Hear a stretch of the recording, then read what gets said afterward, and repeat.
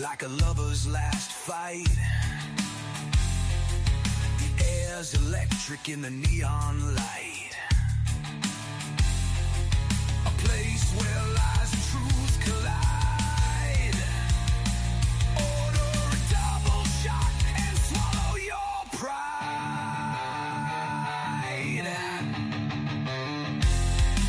Smoke curls up like whispers from the grave. No redemption here, no soul to save. Each table tells a story etched in sand. The True Crime Cafe, where the end begins.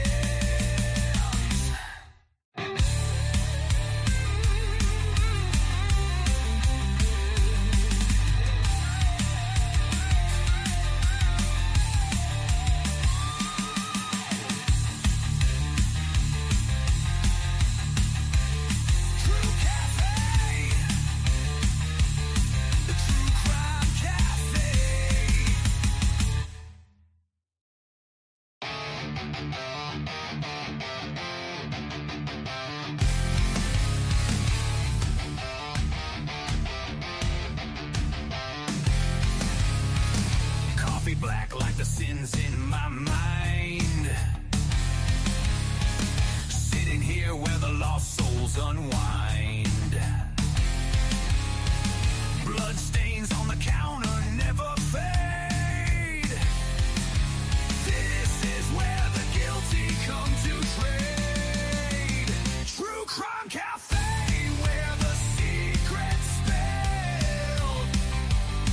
Every cup's a confession, every shot could kill. Underneath the neon lies a dark valley. Dancing with our demons at True Crime Cafe. The barista's got tattoos of broken dreams. Eyes like a crime scene torn at the seams. The jukebox plays a dirge for the damned. In this twilight world where nothing is planned. True Crime Cafe, where the secret's spilled. Every cup's a confession and every shot could kill. Underneath the neon lies a dark valley. Dancing with our demons at True Crime Cafe.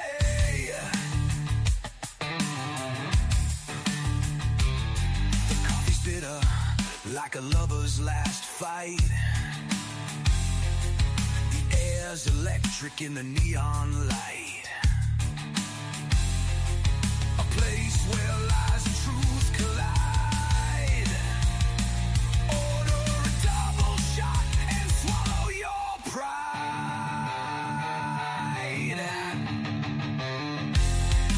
Smoke curls up like whispers from the grave. No redemption here, no soul to save. Each table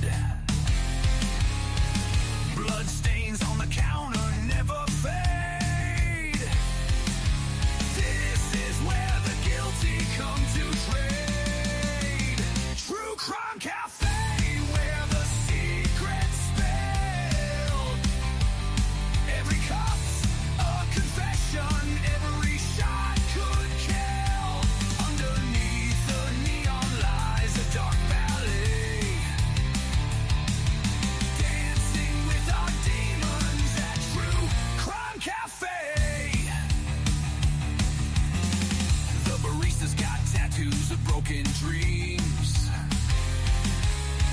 Eyes like a crime scene torn at the seams. The jukebox plays a dirge for the damned. In this twilight world where nothing is planned. True Crime Cafe, where the secrets spill. Every cup's a confession and every shot could kill. Underneath the neon lies a dark ballet. Dancing with our demons at True Crime Cafe.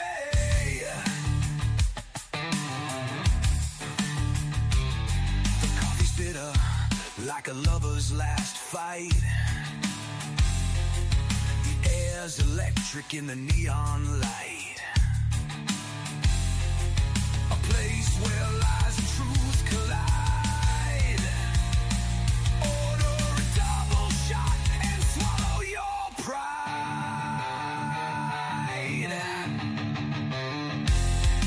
Smoke curls up like whispers from the grave. No redemption here, no soul to save. Each table tells a story etched in sand. The True Crime Cafe, where the end begins.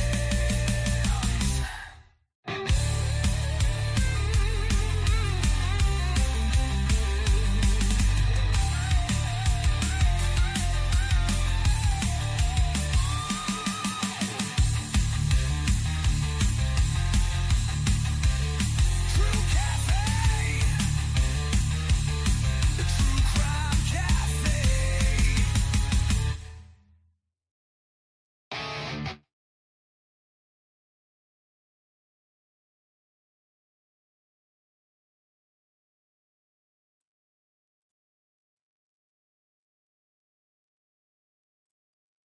Welcome back, everybody, to the cafe. What'd I do? Hang on. Why is this doing this today?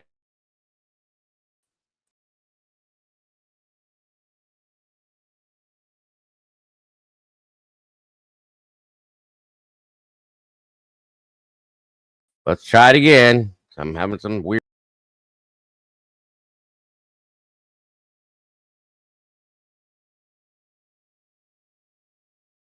Bear with me, guys. I don't know what's going on. Anyway, welcome back to the cafe, guys. Today we're looking into some interviews and some stuff like that in regards to the Patterson book, James Patterson himself, blah, blah, blah, so on and so forth. And we're going to look at those updates in Idaho.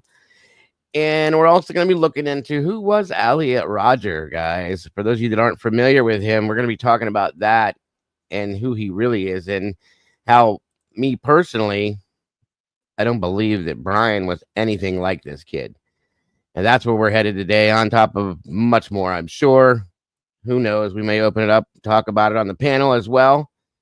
So please stick around. Share this out. Let everybody know what we're doing in here today. Please and thank you. I appreciate that so very much. Make sure to hit that like button, guys, when you door. What is going on with this camera? There we go. Please make sure to hit the like button, share it out, let everybody know what we're doing. And that being said, you know where we go next. 1 minute. I am having so many issues with this computer today. I don't know why. It's been a couple of days, actually. All right, y'all. Let's do this thing.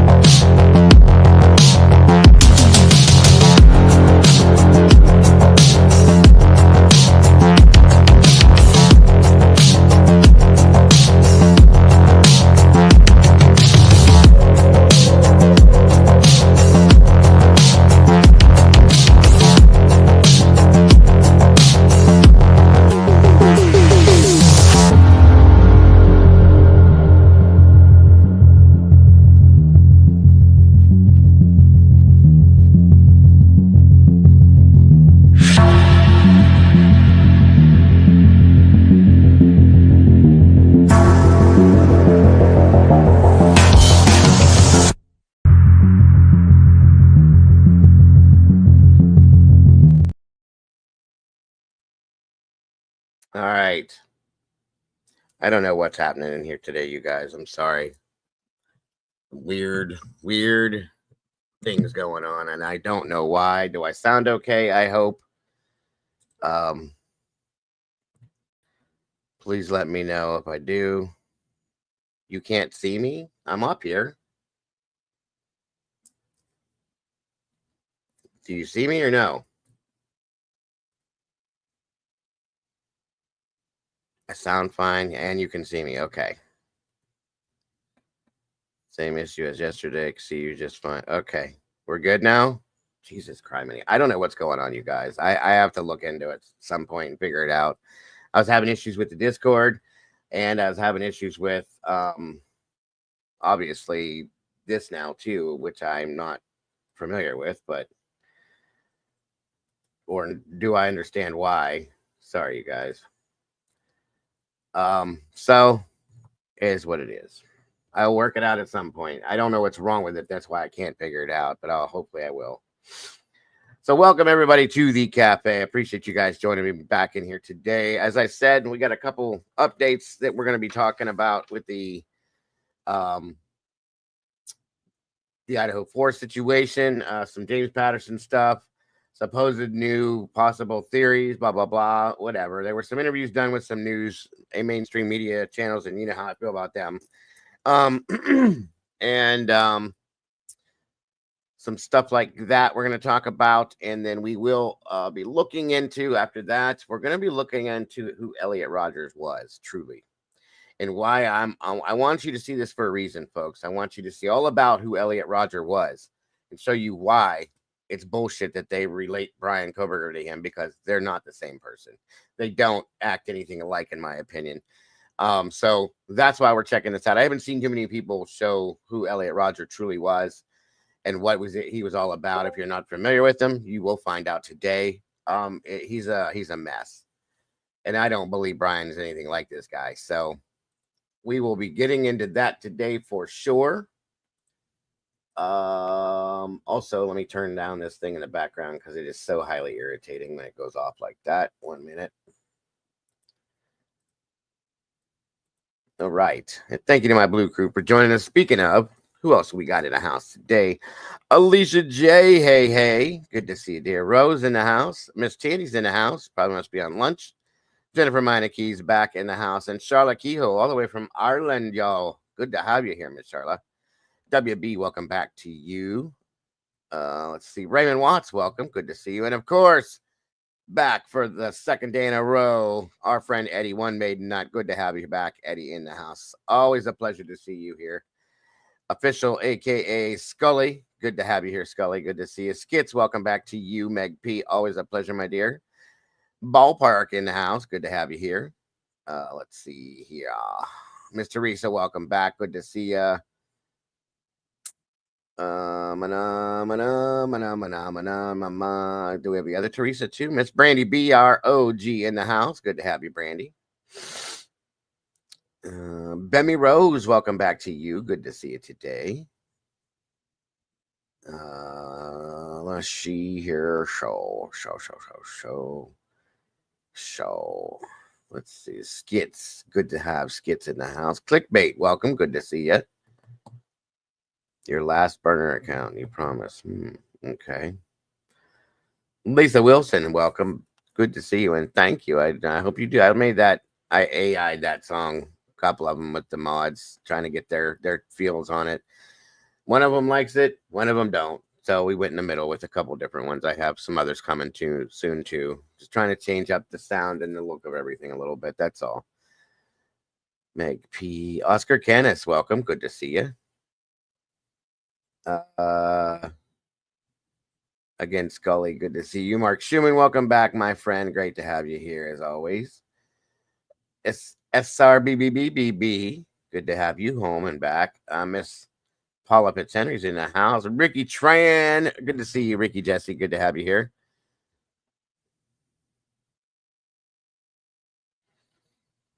And like I said, I might open this up afterwards for a conversation. If Jesse, if you're still around, I'd love to hear from you. Eddie as well, about the things we're looking into today. I always love hearing voices, guys. True Seeker, good to see you. Welcome back. Excuse me.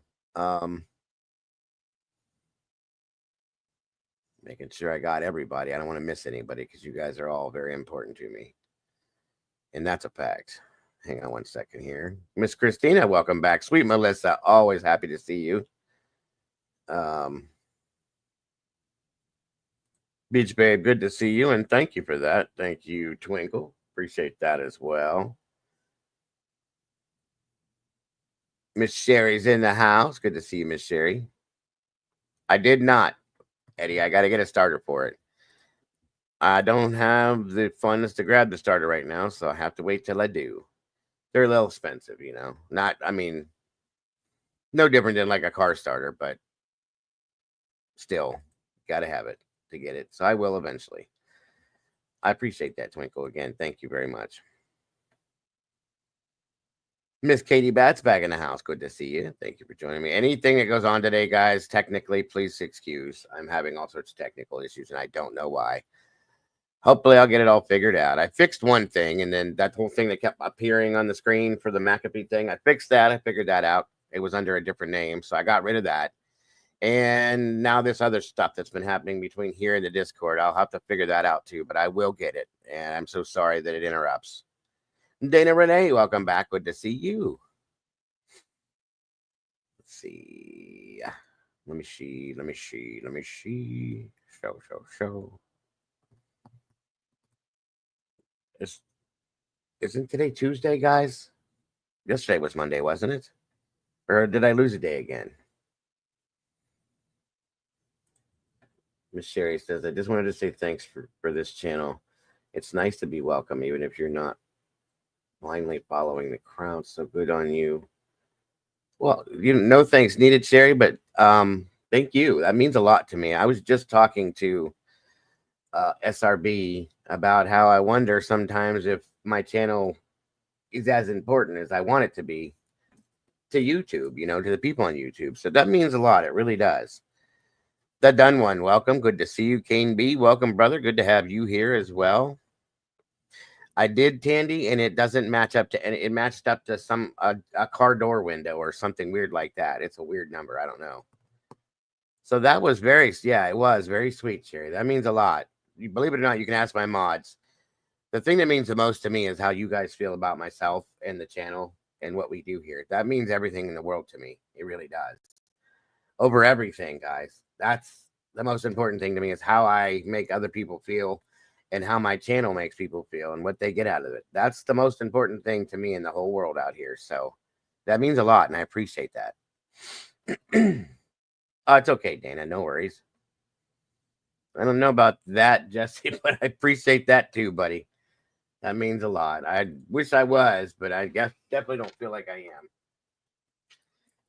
I know it means a lot to a lot of certain people for sure, and I really, really do appreciate that. It's one of the reasons why I've kept going. But sometimes you just wonder about yourself and have doubts. It's part of being what we do. So let's see. Thank you, Skits. I appreciate that much. Twinkle, I'm glad to hear that. And thank you again, Miss Sherry. I appreciate that too.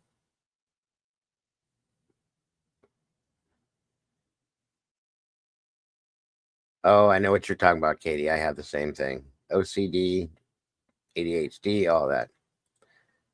And I appreciate that, Jen. Thank you. Good morning, Done One. Good to see you. It really does mean a lot, Jerry. I hope you know that.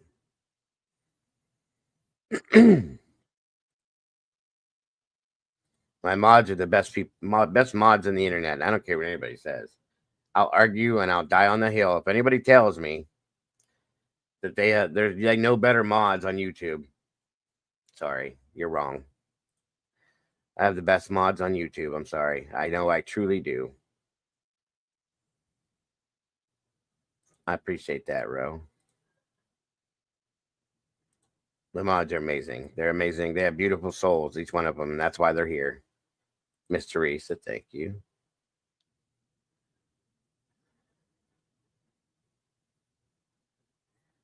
Miss Christina, good to see you. I hope so. That's what it's all about. I want everybody to feel at home here. I appreciate that, Bemmy. Scully says the first day I came to your channel, I finally squeezed a laugh out of you since the day I subbed. Yeah, well, sometimes it takes with everything that's rolling around inside my noggin here. It takes a minute to get me to smile. Phil's usually pretty good at it right immediately.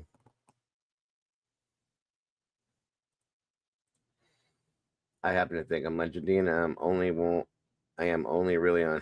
Yes, you are, Jesse. You're definitely legendary, my friend. I think Jesse's pretty okay too. He's a good dude. I was actually thinking about starting another, I guess, different, separate type show, but on the same platform,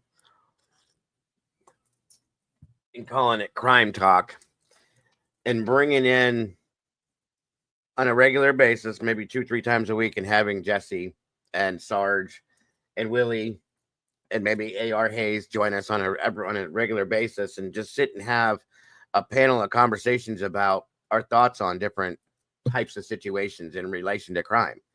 I thought it would be interesting, but I don't know. I'm still bouncing around inside the empty skull here. Just saying. That's true too. That is true too. I'd love to see people succeed, and I hope that I can do it as often as I can. Oh, did they finally do the Jesse baby? I want to see it. Damn, I want to see it. Did you do it, Scully, or did Outcast do it? Hello, Governor, Miss Angel D. Good to see you. Thank you for being here.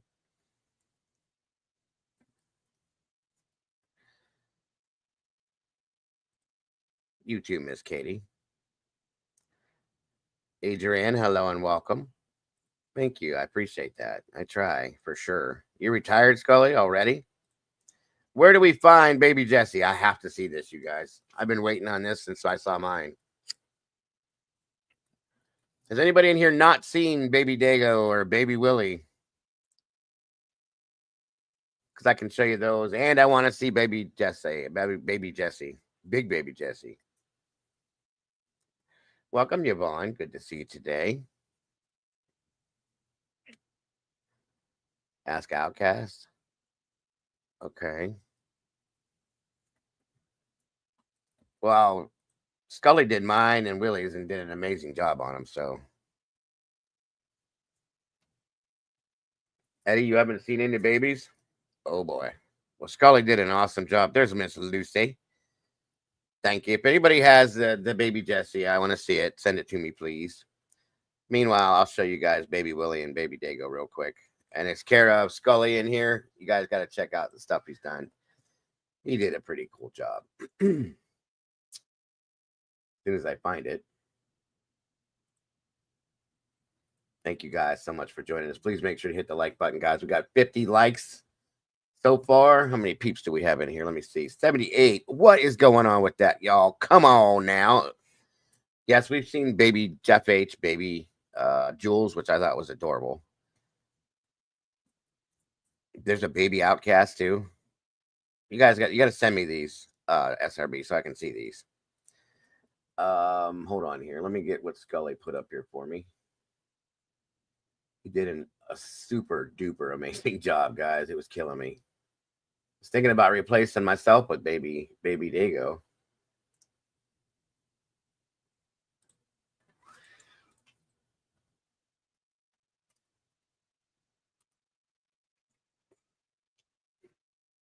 All righty now. Let's see here. Bear with me, guys. Just trying to get some things together. Who is that?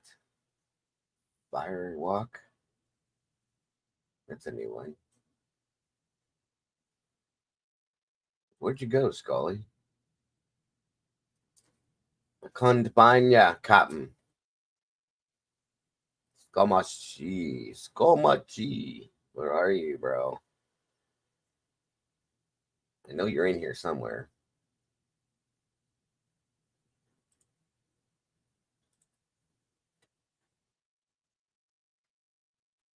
Oh, there you are. Okay. Too many names to look at in here.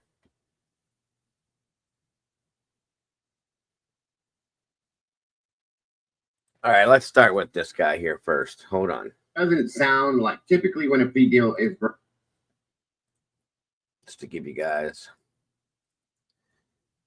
Let's see. So first and foremost, for those of you that haven't seen this yet, this is Baby Me. Scully did this, and it's too funny to me. I love it. There I am, and here we go. They typically don't. It doesn't look like that. That bugs the shit out of me. Just P, show me your face real fast, just for like 3 seconds, and I'll throw you out there. I just got to make sure you're who you are, and you're trying to show your face and not your waist. Please and thank you. And then you make sure. Welcome, Lisa Vallejo. You're trying to show your face and not your waist. Please and thank you. And then you can pop up there. He did too. My earrings, guys. I've always had these. Look, they're perfect. They're perfect. I love it. You're trying to show your face and not your waist, and I'll throw you out there. Just P, show me your face real fast, just for like 3 seconds, and I'll throw you out there. I just got to make sure you're who you are, and you're trying to show your face and not your waist. Please and thank you. And then you can pop up there. Just for a quick second. Was it a chick? Yep. Oh, so that's me. Let's see. Look, you got to see Willie now, real quick. Willie's was great. Especially when Willie's was probably the best that I've seen yet. It was too on point. I loved it. All right, Willard. you watched the hearing, you watched him stand up and admit to going in there, premeditating this, and he went there to do this, and just agreed to everything. And no big deal. He did it because they forced him, and he did it because there was a plan, and this is going to happen in the future. So I'm not one of those dudes, man. You know me. I'm not admitted to doing it. I'm not admitting to doing any of it, but I'm guilty. If he has no fight, I'm not gonna fight. I got a life, man. I got problems. You think opposite now because he pled. Fuck you guys.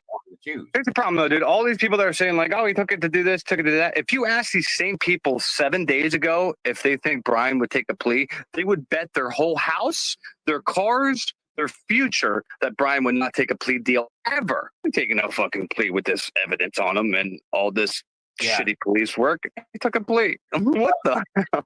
Hold on, no. I love this because this is the second time. So that's Baby Willie. No, we got more. Hang on now. Oh my God. You got to be kidding me. This is too much. I love it.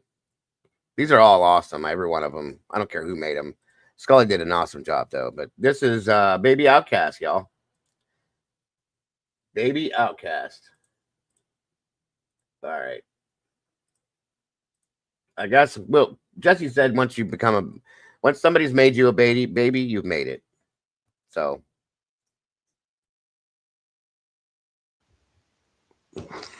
Be honest with you, I don't believe any of them. No, I don't want to be rude, but I don't believe not one motherfucking second. But I'm not into that shit, So I don't know what these dudes are pulling. What the fuck? Oh, it's like random cards to me. Like, oh, this card. Oh, you're fucked. You got this card. Oh, this card's bringing down the house. You got the double reverse queen, sorted edge. You're dust. Welcome, Reality. Thanks for joining us, Miss Krista. Till it happens to you, Outcast. Fuck the police. Gattable. I don't. Mr. Q said, if you don't believe, you don't. Yeah, and it's not bad if you do believe. Don't take it as a threat. I'm just not into it. You know what I mean? I'm sure I'm into stuff you're not into, so I'm just not into it. See, people are into horoscopes. There's a lot of stargazers in the chat. I'm not into none of that shit.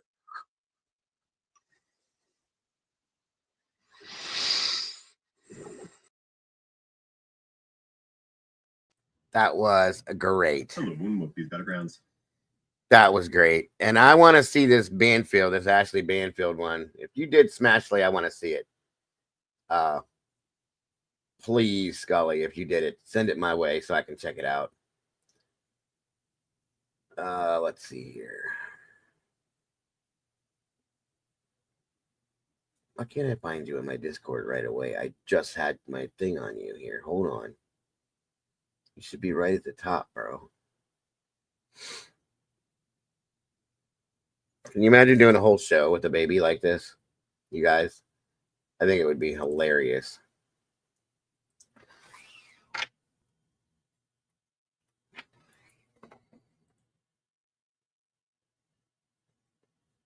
Now, here's some others for those of you who didn't see this yet. So, if you haven't seen these yet, I still need to see Jesse too. There, speaking of Willie, Willard is in the house. What's up, brother? I just showed baby Willie to everybody, and now he's really here. See, that's all that happens. The paparazzi. So we're going to show you guys a slew of these. I think, I don't know if Outcast did these or whatnot, if they were sent to me. But he did Jewels of All Trades, Jeff H., everybody's buddy, Paparazzi. These are great. So check these out, you guys. This is like all New World entertainment for me. And guys, please go check out Scully's channel. Right there, Miss Alicia threw it in the chat, as did Miss SRB, because they have one brain that they share. They do the same things together all the time, you guys. It's insane to me. They do constantly making the same decisions all the time. They're great together in here. It's hilarious. So this is Outcast, Scully said. But yeah, I need to learn how to do this stuff.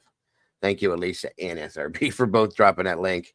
Go check out Scully's channel, guys. Please, please, please do, if you would. Yeah, that's what everybody's saying, Willie. Pub got kidnapped, or rest in peace, Pub. So anyway, it's ridiculous, some of these people. But here we go. This is Jeff H. Pretty on point, in my opinion.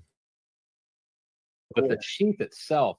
So if you've got the knife in one hand, and you've got you pulled it out of the sheath, and people say, why would he take a sheath in there? It's like, brother, this thing, I ran it across my edge of my arm because a friend on a live stream said, you ought to try, just see how sharp it is.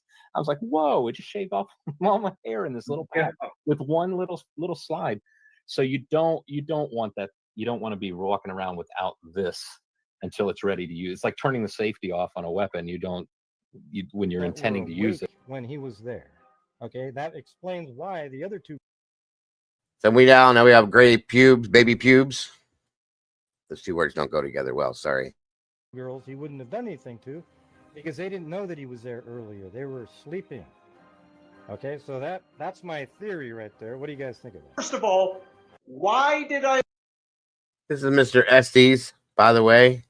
The guy that stands when he talks and he yells like crazy all the time. He never sits down. That's him. Expose Jay Embry, and then I'll explain why I gave an apology to him. My friends, this is so important, and these will be my opinions, but I think if you really look closely, we got to ask the questions. I want to ask you, everyone, who is Jay Embry? Again. Yeah, this guy makes me anxious. He was on our show once. Nice guy. Had interesting points, but he's all over the place. I can't follow him. Made me dizzy. He's walking in the kitchen and all over the place while he's talking to you. And I'm just kind of like, where you at, bud? Where you at? Okay. It was wild, though. Welcome, Cat K. Good to see you. He's had all this success. He's done hundreds and hundreds of videos. And if he's going to have success with his channel, I'm not going to condemn him for that. But we got to ask, who is Jay Embry? He comes from the ether. Nobody knew who this guy was, right? And he claims he's all about truth and justice. I'm not sure where he was during COVID. I was a public block. speaker. It's a POV switch, and once you flip the POV switch, this one is great. I love it. Switch, and they no longer like you. Believe me. Oh yeah. While I'm going through this, I got this. Well, it flips their switch, and they no longer like you. What's wrong with you? The people that are out And Miss Jewel and being like, It's just started. I verified from a secret source that knows everything that this is valid. What is wrong with y'all? Y'all make us out here with real questions look stupid. I refuse to be lumped in with these people. I have a brain. I have real questions. So do thousands of us. But whenever a small portion of us do this kind of crap, we're not supposed to just stand by and be okay with it either. So here I and am. fuck with somebody's right to a fair trial. And Miss Lana. Get fucked. I have no idea if Brian Clover is innocent or not, or guilty, but you are presumed and you are cloaked in that innocence, and nobody has the right to fuck with your fair trial. And if you think it's okay that, hey, who cares? He killed 4 people, then go watch somebody else's bullshit that's going to feed that fucking mush brain of yours, because you're not going to get it here. I love the stare. Lana does the same thing. Touch of reality. POV block, it's a POV switch. And once you flip the POV switch, well, it flips their switch and they no longer The piano in the background too.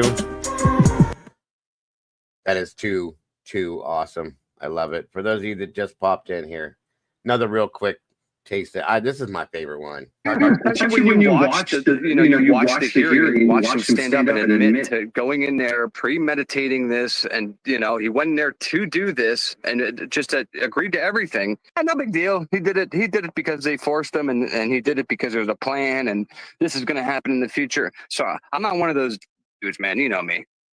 I'm not admitted to doing it. I'm not admitting to doing any of it, but I'm guilty. If he has no fight, I'm not gonna fight. I got a life, man. I got problems. You think opposite now because he pled. Fuck you guys. Here's the problem though, dude. All these people that are saying like, oh, he took it to do this, took it to do that. If you ask these same people 7 days ago if they think Brian would take a plea, they would bet their whole house, their cars, their future that Brian would not take a plea deal ever. I'm taking no fucking plea with this evidence on him and all this shitty police work. He took a plea. What the hell? Hold on, no. I love this because the funny thing is this baby's all buff and thick and tan, just like Willie. It's hilarious. I love it. The second time I heard this stupid shit. One, Brian doesn't have a fucking kid, so but I'll still answer this. Would you plead guilty to save your daughter's life in that situation? So I'm in a situation where if I don't plead guilty, somebody's gonna kill my daughter. Is what your bullshit fucking theory is here that somebody would do? They're gonna kill my daughter if I don't plead guilty. That's how serious Brian. Brian shows up in a suit and all fucking dapper Dan, but Richard Allen shows up in a fucking like a cripple. Come on, bro. That's my answer.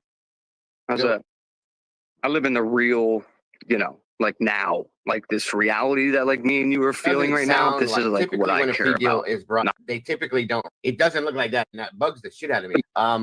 Just P, show me your face real fast, just for like 3 seconds, and I'll throw you out there. I just got to make sure you're who you are, and you're trying to show your face and not your waist. Please and thank you. And then you make sure you're who you are, and you're trying to show your face and not your waist. Please and thank you. And then you can pop up there.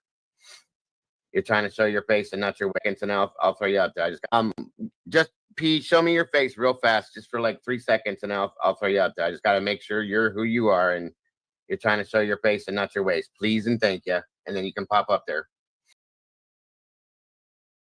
And of course, that is me. We still need Jesse. I want to see this Banfield one, and I think we need to do a Twiz one too. We need a Twizzle stick one. Twizzle would be great. Truly. Just saying. This makes me smile every day, folks, even when I'm in a bad mood. So thank you, Scully. Thank you, Outcast, brother. I appreciate you both very much. These are great. They are truly hilarious. Viv has one. Heather, where? No, she don't.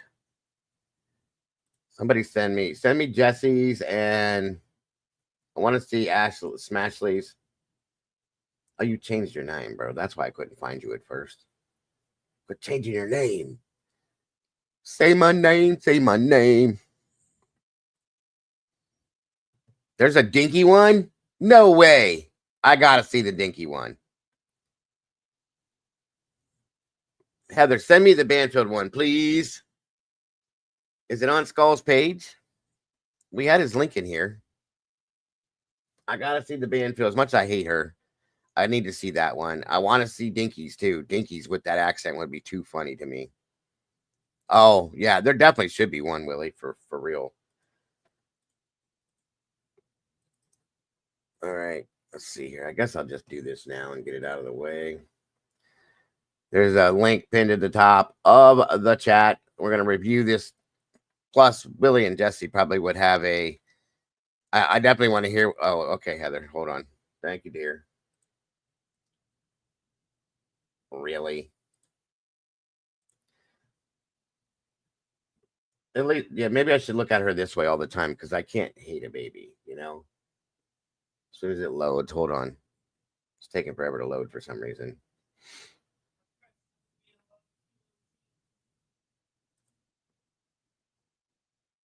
Oh, maybe. Wait a minute. Thank you, Miss Heather and Miss SRBB. Earth, his lawyers are going to go from here. Okay, guys. This is cute. Yeah. The guy, I need to look at her for this way from now on because I can't stand her face in real life and nor her voice. But this, I can deal with this because it's actually kind of cute. Earth, his lawyers are going to go from here. Where could they possibly go? One, but like, what was the burger phone story? Well, I just want to be really clear. I am not a drug dealer or a criminal, but I have a burner phone because I've actually been calling Brian Koberger in jail, trying to get him to, consider returning a call. And he hasn't so far. But Alex, you'll be the first to know if Brian Koberger calls me back. You and Brian Ensign. And the family of the defendant. Talk to me about the Kobergers finally coming out west and attending one of these hearings. And, clapping for the gallery and saying, Mom, I love you, like out loud. And that's exactly what I was just thinking, Alicia. Yeah, the raccoon eyes. No turkey neck, right, Willie? To support their son. And he ghosted them effectively. Hey, everybody. Welcome back. Great job, Scully. Great job. Welcome. We need a Sarge one for sure. What's up, Willie? What's happening? What's up, bro? What are you doing? Living the dream, hoping somebody wake me up. I saw you went live yesterday, but dude, I had severe food poisoning, bro. First time in my life. What did you eat? I don't know. I mean, it could be like 3 different culprits, but dude, I'm telling you right now, I wouldn't wish food poisoning on my worst nightmare, bro. You ever have it? Oh my God. Last summer, I think it was, I ate. Holy shit. I had a fish dinner and I came in right afterwards and it came with the coleslaw, like a cup of coleslaw. Yeah. I think the coleslaw was like a year old or something. I ate it and it tasted just a tinge off. Not enough for it to be bad for me to hold on. My wife is calling. No, you're good. Take your time. Bro, I literally died though. I was blowing up the potty. No, I was blowing up my bathtub it was coming out the front because my body couldn't digest it. I don't know what the hell happened to me, but I was on the floor, right, in cold sweats with my comforter, getting up every 20 minutes to dry heave in the bathtub or get the bile out or whatever.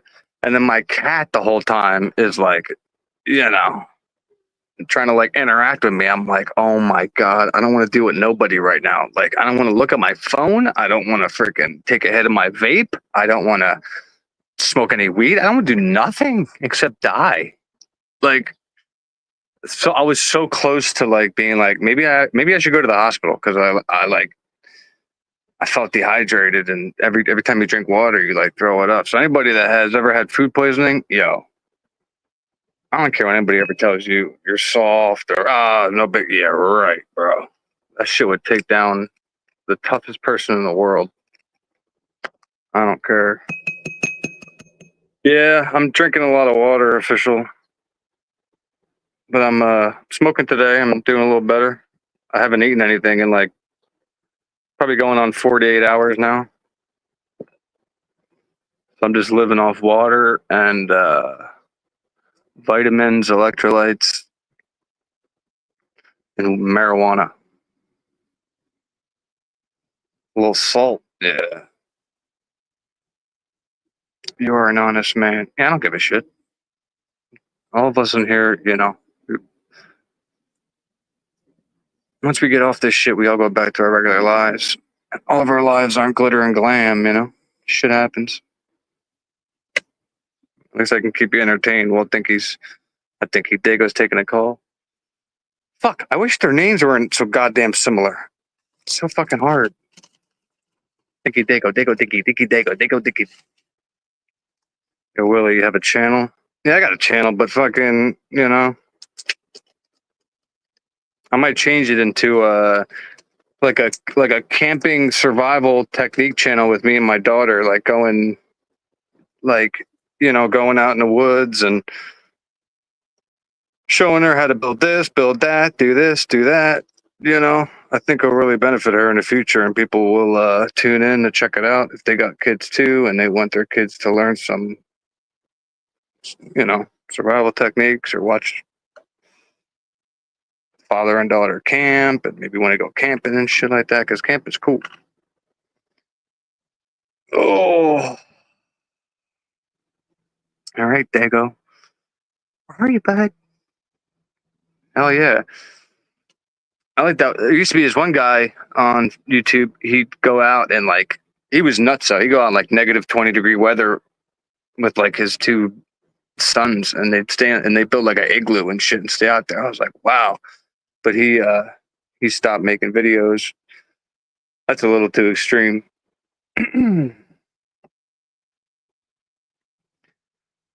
Yeah, well, my daughter's in Arizona right now, SRB, so I gotta wait till she gets back, and then I'm gonna take her camping a bunch of times before she has to go back to school.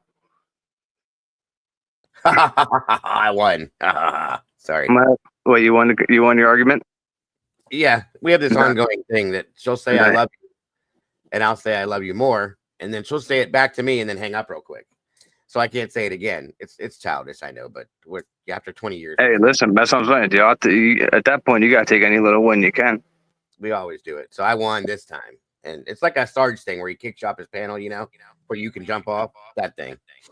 Yeah. So hey, 1 second, brother. I'm getting a phone call. Can you hear me? Yeah, go ahead. I'll be here. Take your time. Right, yeah, I keep telling him. I heard what you guys were talking about. I would support that 5,000,000% and promote that like crazy. You guys know I'm good at that. If he did that channel with his daughter and stuff, I think that's the best thing he could do. It's amazing. Amazing. I can't wait to see him do it either. Amanda Smith is in the house. Welcome. Thank you, Miss Lucci. Lucy, you got some splaining to do. Let me check real quick. Uh-oh. Okay. What is this?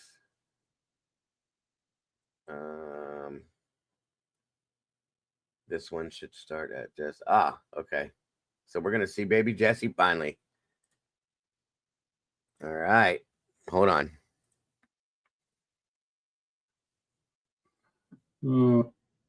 Let's see what. And guys, please make sure we drop Outcast link in here for those of you that have not subscribed to his channel yet. I'm real grateful that this dude popped up on our platform in here, and I've been following and supporting him in any way I can. He does a great job.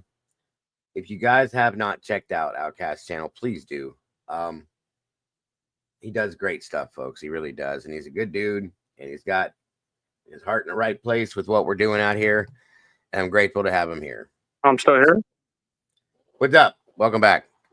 So I guess we're going to see baby Jesse now. Word. That happened fast. Yeah. Ask and you shall receive, bro. What's up, Lucy? Dylan not calling 911 was not a for her. My God, who's that? That's Viv, baby Viv. You know who Vivian is? I just died 525 times. I'm gonna mute now. Yes, I know. It's great. Their friends talked about how she would call them over a lot when she was scared, including like if a pan fell in the kitchen and she heard a noise. So instead of calling I think I might need to call an ambulance. And that's what I've been saying. Put yourself in her shoes with her life experiences, because not everybody's the same. So this wasn't unusual that when she got scared that she wouldn't call 911. This is insanely great. Contact It friends. needs to continue forever. And not calling 911 Yeah. was not unusual behavior for her. Their friends talked about how she would call them over a lot when she was scared, including like if a pan fell in the kitchen and she heard a noise. So instead of calling 911, I'm dead. I'm dead. I'm dead. Okay, hold on here. It starts to move on, I think. she would call friends. And that's what I've been saying. Put yourself in her shoes with her life experiences, because not everybody's the same. So this wasn't unusual that when she got scared that she wouldn't call 911. She would contact friends instead. Actually, what's it called? Left a comment on here. Fucking YouTube bad actor. Itself. So if you've got the knife in one hand, and There's our buddy Jeff. You pulled it out of the sheath. Jeffrey. Why would you take a sheath? Jeff in there? H. It's like, brother, this thing. I ran it across my edge of my arm because a friend on a live stream said, "You ought to try. Just see how sharp it is." Kari. I was like, "Whoa!" Would you...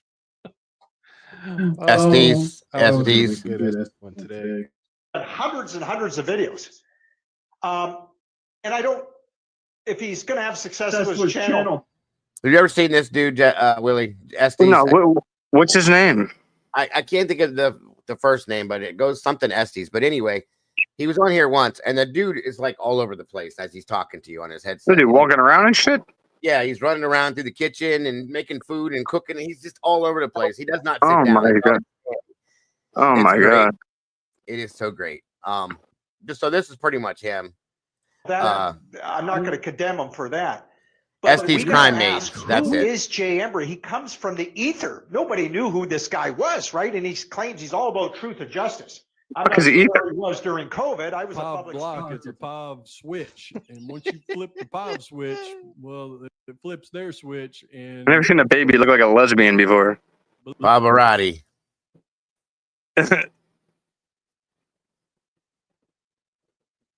Believe me. And look at his keyboard. While I'm going through this, I got this. The keyboard killed me, dude. It flips their switch. Oh my god! No longer like you. Wrong with you. The people that are out The Jules one is great too. This is fantastic. started. I verified from a secret source that knows everything that this is valid. What is wrong with y'all? Here with real questions looks stupid. I refuse to be The lied faces to. match the talk too. I love it. I have a brain. Tell him, Jules. Questions. So do She thousands will. of us. She always does. But whenever I love it. a portion of us do this kind of crap, I'll never hit Jules. Never. We really, really need one for Sarge bad. And here's Lana. I love this. The backwards hat. Yeah, Brian Clover is innocent or not, or guilty, but you are presumed and you are cloaked in that innocence. And the eye twitch. That was funny. Your fair trial. And if Yeah, Scully. Hey, You didn't know that, bud? He killed 4 people.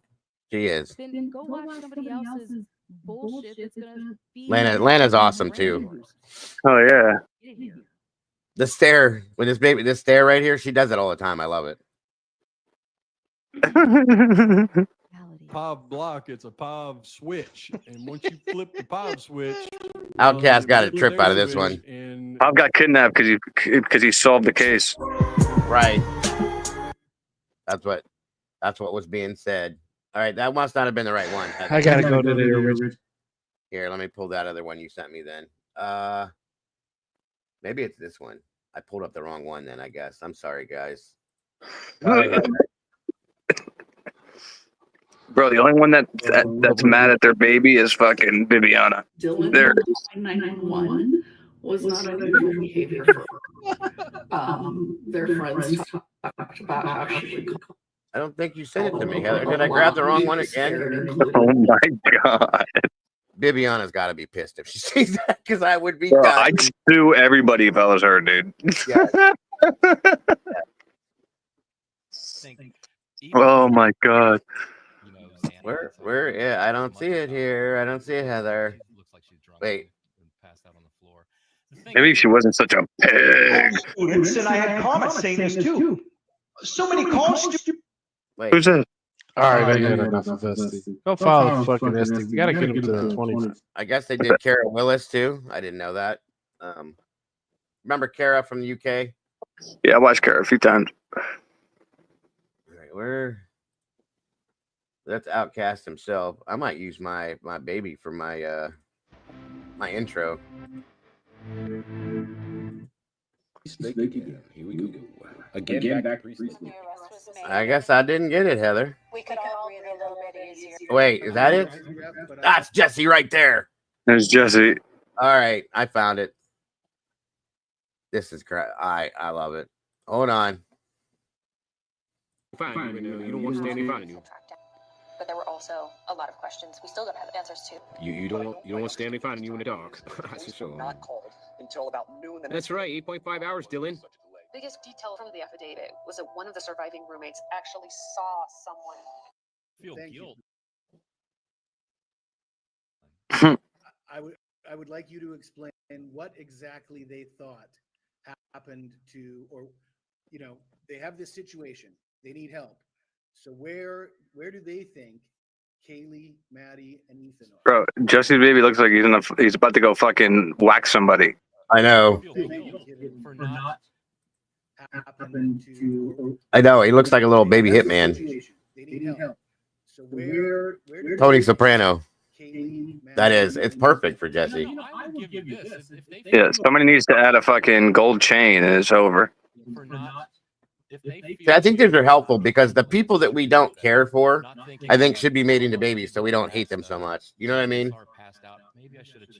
Yeah. It might help. It'd be easier. JB Gunner would be hilarious. I agree. Sorry. Can you imagine a JB Gunner one? I'd be like, you need soap in your mouth. Anyway, those are great. Outcast and Scully, thank you guys. I appreciate those very much. Puts a good smile on your face, guys, when we need it. But yeah, Willie, I think Willie's is still my favorite, to be honest with you. Baby, it's funny because I'm ripping the book in half and putting it back together, and then the book changes colors, dude. I'm doing magic. Yes, it's crazy as shit. Whoever made that was dope. A Tommy Jude baby. Oh my god, you guys. Oh my god. There is a longer Jesse one. Yeah, I haven't seen that yet. I need a dinky with the fucking accent. The Dinky baby and Sarge baby are the two I want the worst. Yes. Yeah. So what are you going over here, bud? Right. So today we're gonna look at this new shit that came out on Patterson. They did some interviews with James Patterson about the book, and thanks for joining me, by the way. I didn't say that yet, but yeah, no problem, bro. Always. But supposed new possible theory based on something that came out of the book. They said there was some stuff in the book that was new, amazing details or something. You know how that goes. And then the fact that they have tried to say that Brian Koberger is Elliot Rogers Part 2, bullshit. I call bullshit, and I'm proving why bullshit. We're going to look at who Elliot Rogers really was today, and that's why I'm glad you're here to judge it, because you know a little bit more about Brian than some people do. Yeah. And in turn, we're going to prove Elliot Rogers is nothing like Brian Koberger. So that's again, and that's it right there. Michigan just said it. That's my whole point today. Brian's not an incel. Bro, he wasn't an incel. Fucking Rich said, they'd go places all the time, and fucking Casey, he hung out with Casey all the time. Like, how the fuck is that an incel? Yeah, and that's not an incel. The Asian girl here in Idaho that was basically chasing him, and he said, "No, I'm not interested. Go away." An incel would be excited he actually went to fucking homecoming or whatever, or prom or whatever, and didn't fucking stay home and fucking stab his fucking hate book or whatever people want to think. Like Elliot Rogers did, basically. Yes. Yeah, he went to fucking and then he saved somebody's life, right? Yes, he saves someone. Yeah, that's a mass serial killer or whatever you want to call save somebody's life. That makes lots of sense there, doesn't it? Yeah, exactly. Yeah, Elliot Roger was a spoiled rich kid. Uh-huh.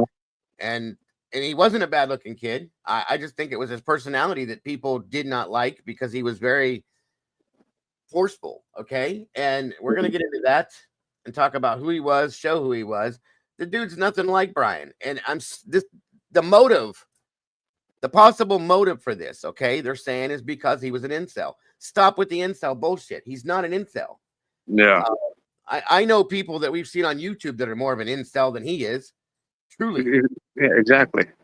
So welcome. I thought that incel shit was gone, but oh no, dude, they're now, riding. well, here's the problem though. Now that Brian pled, right? They can call him whatever they want. They can call him whatever the fuck they want. Yeah, it doesn't matter. That is true. That is true. He's a guilty quadruple homicide fucking person. Fucking killed 4 people supposedly. So they're gonna call him whatever they want. That's why I don't understand why people are like freaking out when like these hit pieces are saying like this shit or that shit or this or that. Like of course they are. He fucking just gave me the opportunity to. But anyway, that's why they want the American Broadcasting wants to have this hearing in 2 days to try to get this gag order dropped. Hold on. My computer keeps turning things on and off, and I swear to God, the ghost in the machine is active right now.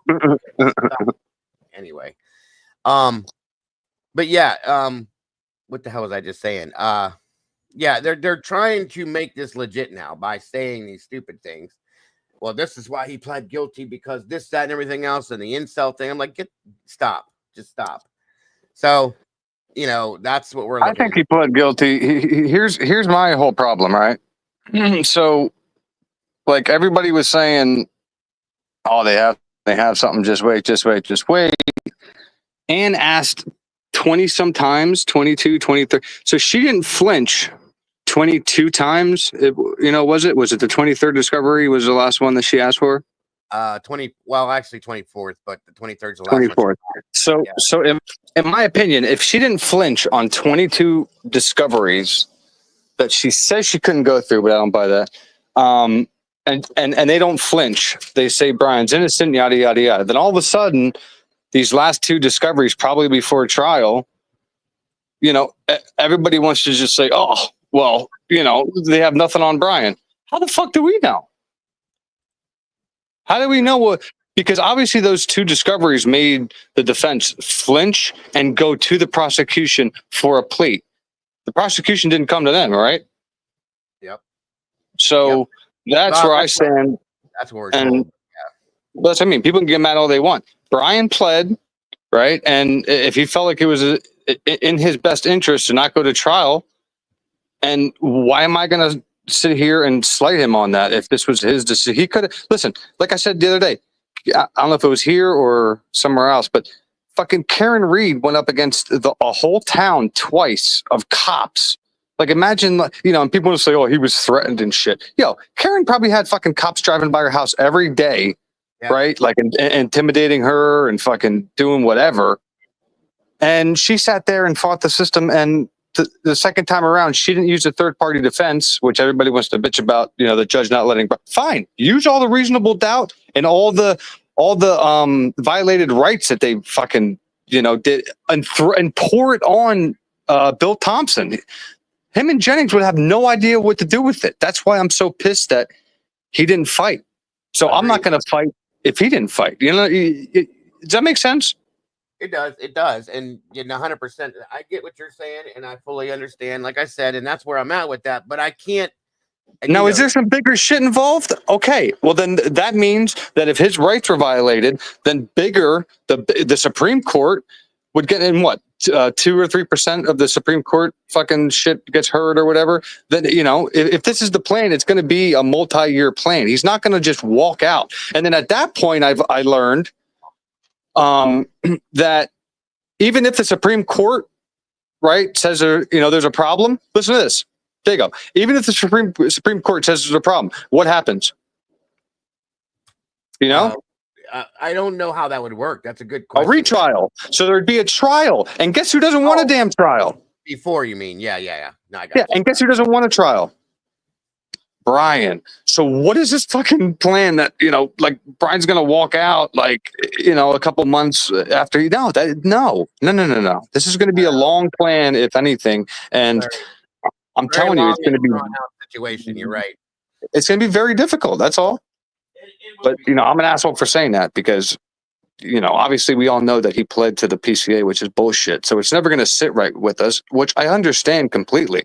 I just can't understand why he went along with it so easily. I guess. I mean, it was just like so quick. Like, all right, you know, maybe there was something that he didn't want coming out the parents' hearing or something. Maybe something, you know. That's what I was trying to figure out is why he wasn't comfortable with the trial. Was there something about that? Yeah. Made me a little, you know, like I don't know, but Yeah, something he didn't want his parents knowing, his mom knowing, or something that he'd rather, you know. Yeah, and that's probably the most important thing in that aspect. To, you know, what we don't know is that maybe all of this relates to the fact that he didn't want his parents to be hurt. One sec. Yeah. So it's not like I believe Brian did this fucking like John Wick in 6 minutes and yada yada yada. I already said that's complete horse shit. I'm just pissed off because, you know, his own defense team said there's multiple weapons, which in my head means multiple perps. Why are you allowing your client to plead guilty? It's that's what everybody should be pissed off about. They should be pissed off about the fact that Brian could have had a speedy trial and the prosecution would have came to the table with fucking nothing. Because they didn't have shit in the first 6. What is it? 6? Is it 6 weeks for a speedy trial? I think so. Yeah. So imagine fucking there was actually a speedy trial and the state didn't, you know, get how many months after the fact to build their fucking case. They would have been dead in the water, dude. So I think it was just all played wrong. Yes, it was. Well, like I said, maybe it'll come out as to why this went like it did, and then at some point something will pop up with the defense, and then we'll all go, "Oh, okay." That's what So I'm. I mean, if it's not sitting right with all, you know, so many people I hear, then it shouldn't be sitting right with the defense. And once the gag order is lifted, dude, I'm telling you right now, if they don't come out and talk, it might be. Then that just shows me everything. That shows me everything I need to know. You know. Well, you know, I'm gonna guess. This is just a guess at my side of things. Okay, it's a grand possibility that she will or they will, you know, come out and make a statement because everybody is questioning this.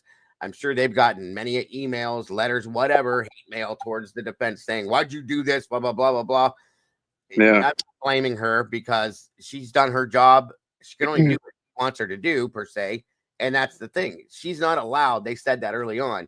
She's not allowed to coerce him either way to take this or not take this. That's just her job is to instruct him in what it means and how to deal with it. You know what I mean? Exactly. Yeah. So, but when you have a relationship for, you know, that long with somebody, you know, you kind of have a way of communicating and stuff. So, like I said, maybe there's something that she's going to come out and we're all going to go, okay, I wish you'd have said that in the beginning. You know what I mean?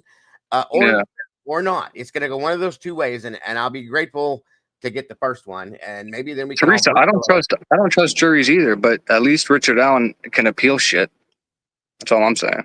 Yeah, that's the biggest thing. That's why everybody was so like deflated. Like, what do you mean? There's no appeal. There's no nothing here. The guy gave himself no leg room to no way out. Nothing. Yeah. He locked himself down, and it's like, why?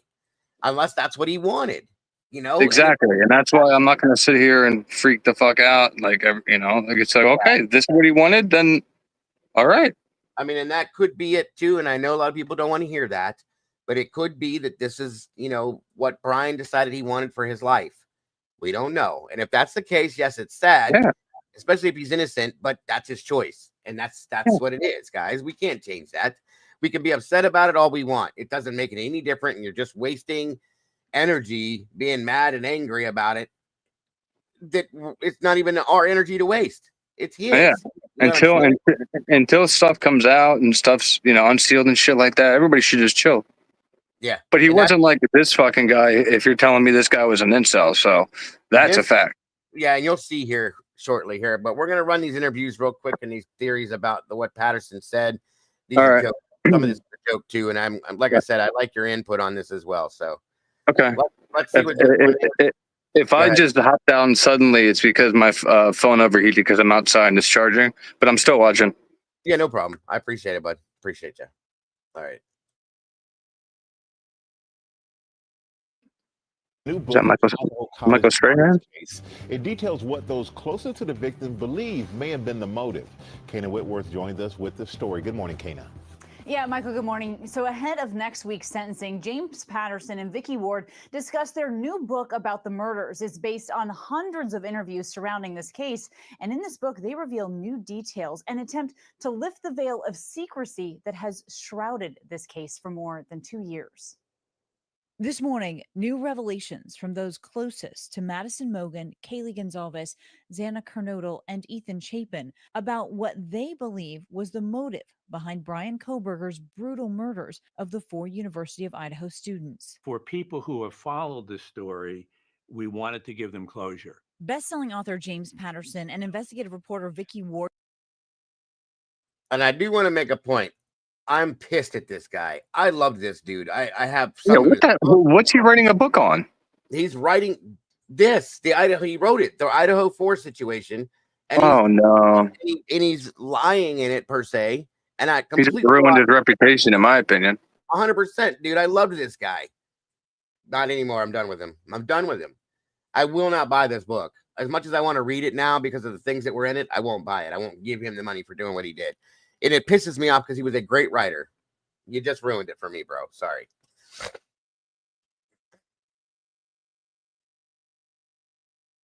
We're teaming up for the new book, The Idaho 4, An American Tragedy, conducting over 300 interviews with people with ties to the case, including family and friends who believe Maddie.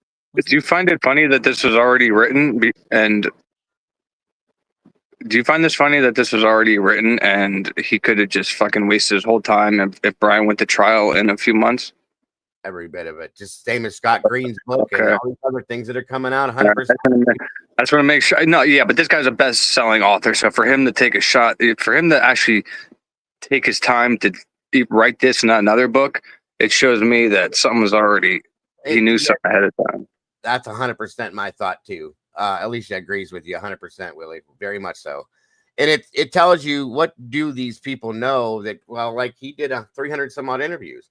There was something he had to get out of that to be able to write this book the way he did without even knowing at that point when it was about done that this was going to happen. So there's that too. You know what I mean? If there's an ending, that's what Krista just said. And that's my point. How is the ending? Crazy, bro. Right. All the TV shows, the movies there's movies coming, folks. Believe they're coming, and I will not watch them. Just like I didn't watch Gabby Petito's movie because I won't do that because it's bullshit in my opinion. So yeah, I'm not watching that shit. It's all about money, dude. Every bit of it is all about money. Good to see it, True Seeker. That Kohberger was going for, and the victims' families, I think, would all agree with that. You know, everything points to that. Moscow police allege the culprit's cell phone records show his phone appears to have been close to the King Road house on at least 12 occasions between August and the night of the murders in November, almost always late at night. So is it 12 or 23 now?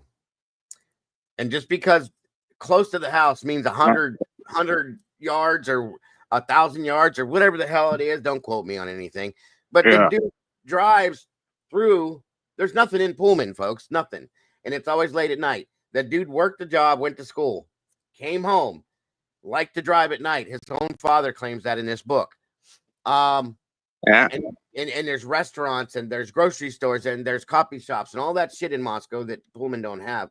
So I would probably be the same person driving at night if I'm a single person with nothing to do to go find things to do in Moscow. That doesn't make him a killer, folks.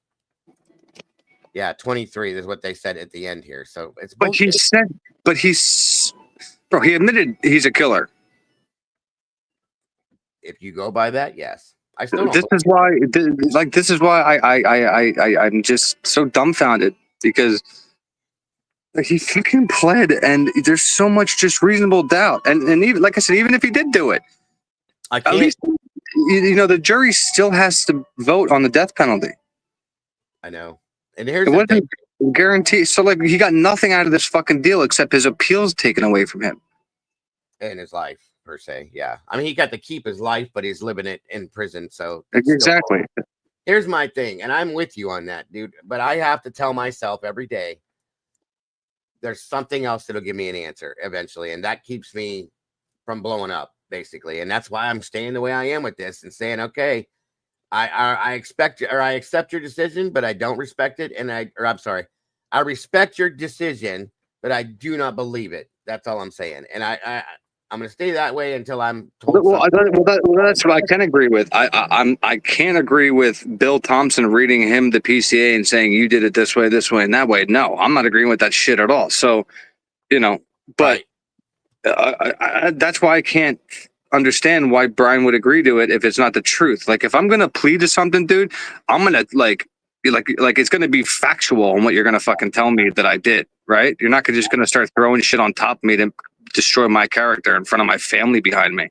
Sure. Yeah. So I don't know. That's just me, bro. 100%. I do agree. The book also describing what it calls a recurring nightmare of a close friend. See, this here bothers me. This thing here kind of makes me call bullshit. And I'll let you hear it and then you go ahead and give your opinions. Eddie, you're welcome to jump up here too, buddy, if you want to. A lot after the I was like, yo, Eddie's back. I didn't even because I haven't seen Eddie at all. When did Eddie come back? That's why I sent you that email yesterday because I was like, Eddie's here and Jesse was here, and I'm like, you got to jump up here with us. Oh shit, yeah, like I said, I was dying, bro. That's all right. Being sick is sick, dude. I get it. I had that. To finish my story, I ate that coleslaw, and within 20 minutes, I got this excruciating headache, and I mean, it was bad, dude. And quick, I laid there for like 3 hours with this headache, and it wouldn't go away. And I'm like, what the hell's wrong with me? And then my stomach started to turn. I got up. I went and threw up like you wouldn't believe, and then I was perfectly fine. It was crazy. Oh, you were fine. Okay, that's good. At least you were fine after you threw up. Because, dude, after my stomach just kept going, and I was telling the chat when you were talking to your wife. I was on the floor in my comforter, cold sweats on my bathroom floor, and every like 20 minutes I'd get up and go to the tub, and dude, I was like, it was hell. It is. It's like the worst feel. You feel like you're dying. Truly, the cold. Yeah, I was so close. Yeah, I was telling Chad, I was so close to going to the hospital, dude, because I was like, I can't eat nothing. If I drink something, I'm gonna throw it up, and I'm just sitting there like dying, and I'm like, is this it? Yeah, right. You feel like you're dying. You know. I had slight food poisoning once when I was younger, and it was just a stomach ache, and you're sitting on the toilet for a couple of days, and then it's gone. This was like instantaneously, and I threw up 3 times total. Sorry for the talk, you guys. And then don't worry. I was telling him what I went through, so I was vulgar. I didn't care. Right. So you're good. Well, the headache was gone, and then I was able to keep some. I drank some of that Gatorade. Electrolytes. Yeah, that one, and I was good. Next day, I woke up fine. I'm like, what the hell was that all about? And it was the only thing I could imagine was that coleslaw because it smelled a little off. But I'm like, well, maybe it's warm. I don't know. But anyway, it had to be bad. After that, it takes you down, bro. I won't touch coleslaw again. I'm done with it. So yeah, see, that's my issue is like everything I ate in like the past day and a half, I can never touch again. Yep, that's what happened to me. I haven't had when I was 12. I got sick, and it wasn't from the food. I just happened to get the flu at the same time as eating what my mother made for dinner, a beef stew that night. Never have I touched it. Never again have I touched beef stew. I won't do it. It's crazy. So it sucks that he was up yesterday. So what does Eddie feel about this? He's kind of like where you're at with it, dude. Truly, I mean, he still thinks Brian's innocent. Truly, but what can he say? What can he say though? Like you saying, well, what are we gonna do? I agree. Nothing's changed. Everything's still the same. It's all the whole, the bullshit, the frame job, whatever you want to call everything. Welcome, Good Trouble. But he's in the same boat we are, kind of, in a sense. I'm a little bit. He still thinks he's innocent, 100%. There's no doubt he's like that. But all I want to know, dude, is what was in Discovery 22 and 23. 23 and 24. Yeah. Yeah, 23 and 24. Because, like I said, she didn't flinch the whole time. Well, that, and I want to know if this has anything to do with the special prosecutor that was brought in, because as soon as that special prosecutor was appointed, That's another thing. everybody went into panic mode. It seems like they ran from the case. Steve even said that, and all this shit happened at one time. And I gotta wonder if this is about that special prosecutor being brought on board and what was being dug up. I'm just truly gotta wonder. Yeah, and why? Yeah, 100%. So, Wow, I tell you why. So what are they protecting? Are both sides basically protecting? Good point. That's a very good point. Good. I mean, if the defense was so on board right away and the prosecution, brought in this guy, then obviously something was going on. We'll see. Very good point. Very good point. If they admit Ben Stiller should play. The other just said that a higher court is absolutely going to look at the IGG. MyHeritage, yeah. MyHeritage is that site that they use that they shouldn't have used, has stopped accepting raw DNA data SMP profiles for upload about a month ago. What does that tell you? That should say a lot, because that's MyHeritage is who the FBI used to get to this guy. And they did it legally, Willie, completely illegal. So, exactly. That's why I'm saying, even though you can't put on a third-party defense, the amount of reasonable doubt you could just pour on this prosecution was crazy. The prosecution needs to be brought to the table for what they've done. It needs to be screamed about. That part I'm never going to let go. I'll talk about that every day if I have to. I don't care. That part needs to be, especially if their case was truly what Bill Thompson read to Brian, which is bullshit, which is shit. So you're telling me the defense, again, dude, I know you're saying that they can't tell you what to do, but you can, what's it called? When you can like have a conversation with your defense about what, the best thing for you to do is, and you're telling me that was the conclusion? I want to know why. She can counsel him. Yes, you're right. But it depends on what questions he asked, or again, Willie, what the reason is.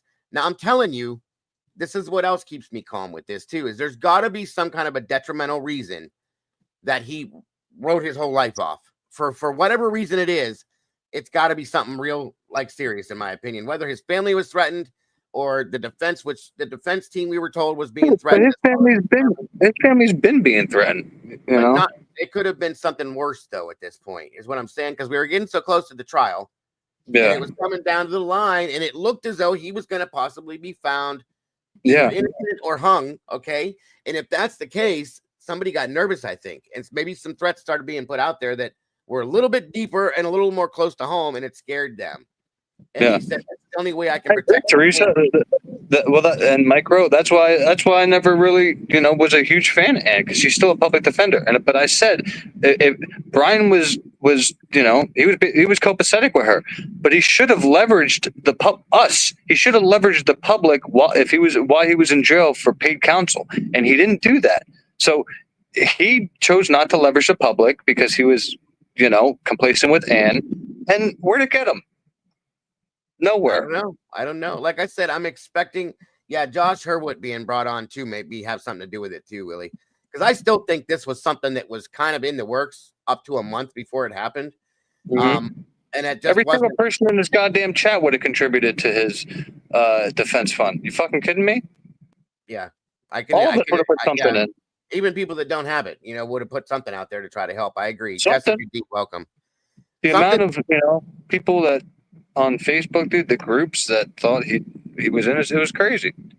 Something's gonna listen. I feel very strong that something is going to come to the surface on this, probably within, if it doesn't happen by sentencing, at least within the next month. And whether it changes it or not, I don't know, but it is going to definitely give us a reason to look at this and go, whoa, wait a minute. Because I still think if they do drop this gag, I don't know how much of it we're going to get, but I think something in it may give us an answer to something. That's just an opinion I have. So, is it the investigation process that's making you doubtful, or the fact that you do not think? That's a good question, MH. Thanks for asking. Is it the investigation process that it's making you doubtful, or the fact that you do not think the circumstantial evidence is valid? Both. I'll be honest with you. Actually, there's three valid factors with this, MH. The investigation was a joke. There wasn't one. And anybody in here will tell you that they don't believe that the investigation was valid. That's one. Two, the circumstantial evidence was definitely not valid in my opinion. It was a joke. Trash. They had, yeah, beyond trash. I don't believe, I'm gonna say this again, and I don't care who chastises me for it because I truly don't. I don't believe that the state of Idaho had Brian's DNA on a knife sheath. I don't. And I'll tell you why real quick once again. Because if they did, I think the knife sheath would have been sent over instead of a swab. That, like I said, they could have swabbed his asshole for all we know. We don't know. Exactly. Okay. And that's why I don't believe it was his DNA on that sheath. And his own father stated that they didn't find that sheath when everybody thinks that they did. Then Brian gets pulled over. Like I said, he pled to this, right? But she's saying he did it. But then Brian gets pulled over twice, driving across the country with his dad, and doesn't even budge the first time nor second time. Doesn't budge, dude. Right. Come on. The dude wasn't nervous at all. Not at all. I'm out. I don't care how much people want to say, oh, but he has, he's different because of his condition. Bullshit. If you murdered 4 people and you get pulled over the second time, you know that they ran you and fucking Idaho is looking for you and fucking, yeah. You feel, you know what I mean? I'm out. Absolutely. I'd be on the news. Yeah. He went home and celebrated holiday and didn't try to run after that. Dude, he could have been up in the Poconos and went up in the woods and hid out from, them or whatever. But yet he's sleeping and they just come in and get him. And he's like, I'm eager to be another factor, Willie, is he was going back to Idaho. He left that apartment in effect to seem as though he could be coming back. Okay, he left a TV. He left other things. He goes and follows the law. He goes and gets a haircut. Goes to his physical. Dude, no fucking buddy that just took 4 lives are going to be in a mental state unless they're a straight psychopath to just live about their days and go teach the children that that basically look into this kind of shit. Like you're teaching your students who could be, and at any point his anxiety is going where his students might be looking at him in a certain way. He didn't act, and all he did was grade papers differently. Dude, I'm not believing none of that shit. That's why it pisses me off that he pled to that stupid PCA bill read him. Yeah, and how about them letting him enjoy the holidays with his family before taking him into custody? Because I know that tells me that they didn't think he was dangerous, Willie. That tells me they didn't have enough until they got that stupid shit from the garbage. Yeah, well, that's not even, I don't even believe in that now at this point. Just telling you, I don't believe most of this. So yeah, because they couldn't get his DNA in Idaho or in those traffic stops or whatever, pulled him out of the car for whatever reason, questioned, like none of that shit. Well, like I said, the DNA could have been there, could have been when they raided his apartment with the warrant. At the same time they arrested him, any place, but not on that sheet. I don't think so. Just saying. Yeah. It's just wild to me. And then the cop goes right up to him like Brian's not even the second time, dude. Like, how do you know Brian doesn't have a gun? And he's waiting for you to just walk up to the car a second time, boom, boom, and then if they're telling them that this guy's a serial or a mass killer, then they approached him in a way that I don't believe that. So I'm just telling you. Right? They were like, hey man. You were you were tailgating, and they had a conversation, and didn't really like Brian could have shot either of them. 100%. Yeah, I don't know. Something's off. Dude. I agree. All right, let's get through this so we can get to the Elliot stuff because it's interesting. The restaurant where Maddie worked expressed a romantic interest in her and was rejected. November, almost always late at night. Yeah, I'm gonna back this up so that they can explain this dreaming. Between August and the night of the murders in November, almost always late at night. The book also describing what it calls a recurring nightmare of a close friend, Emily Elliot, after the murders, saying she imagined that the now convicted murderer went to the restaurant where Maddie worked, expressed a romantic interest in her, and was rejected. He then retaliated. You wrote about this recurring dream that Emily Elliot was having, that in her dream, Brian Kohberger met Maddie at the Mad Greek, where we know that she worked with Xana. Tell me a little bit about how she explained that dream to you and how you put it into writing. When they are told that the guy who murdered their friends is this guy, Brian Koberger. They don't recognize his photo. Right, a total They stranger. can't put it together. That's when Emily said the only explanation that she and Hunter could come up with is the story that, you know, we tell as the story of her dream, that Brian Koberger targeted Maddie, and that, you know, she doesn't know the exact details, but that's her best guess. Lead prosecutor Bill Thompson says Maddie was A dream. the culprit killed, the knife sheath with his DNA found under her body. Koberger, the criminologist, had such training. Yeah, I'll be right back, bro.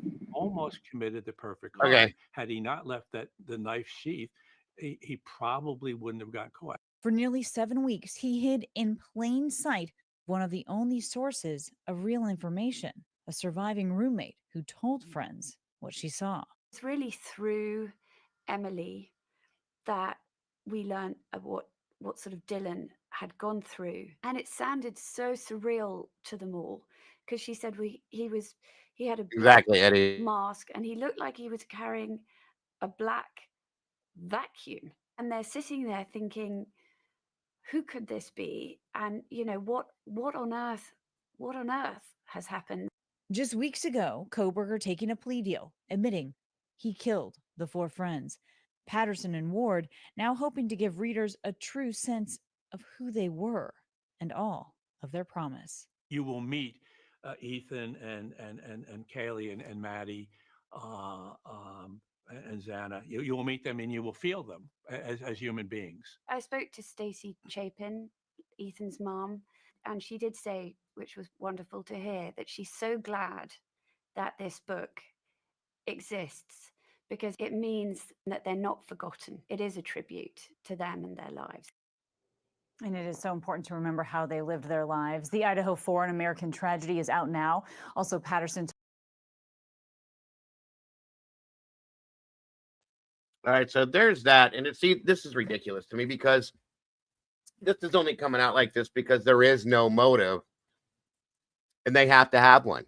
They have to have a motive on this to make it make sense. Well, guess what? You are wrong. Completely wrong.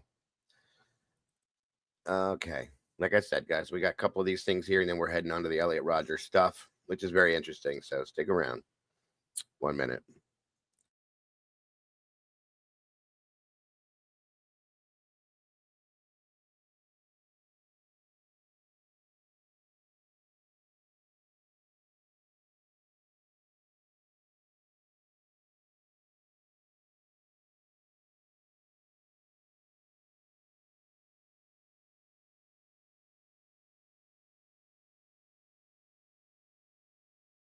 Bear with me, guys. The things are loading really slow again for some reason.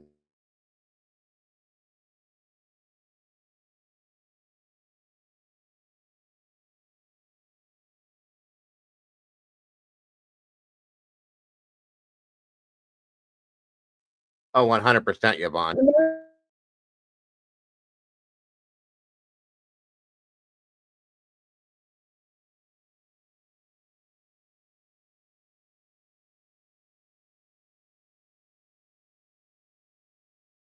Yeah, absolutely. Good call, Yvonne. That's 100%. I agree with you. Okay, so here's the other piece on this. Supposedly the stunning new details that the book reveals. Interesting, right? Yeah, sure. The Idaho college murders, brought to light by a team that includes a man well suited for such work, best-selling crime and thriller writer James Patterson. Here's ABC's Kenna Woodworth. Nearly 2 weeks after the shocking plea deal that avoided sending Brian Koberger to trial, stunning new details from those closest to Madison Mogen, Kaylee Gonzalez, Xana Carnodal, and Ethan Chapin about what they believe was the motive behind Koberger's brutal murders of the 4 University of Idaho students. For people who have followed this story, we wanted to give them closure. James Patterson. Yeah, exactly, Eddie. Every one of these motives are completely ridiculous. Right. So, yeah, you got about all of them, but the most ridiculous one is when Steve said, because he was jealous of Maddie and Kaylee's relationship. You got to be kidding me with that one. Yeah, because that makes sense. None. has authored more than 100 New York Times best-selling novels. Some even turned into movies like Kiss the Girls and Along Came a Spider. Morgan Freeman playing Patterson's signature character, Alex Cross. I happen to like spiders. And now he's working with investigative reporter Vicki Ward on a new nonfiction book, The IDAHO4, An American Tragedy. The duo conducting over 300 interviews with people that have ties to the case, including family and friends who believe Maddie was the target. When you share this thought of how and where did he find these girls, was there a bit of a consensus among the friends? There was consensus that it was Maddie that Koberger was going for, and the victims' families, I think, would all agree with that. You know, everything. No, she's an investigator that's working with him on this, Jen, that he hired to help him do the investigating to write the book. Oh, we got AI now. I figured that's probably what wrote most of it, to be honest with you. Points to that. Moscow police allege the culprit's cell phone records show his phone appears to have been close to the King Road house on at least 12 occasions between August and the night of the murders in November, almost always late at night. It all began the night of November 12th, 2022. Kaylee and Maddie, newly 21 and lifelong best friends, went to a popular campus bar around 10 p.m. They're later seen at the grub truck, laughing, ordering food. Authorities say Xana and Ethan, both 20, were at a fraternity party earlier that same night, arriving home around 1:45 a.m. It would be the last hours of their lives. According to court documents, between 4:22 a.m. and 4:24 a.m., one surviving roommate, Dylan, texts the other to say she saw a man clad in black. I'm freaking out right now. No, it's like a ski mask almost. The other surviving roommate texting back, run, down here. Tell me a little bit about how the description of what Dylan experienced came to life in the book. It sounded so surreal to them all because she said he had a black mask and he looked like he was carrying a black vacuum. And they're sitting there thinking, who could this be? And, what on earth has happened? Hours later, one of the surviving roommates calling 911. 911 location of your emergency. Something is happening. Prosecutors allege Koberger purchased a K-bar knife like this one from Amazon, along with a sharpener and a sheath, and used that to kill the students. The murder weapon was never found, and prosecutors believe Maddie was the first person Koberger killed. The knife sheath with his DNA found under her body. He almost committed the perfect crime. Had he not left the knife sheath, he probably wouldn't have got. Shut up, James. After nearly 7 weeks, a major break, Koberger was arrested at his parents' home in Pennsylvania. The book offers some new details and theories about Koberger's connection to the roommates, like their friend Emily Elliot, who told Patterson and Ward about a recurring nightmare after the murders, saying she imagined that Koberger went to the restaurant where Maddie worked, expressed romantic interest in her, and was rejected. He then retaliated. Tell me a little bit about how she explained that dream to you and how you put it into writing. When they are told that the guy who murdered their friends is this guy, Brian Koberger, they don't recognize his photo. Right, a total they stranger. can't put it together. That's when Emily said the only explanation that she and Hunter could come up with is this deja vu? that we tell as the story of her dream that Brian Koberger targeted Maddie. What'd you say?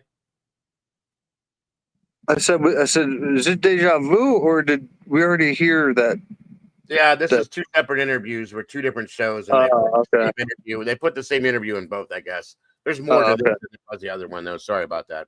No, that's all good. Last month, I spoke to Emily Elliot and her boyfriend, Hunter Johnson. Hunter recalled hearing Koberger's name for the first time when he was named a suspect. When the name came out, did you all start talking to each other and try to figure out how in the world this person came into everyone's lives? I mean, my first thought was, who is that? Never saw the person ever in my life. Hunter was the first person to arrive at 1122 King Road after one of the surviving roommates called Emily. Emily got a call from Dylan around 11-ish, and then that's when I felt like I needed to go over. And then what happened next? I went into the house, and I think that's all I really am going to say. He was also the one who called 911 that day and made sure Emily and her friends Oh, okay. easily seen inside the house. Is she breathing? No. How did you remain so calm in that moment? It's truly in my heart, I believe God.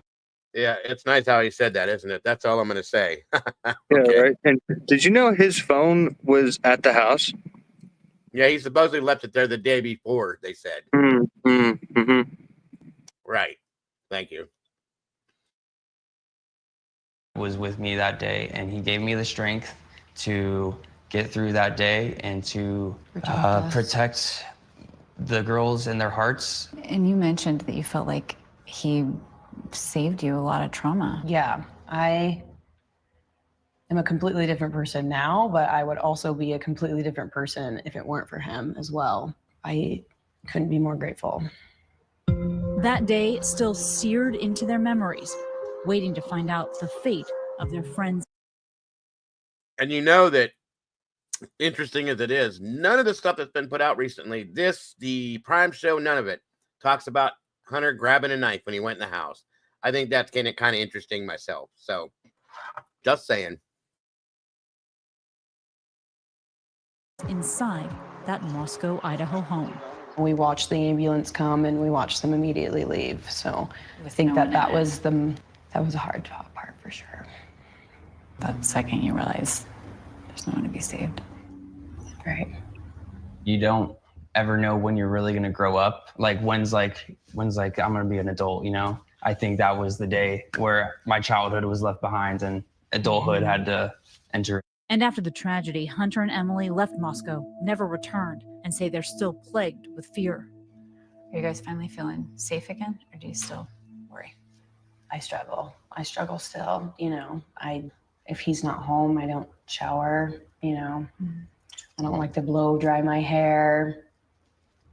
I think now it's like my time to be with her. You know, now it's my time to be there for her.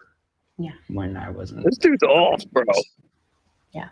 You grow up not having any fears of it. I mean, I was fearless when I was a kid, and yeah, now I fear everything. So. What did you say? Really? I said this dude's off, dude. Oh, big time, big time. And Alicia just made another good point. Did anybody else notice in the Prime documentary that they didn't have their little meeting in the bed? There's a lot of things they kept out of that. Yeah, exactly. 100%. Hunter didn't grab a knife. They didn't have the 2:00 a.m. meeting. There's a few things that. So Hunter grabbed a knife. Hunter's phone was left at the house. Wow, wow. Oh, just in that, it's in itself is a reasonable doubt, and they don't take it to fucking trial. Come on, dude. These are the reasons why we feel the way we do about this case, because they fucking lie and change things so damn much. Put it out there and leave it out there. Stop pulling things back. That's the whole problem with this case. Yep. I'm so sick of it. Damn. Now that Kohberger pleaded guilty to all 4 murders, the authors think this book is more important than ever. I think a lot of people think they know what this story is, but you read the pages of the IDAHO4 because it turns out that actually you don't. And that's the surprise. You're not going to have Kohberger standing in court telling us what happened. Kohberger is now awaiting sentencing. Are you pleading guilty because you are guilty? Yes. The deal enraging some of the victims' parents. Mr. Gonsalves, how are you feeling right now? I'm pretty let down. You're let down, you said? You said earlier that you made a deal, they made a deal with the devil. You still feel that way? Yeah, Brian's the devil. By admitting guilt, Kohberger was spared the death penalty and waived his right to appeal in exchange for 4 consecutive life sentences. It was terrible. We let her down. I let my daughter down with trusting in this. As bad as you could possibly imagine. But Maddie Mogan's family saying they have closure. We support the plea agreement 100%.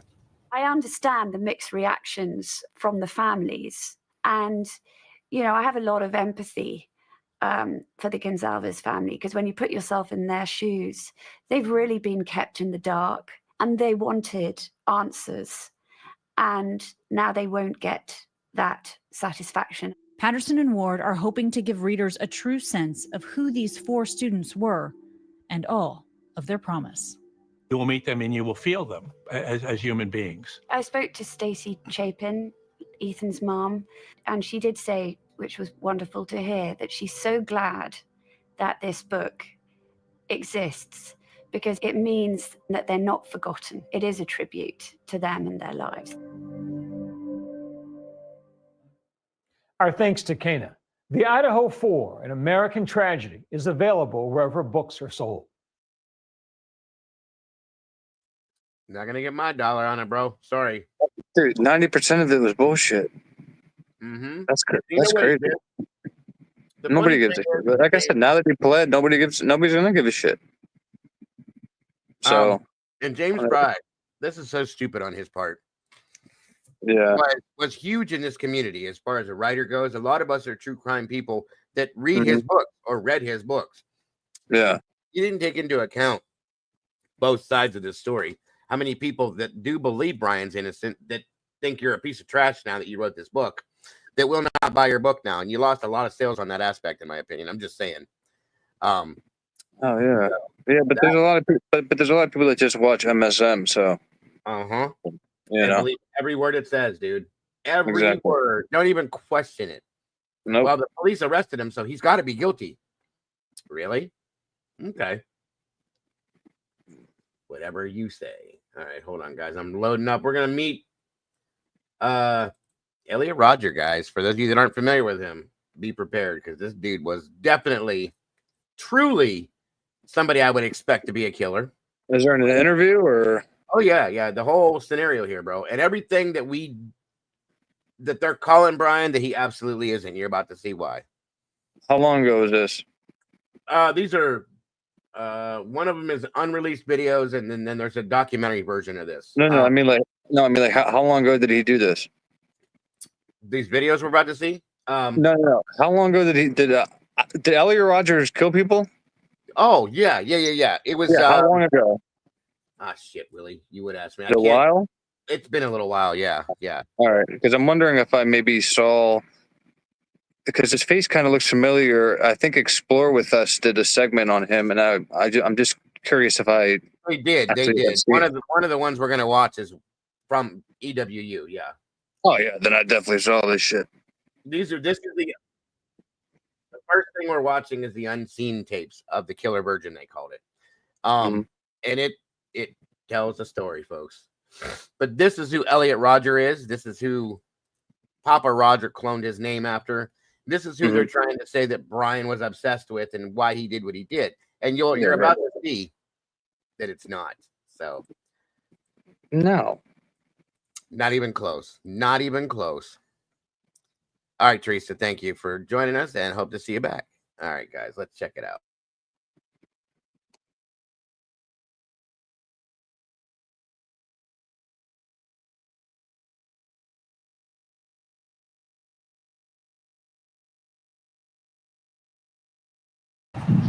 There's me.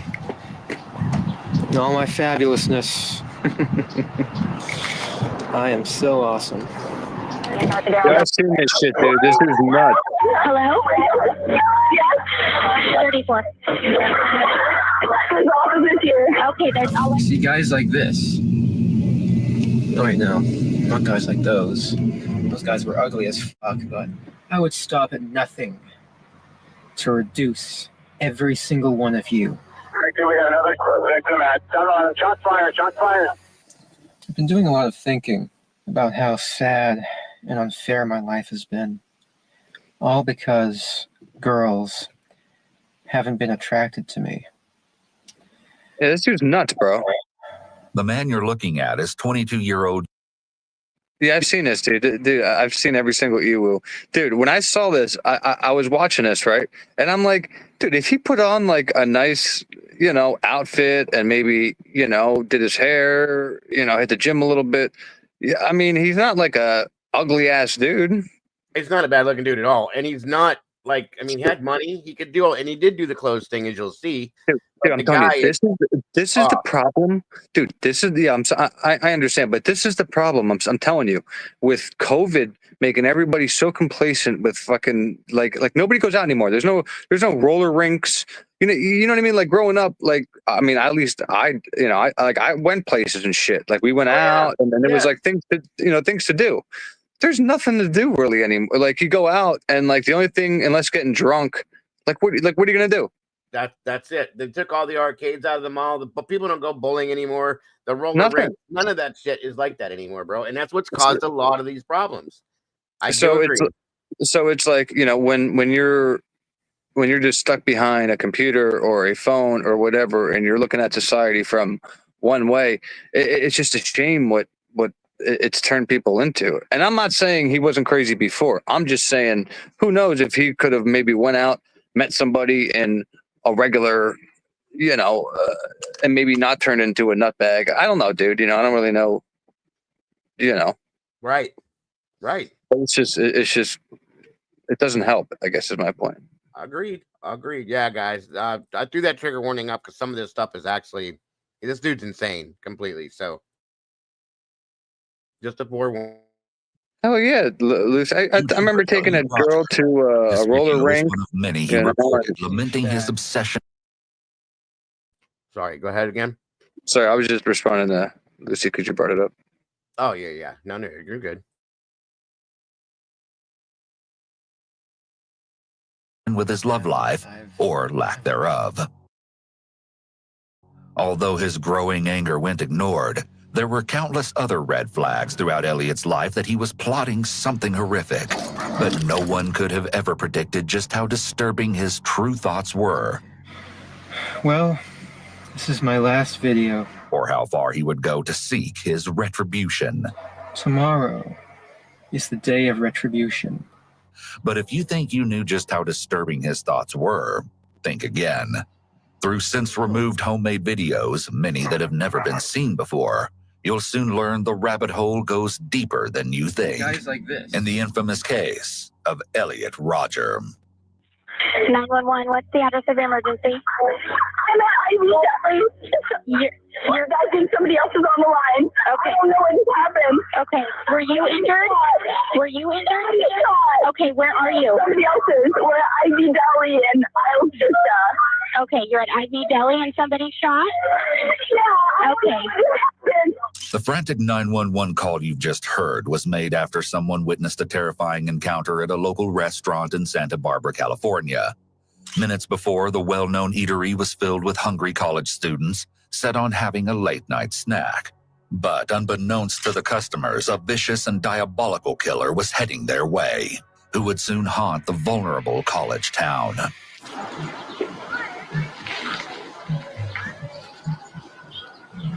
Hey, Elliot Roger here. Just took a nice walk in the park. Check out that sunset. Today I'm at the golf course.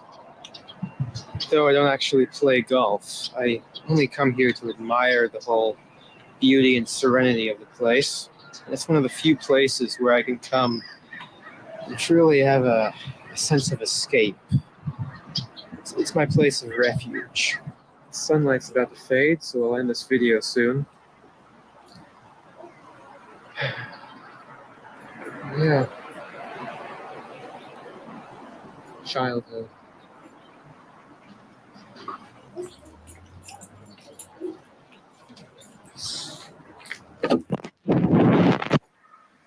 It all has to come to this. I'm 22 years old, and I'm still a virgin. I've never even kissed a girl. Damn, boy. You forced me to suffer all my life, and now I'll make you all suffer. I've waited a long time for this. I'll give you exactly what you deserve, all of you. All you girls who rejected me and looked down upon me, and all of you men for living a better life than me. All of you sexually active men. I hate you. I hate all of you. The fuck? I can't wait to give you exactly what you deserve. So for me, the dude comes off as a pervert because that seems to be all he cares about is sex.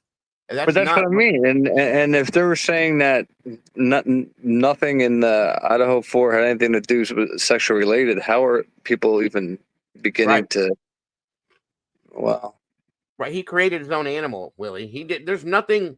The dude's. So that strengthens my point before, where if he went out and actually met a few chicks that were, weird like him and they banged, maybe he wouldn't have done this.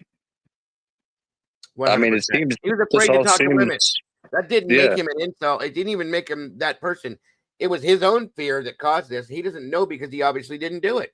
So he's got to blame it on somebody else because it was his own wrongdoing. So he seems like an incel, this guy. He 100%. That's what he is, and this is 100% Because what he Brian hates- wasn't.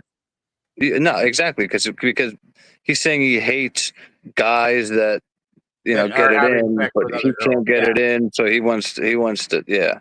He's jealous of people because he's too afraid to talk to women. That has nothing to do with being. Yeah. How do you know they reject you if you don't try it? You know what I mean? Yeah, and when you got pictures of Brian, like I said, going to the prom or whatever with a chick and this and that, and he's getting girls' numbers, that's completely different than this dude. That's why I'm playing this today because this, for one, this dude pisses me off. I want to fight this guy so bad. Yeah, no, because I he's so hated him stupid. watching this, dude. When I was Right. watching this, I was like, what the fuck? Yeah, he's so stupid and idiotically ignorant. And then for two, that's the proof that this is not Brian Koberger by any means. And everybody's so obsessed with saying he's just like Elliot Roger. No, the fuck he's What? not. Not even close. Okay, not even close. Brian is not like this. Brian didn't have those thoughts. Brian didn't have those issues with women or Ben. Okay, so once again, this is just how they figured it out to be able to make him be the person they needed to run their propaganda. It's bullshit. Exactly, because if what's her name was the target, and Ethan, then you figure Ethan would have been the target if he hated men too. If Brian hated men too, that had to. So yeah, come on, man, people are nuts. 100%, guys, and here's your proof. This is the real Elliot Roger, who is nothing like Brian, in my opinion. I'm sorry. I want somebody to show me where Brian did any of these things.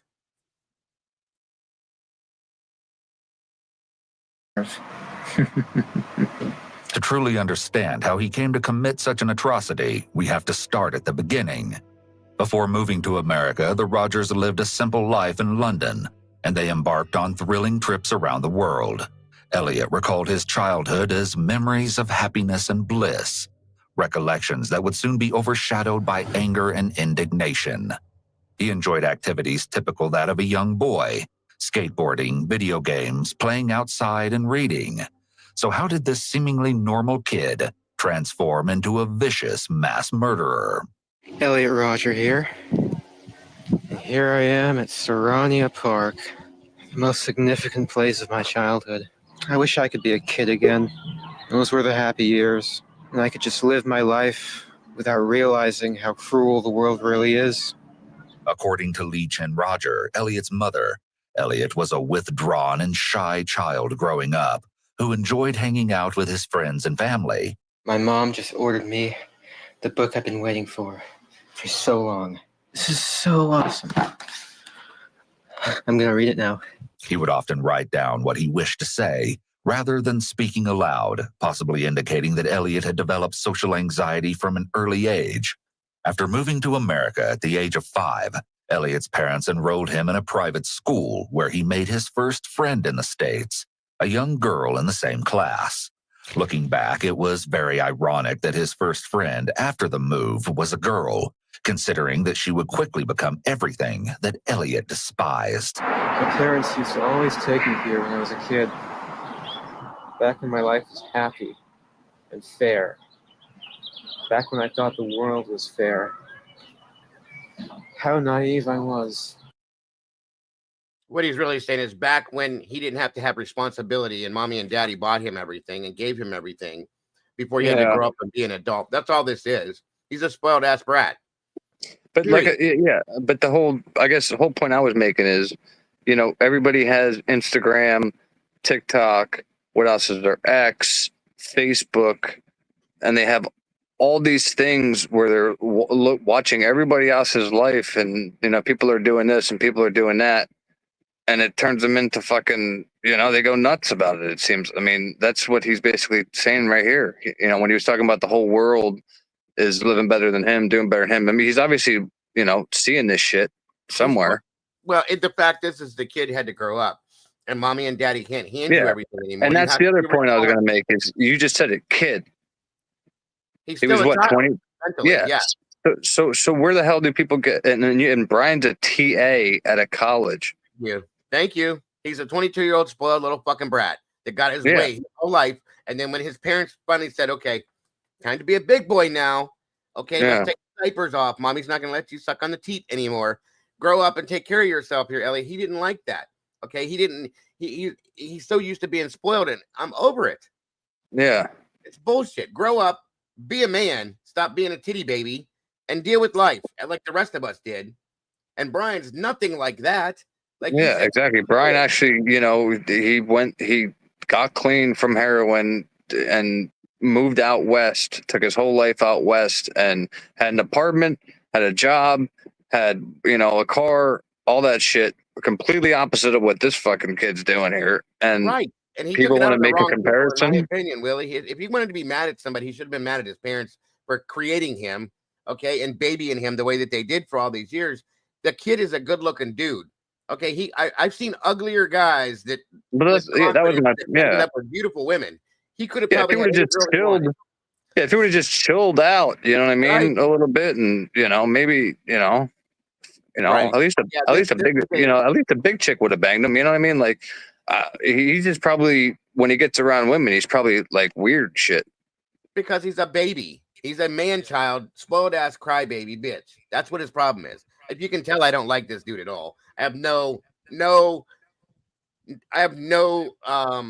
feelings for, or I don't feel bad for anything that he went through at all. He's a loser. So whatever. You grow up and be a man. Deal with life like the rest of the world has. Boo fucking who to you. That's all I can say.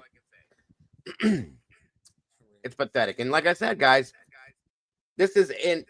People are like, Elliot Roger is a pictured, a carbon copy of Brian Koberger. Kiss my ass. Bullshit. Brian he achieved so much more in his 28 years than this dude achieved in a year. Well, this kid's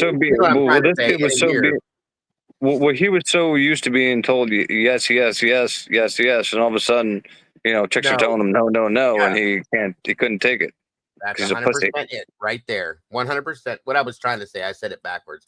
That Brian achieved more in a day than this kid did in his 22 years, in my opinion. What I was going to say. Sorry. Yeah, they probably studied this nutbag in his class. Well, I guarantee you they did. I'm sure they did. But again, I'm just going to stop because I'm going to keep going off on him because he's such a loser to me. Yeah. But yeah, that's my opinion, dude. It has absolutely completely opposite of Brian. 2,005%, completely opposite. So because like I said, I have seen this before, so I don't know where anybody got their comparisons that this has anything to do with Brian, dude. No idea. I'm gonna have to hop down so I can charge this without being on StreamYard, dude. It's my phone's like 3,000 degrees right now. No problem. We'll be here. And then I'll be back up if you're still here. Okay, bud. Thanks. All right, bud. All right, bye. Talk to you soon. Later, chat. Yep.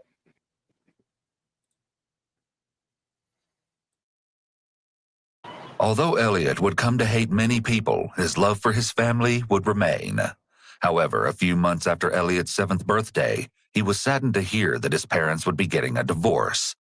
Following the split, Peter Roger, Elliot's father, introduced Elliot to a woman named Sumaya, his soon-to-be stepmother. Although Elliot thought it was very sudden that his father had found a new girlfriend, Elliot admired him for acquiring a fresh relationship as quickly as he did. This is when Elliot's mindset switched. He came to believe that being attractive meant you would achieve more in life, something he would continue to believe for the rest of his life. At the age of 9, Elliot developed strong feelings of jealousy and envy. He would become angry if one of his friends played with someone else and did not like the idea of sharing. Although this can be typical of young children, these intense emotions would eventually dictate Elliot's state of being for the remainder of his life. This is my usual sunset spot. Mainly because there's rarely any young couples here that I would get jealous of. He craved attention and thought that if he dressed in fashionable clothes and bleached his hair, that his status in the so-called hierarchy would ascend. But as time went on, Elliot found himself to be an outcast. I've been cast out. No one likes me. No one accepts me. Exactly, SRB. Thank you. Welcome, JC. Thanks for joining us, sis. Hi. Yeah, he's a crybaby. I wouldn't want to women want men. They don't want man babies. Okay. What girl wants to date a damn baby? First person that comes to mind is Jen Soto. Yep, there you go. 100%. 100%. And that's what it is. He was always told yes, like Willie said. Mommy and daddy gave him everything. And the first time somebody said no because he came off so arrogant and cocky, too bad, dude. Too bad. And he started when he was young. Spoiled ass crybaby brat. That's all he was. Yeah. Once again, not Brian. Like way back when this first all came out with this Elliot Roger and versus Brian Koberger thing, Annie Elise did a video on it that I watched, and I was just like, You too, good trouble. I mean, I guess looking back now, like, I don't really see a comparison. There isn't one. None at all.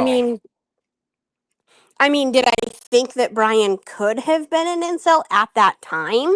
Yeah, because I was Before we learned about him, yeah. because I was exploring everything. You know what I mean? Like, was he mad at girls? Was he, like, did he target this group for rejection reasons? Like, that's when we were looking at, those things. But the more that comes out, the more that comes out, the more it's like, okay, that comparison or analogy is kind of dead. So completely, this is not Brian Koberger, in my opinion. There's not even anything close. He doesn't. I mean, because they basically just debunked that because they said that he was at the pool party giving girls numbers and stuff. So yep. And this kid doesn't even have the balls to talk to a girl, let alone what we heard about Brian at the pool party where he sat down and was hitting on somebody's wife and didn't even catch the clue. No, Elliot could have never done that. Okay. So they're completely opposites in my opinion. And that's so ridiculous that they've tried to make them equal. It's a joke. Welcome, Cap. Good to see you, bud. So yeah, it's ridiculous. Hello everyone. Good to have you here, brother. Yeah, this guy's disturbed, man. He just I can't believe, this guy, his father had a ton of money. He could have got the best therapist, best care, best everything. You know what I mean? Like he could have. Well, here's the problem with this, Cap. It's too late now. Oh yeah, but he's the perfect example of somebody not wanting to parent. They're too lazy to parent. They just hand him everything they want, and here's a phone. Go be by. Go. Don't bother me. That's my opinion. He had a brand new BMW. He had real expensive, nice clothes. He had. I mean. And he wasn't like. He wasn't the ugliest guy in the world, I guess. Not at all. I mean, I've seen uglier guys end up with beautiful women. 100%. Yeah. He didn't have the confidence because he was never taught that by his parents that he should have been. He didn't have the confidence to talk to women. Therefore, he didn't think highly of himself. It wasn't nobody else's fault but his own and his parents is who he should have been mad at, not the world. So that's my opinion. He wasn't like that guy. Remember that guy, Virginia Tech guy? Yeah. That was what's his name? That was horrible. He wrote the letter, sent him out to but he wasn't. That guy was. I think that guy was in the incel category. I would say, besides everything else, but this guy here had it all. I mean, he he could have had anything he wanted. It would have been no problem with. I don't see, He should have had. He could have. You're right. He had everything that most people want to have, and he could have been able to talk to women. But see, his thoughts on women, in my opinion, were dark. He looked at women as an object. He's very focused on sexual type things, and that's not what a woman is. She's not a tool. Well, he not an object. definitely wouldn't think anything highly of me then. Why? Because I mean, if he thought if his life was so sad because he was a virgin at 22, I mean, Well, that's it right there. That's yeah. I know what I you're mean, saying. I'll say it like I'm a virgin at 40. I am the 40-year-old virgin. You know There's what? nothing wrong with that either, JC. Nothing at all. Like, Nothing not at to all. get too personal, but seriously, people, like, Hey, listen, the kid, he learned all these things from his parents, in my opinion. Mark just said it. Got from his father, right? So, like I said, he looked at women as objects, sexual things, not what they deserve to be treated like. In turn, that's why nobody wanted to talk to him. It wasn't because he was ugly. It wasn't because of this or that. Because he was a piece no, of shit. That his because thoughts he and was his an morals. idiot. Bingo. And not to mention he had no confidence because he was never trained or taught by his parents how to act the right way. Well, like, in my opinion, like, he's worse than a jock because, Yeah. you Yeah. like, Yeah, I know what you mean. Yeah.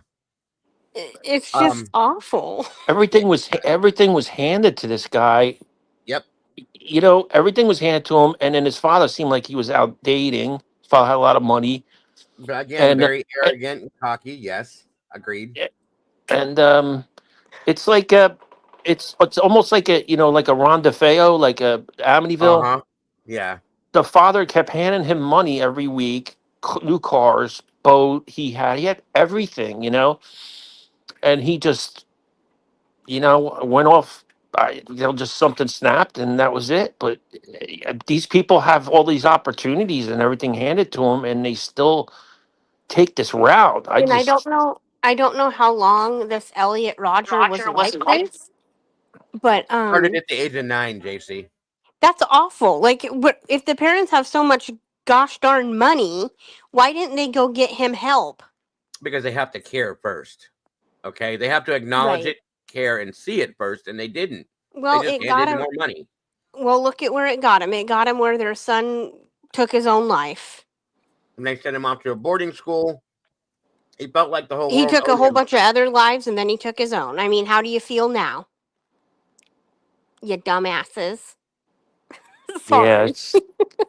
Yeah, what they really should do is these people. They should really start like doing those MRI scans on their brain, like, and figure out, once they're indicted or Well, whatever, it's not. they should It's they should find out if there's something, a pattern, because this is something, I don't know, it's something like His parents, in my something opinion. wrong with the brain. I don't know. Oh, Can you well, guys hear yeah. me? And then you have the grooming on top of it because you have the parents just hand them, here's a new BMW, here's new. I hear want you, that JC. $1,000 pair of shoes. Here you go. Blah blah blah. Right. And then Well, I can't date the most beautiful girl in the school. So he now I'm thought gonna he was freak out. owed that. That's it, Cap. He thought he was owed that. Okay, that he deserved to have the Barbie doll looking girl or whatever the hell you call it. I don't care what it is. Like I said, and just like I said, and I've always said this, you could put the most beautiful Barbie doll looking woman in front of you, but if she's dark inside and ugly inside, that makes the inside out both the same, both ugly. Okay, I don't care about that kind of shit, and that's what's wrong with this kid. This kid was raised, you deserve, here's this, here's that, here's this, here's that, here's this, here's that. Everything belongs to him in his own mind, and if he couldn't achieve that, then it was everybody else's fault, not his. And he should have been mad at himself and his parents. Maybe in some way he was. Maybe he was, and he couldn't deal with that. I don't know. Go ahead. Sorry. I grew up, I grew up with some, when I went to schools in a private school and all the other stuff later on in life, I went and I met some people that were very wealthy, and the kids were handed my friends, they were, some of them were real good friends of mine. They were handed everything, and their lives are miserable. Their lives turn out to be miserable, 100%. I agree. so you groom one person one way, groom one person the other way, but goals and different things like that, and learning how to deal with stuff, and but yeah, this guy, I don't know. Crazy. Oh, beyond. But like I said, the point in me showing this is to prove that Ryan Koberger was nothing like this. Okay. And No, it's sad. this does not seem anything similar Hey, to the Dilly Code Ding. Burger thing. Yeah. I wonder where No. JC went. JC disappeared. I don't know if she's having problems with her audio or what, but Everybody, I was on telemed, actually the telemed before, and right. stuff was going in and out. It's crazy. Over here too, we had some really bad floods here in Jersey too, right by me. Oh, So sorry to yeah. hear that. Can you hear me, JC? Yeah, I'm good now, I think. Sometimes I feel like my phone freezes or something and I have to leave and come back. I don't know what's going on. Is it an iPhone? Yeah. Uh-huh. See? All you iPhone users, I keep telling you. I have the same problem, JC. Mine just drops out of nowhere, or I get a call or a text, it drops. It's crazy. Yeah, I don't know what's going on. It never used to do that, but I don't know what's going on. And I upgraded too. I I do. just bought. I said, send me the best you got. 1 terabyte, 16 Pro Max, all this stuff, and I hate it. I hate What this is it? phone. What is it, Cap? It's the Pro Max 16 iPhone, iPhone? Yeah. I rest my and case. it's maxed. It's 1 terabyte. It's the top. I said, send me the top of Yeah. the line. Might as well buy it, right? Because I'm gonna have it for a while. The last one was the 7 Plus, and I until it stopped charging, I had no problems with it. Guess what? I've never had any of those problems with my Android. That's all I'm gonna say. He's just gonna leave that right there. Right there. Anyway, thank you guys for both joining me up here. Let's move on and see what other crazy things this idiot did. And he was so young too. Like All my that's life, I've been struggling to fit in with the. Yeah, that's the other side. Is he never gave things a chance? You know what I mean? And again, parents are to blame. And nobody in the world did anything to this kid. That's the problem. Okay. Welcome, Norma. I think incels also just feel like they're owed. Yeah, and this kid goes above and beyond an incel, in my opinion, too. Well, and do you So, know how many, according to Annie Elise in her video, do you know how many people, were, fangirling over this guy? I mean, he's got a whole, cult of people on for it. there were so many girls that were into this guy because of once they saw him. Okay, and he just this is God, I can't stand this dude. It's unbelievably ridiculous. And it's mind-boggling to know how many fans out there he has. Oh my God, yes, that's he's gross. They treat him like a martyr. Uh-huh. And I'm like, oh my gosh. Yeah, it's ridiculous. There's more to come, folks. Just wait, you'll see it. Oh yeah. Am I coming in okay? Did you get any feedback or anything? Am I all right? No, you sound great, Cap. You sound great. Okay, cool. Popular kids. I've been struggling to get a girlfriend. No one has ever accepted me. In an attempt to help the young child, Elliot's parents began taking him to psychiatrists. These visits became routine throughout Elliot's life, but unfortunately, no one was able to prevent the horrific events to come. Hey, Elliot Roger here. I'm So they did sitting in my even bring car, him to therapy? making another entry in my collection. I guess so. I was wrong about that. I guess his parents did try to do something. Yeah, I didn't know that part. Yeah, but it was neither did I. It was too little too late when they did what they did. They should have started way younger and noticed the symptoms. If you pay attention to your child, if you're doing things with your child as you should with as a parent that has seen it a long time before they did. And at that point, it was just too little too late, in my opinion. Yeah. So I still think that the parents raised him in a way that they shouldn't have. If they try to get him therapy, that's great, but they should have started with him a long time ago. That's all I'm saying. Here we go. I agree. Of vlogs. Ever since I hit puberty, I've wanted girls. I've desired girls. I've been sexually attracted to girls. But they've never shown any attraction back to me. Elliot stated that his joyful existence came to a halt during his ascent. What do you mean, Dago? Come on. They started at a young age. What? No, I mean they gave him everything he wanted from like baby on. That's part of the problem, in my opinion. That's what I mean by that. I think she's joking, Dago. No.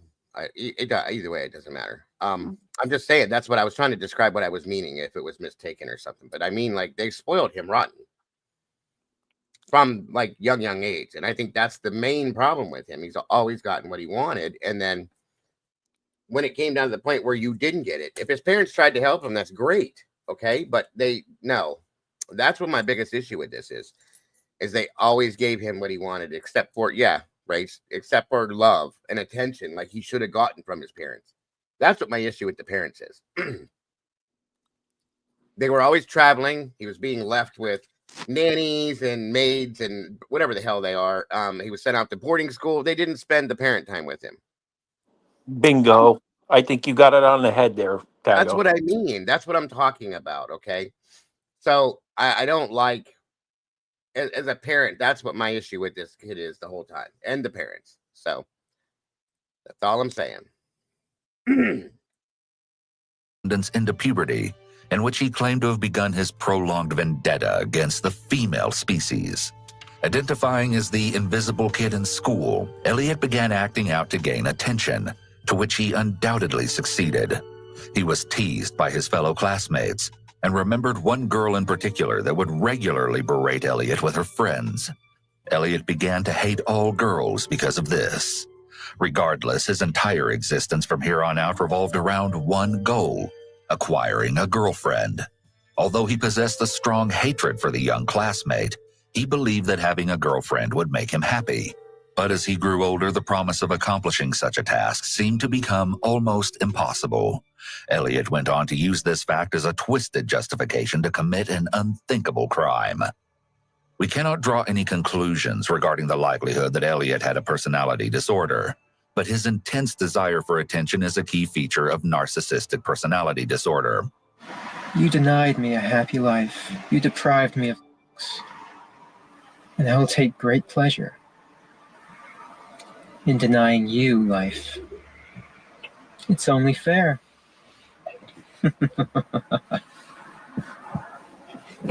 Elliot became depressed into his teen years due to the fact that he transferred through multiple schools and was continually bullied at each one. Not long after, his parents resorted to homeschool. His social anxiety worsened, and he was prescribed Xanax and Prozac, but stopped taking them after a year. It came to a point that at the age of 16, he broke down at a family friend's dinner and confessed that he wished to commit. This was due to the fact that one of the girls at the dinner had invited her cool friends, as Elliot referred to them. He was unable to cope with the thought that he was not a part of the cool kid group. Additionally, he grew upset about the lack of attention from girls that he desired and felt disgusted when he would see others in relationships. I've concluded that females have a very flawed and perverted form of sexual attraction. After high school, Elliot attended Pierce Community College, where his behavior became increasingly aggressive. Remaining an outcast, he was supposedly attacked by fellow students, including an incident where 4 young men threw eggs at him while Elliot was walking back to his mother's house. Elliot retaliated by throwing an egg at their car, causing the men to initiate a fight. He was armed with a knife and brandished it to scare the boys off. After this incident, he felt powerful and would soon invoke similar acts. Elliot maintained a few friends throughout his college experience, but his extreme views on women and the world had put a strain on their relationship. Elliot felt even more slighted by this. He eventually dropped out of Pierce and enrolled at Moore Park, but then transferred to Santa Barbara City College, where he studied history and geography, although his focus remained on his anger towards other people. This world, it's so twisted. It's so cruel. And you girls make it cruel. While attending Santa Barbara City College, Elliot moved into an apartment in Isla Vista and soon began exploring his new surroundings. He would frequent the local Starbucks, where inevitably he often witnessed couples waiting in line. On one occasion, he supposedly became so infuriated at a specific couple that he followed them out of the establishment before splashing them with hot coffee. He apparently did the same to two girls on a separate occasion that didn't show him the attention he thought he deserved. Elliot felt triumphant after his unprovoked attacks and quickly realized that he was capable of doing much more. I'm so angry right now. I was enjoying a peaceful time at this beach park, and what comes to sit in front of me? A young couple, a guy with his hot girlfriend. I mean, who do they think they are? Coming here, sitting in front of me to make me feel jealous? This is the reason why I hate the world. This is getting too out of hand. I can't go anywhere anymore without seeing these young couples getting jealous and, having them remind me of what I'm lacking in life. Narcissistic people are extremely hypersensitive to criticism and rejection, and can become angry, spiteful, and violent towards anyone whom they perceive as mistreating them or not giving them the special treatment they feel they deserve. This is not only due to the narcissist's fragile self-esteem, but also because they feel they are special and unique and should therefore be accepted, welcomed, and admired by all those they interact with. Undeniably, this seemed to be the case for young Elliot. He was still very intent on having a girlfriend and thought that becoming rich would make him more attractive to girls. Using the monthly allowance from his parents, he spent this on high-end clothes, including brands such as Armani and Hugo Boss. Right now I'm wearing my Hugo Boss shirt. It's one of my favorite button-down shirts. This is a shirt I wore to the premiere of The Hunger Games. I look fabulous. And yeah, I did walk on the red carpet on that premiere.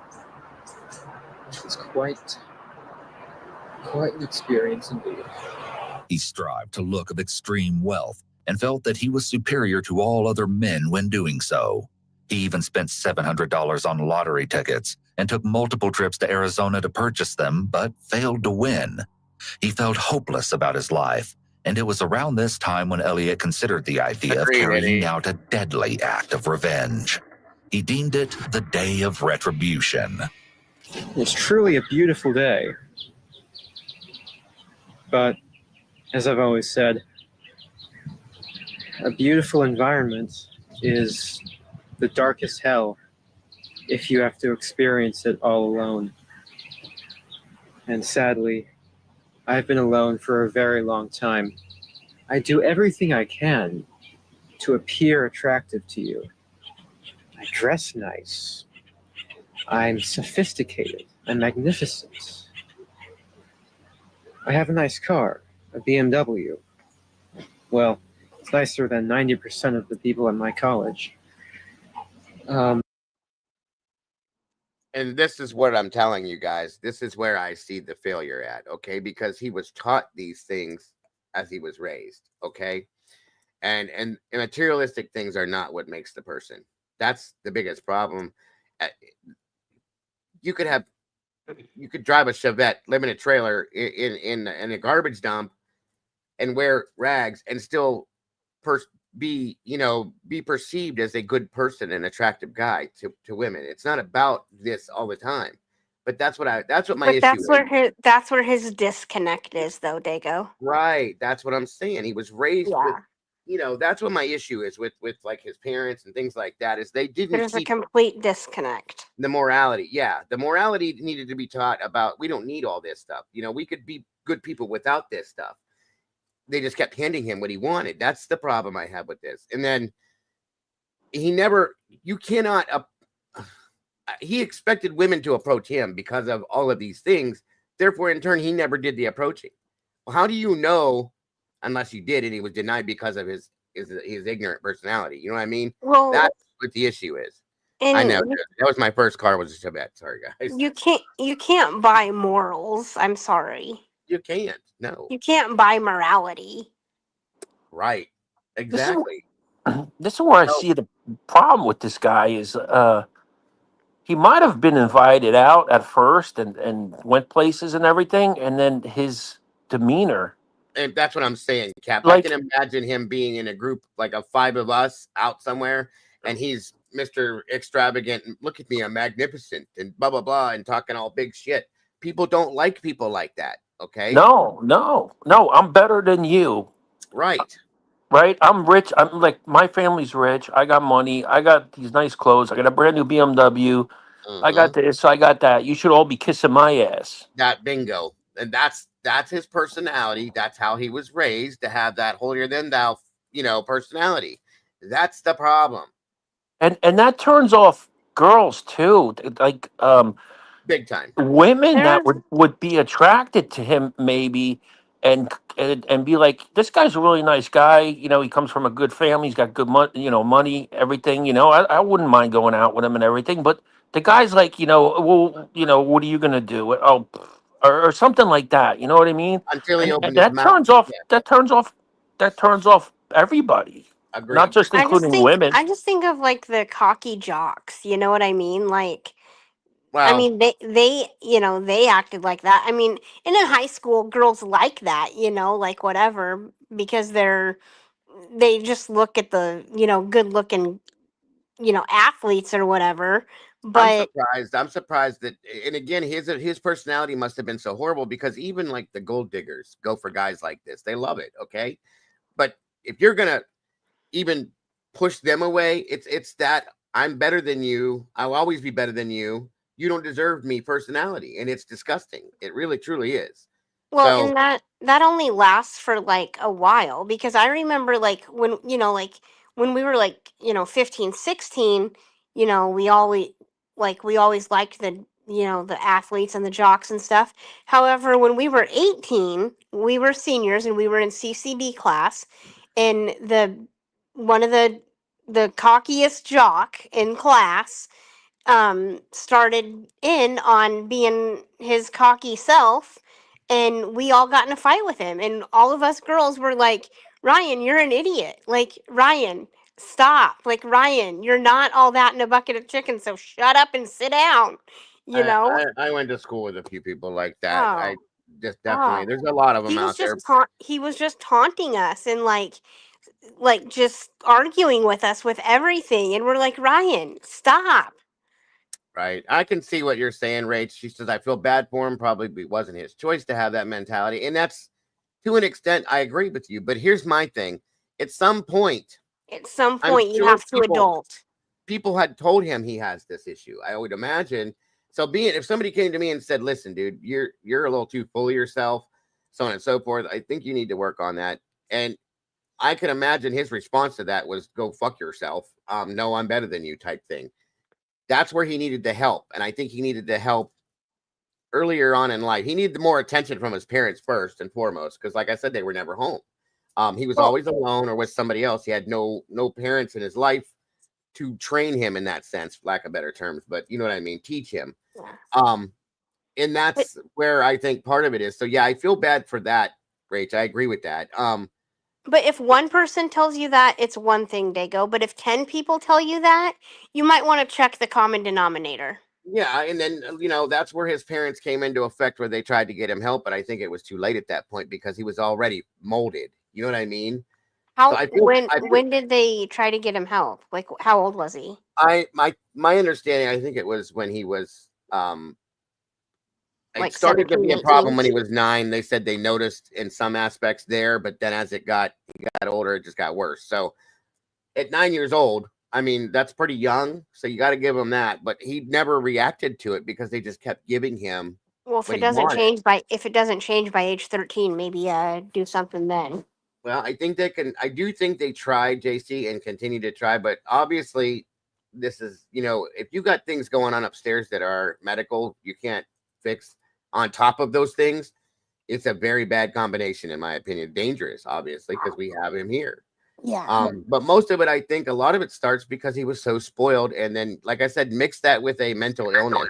What happens there? You know what I mean? You can't really control that. So I Well, think like you going say, backwards, they didn't want a parent. They wanted to just give him what he wanted and not fight him. it's easier. It's It's easier to, easier. It's yeah. easier. And that's true, in my opinion. It happens a lot. But at least, listen, you got to give them the fact that they at least attempted to do something for him when they did see what was going on. Now, whether or not they were active with it, interactive with it themselves, or if they just said, here, take him to the doctor, give him to the nanny to take to the doctor and let us know what they say type thing. Or if they were fully interactive with it, you got to give them that much. But if not, then that's not going to help much, So I don't know. This kid really bugs me. But no, I see what you're saying, Rach, and I agree to an extent with that if he had a mental illness that was either undiagnosed or never treated, mixed with the fact that he was a spoiled brat per se, that's a bad combo, folks. That's gas and fire, period. So, Dago, you read minds. What's that, buddy? I said you're reading minds. I'm Because just saying. that's what I'm thinking. Like, the fuel on the fire. It's like definitely. And then all of a sudden you like had enough, and then the parents are probably going to these cocktail parties, leave them with someone to watch them, and then they go out and they're intermingling with people and all that other stuff. Right. With their professions or whatnot, and then now the father's out probably dating all different women and finds a new girlfriend. And that's what they said about him, that he high-fived his dad basically for getting a new girlfriend so quickly. That's not that's unnormal. It's very much so, especially when your mother was married to him and now all of a sudden she's not. You should be worried about that, not your dad's new girlfriend. You know what I'm saying? That would mean the mother was not connected to him too much. Probably not. I agree that there's a disconnect in the beginning from them because they were busy lives, traveling with whatever reasons, and he was with a nanny, aunts and uncles, teachers, whatever it was. That's where he was, and it's just sad. And like Rach said, and I know what you're saying. It's not an excuse, but it is sad. It is sad because it's in a sense the kid almost didn't have a chance. Think about that. He never had a chance in life from birth to when this went down. He was given a ticket to something that was never going to be anything but a failure for him, and that's the sad part, in my opinion. So, he had the golden spoon, but right. But you're right in a way that I can't compare this guy to whether Kohlberger did it or not. I can't compare them because Kohlberger did not grow up wealthy or everything handed they to were him. an average family. They had a lot of love. They were always together. They taught morals. Brian achieved multiple goals. He overcame multiple things, drug addiction, including addiction. Yeah, drug addiction, weight loss, weight issues. And he was not Rich. Willie's Rich. I can't think of Rich's last name, but Willie had him on his channel. And Rich said a lot of good things about Brian as a person and talked about how he had multiple different girlfriends. KCR not the girl that Willie's trying to get to come on my channel to talk to me. She did an interview early on. She was a girlfriend of his. The girl that was kind of stalking Brian. I mean, it tells you that this guy is completely opposite of Elliot Roger. For them to put him in that bracket blows my mind because he's not like this kid. I don't see it. I don't see the comparison. I just don't. Yeah, there isn't one. None at all, in my opinion. So it's a joke. It was an excuse.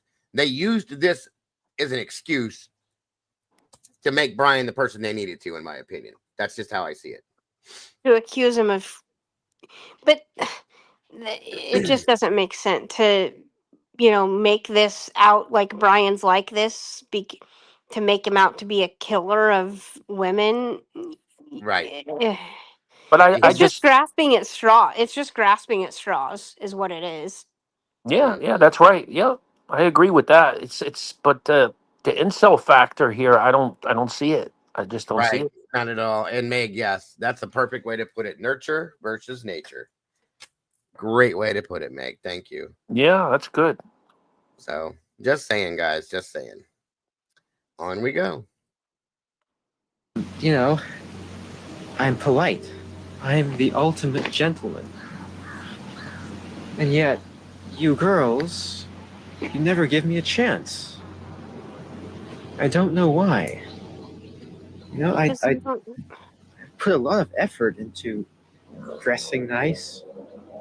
These sunglasses here, they were $300. Giorgio Armani. So I'll put them on. See? I'm the guy you should be going for, not those obnoxious slobs you love so much. I don't know why you're not attracted to me. I don't know what you don't see in me. But I'll make sure you all pay for it. Elliot's speech and mannerisms are similar to that of individuals with developmental delays, specifically autism spectrum disorder. The dialect can be recognized as monotone and flat, but in some cases it can be exaggerated with the use of very formal vocabulary. See, that's what my biggest problem is, you guys. That whole sunglasses thing. These sunglasses here, $7, Walmart. I don't know any woman that gives two shits what sunglasses I'm wearing. It's that mentality that bothers me. You know what I mean? That's really sad. So I'm just saying. Yeah, these glasses are $300, and then you don't like me. That's what I mean. Like You you like expect. I don't know. SRB, right? He couldn't see his own arrogance, and it's because of what he was, in my opinion, taught growing up. You know, you wear Giorgio Armani, and you wear, you drive BMWs, and you have to wear this, and you have to wear that, and you have to smell good, and all these things. It's good to have good taste in things. Don't get me wrong, but It's nice to have nice things, but You know, what would have been nice of him to do is if he went to Starbucks and there was a nice looking girl that he liked in front of him, and he said, "Let me get that cup of coffee for you for whatever, $6, $7, $8, whatever Starbucks is. I don't know." You know what I mean? And be like, "Hey, how you doing? My name's this and that, whatever." And, just do a nice gesture and leave. But it seems like he would show up somewhere and turn everyone off. That's what it is. Yeah, like SRB just said, he was taught that money will get you everything you want, which in a lot of senses it does. But guys, we know it doesn't buy true happiness, and it doesn't. You know what I mean? I mean, it just doesn't. Well, and I'm wondering if they were. Can you hear me? Yes, ma'am. We hear you fine.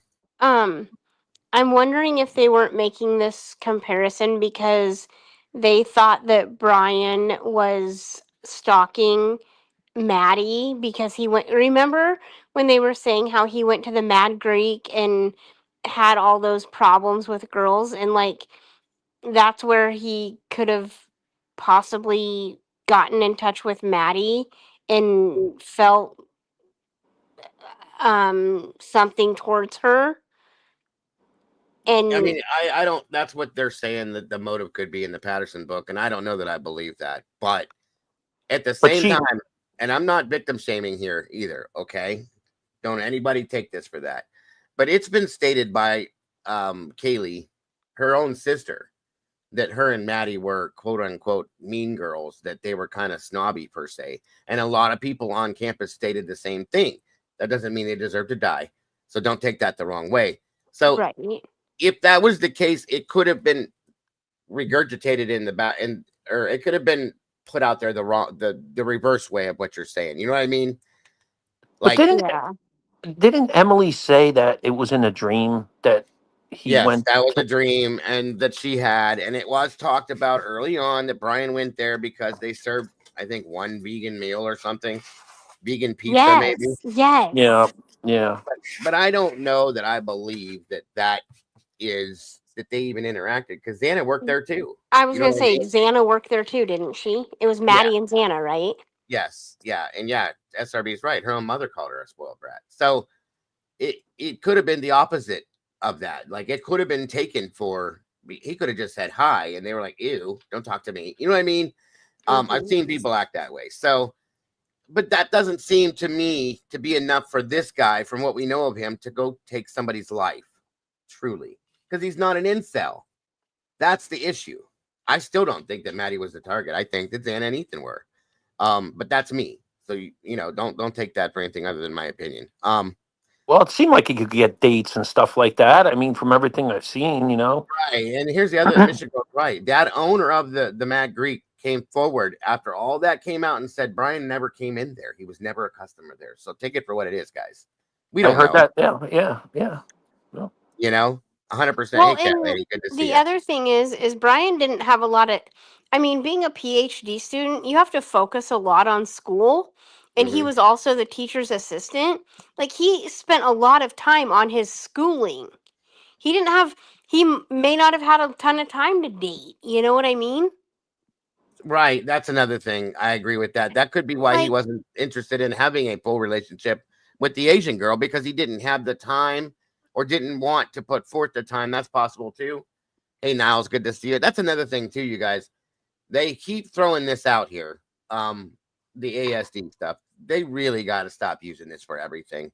They really do. Because not everybody has autism spectrum disorder. Brian is diagnosed with it, yes. But just because, say for instance, that this kid did too, just because they both do does not mean they're the same. My son has it too. Full-blown diagnosis of it, but he's not trying to kill people. So stop doing that. That's ridiculous to me.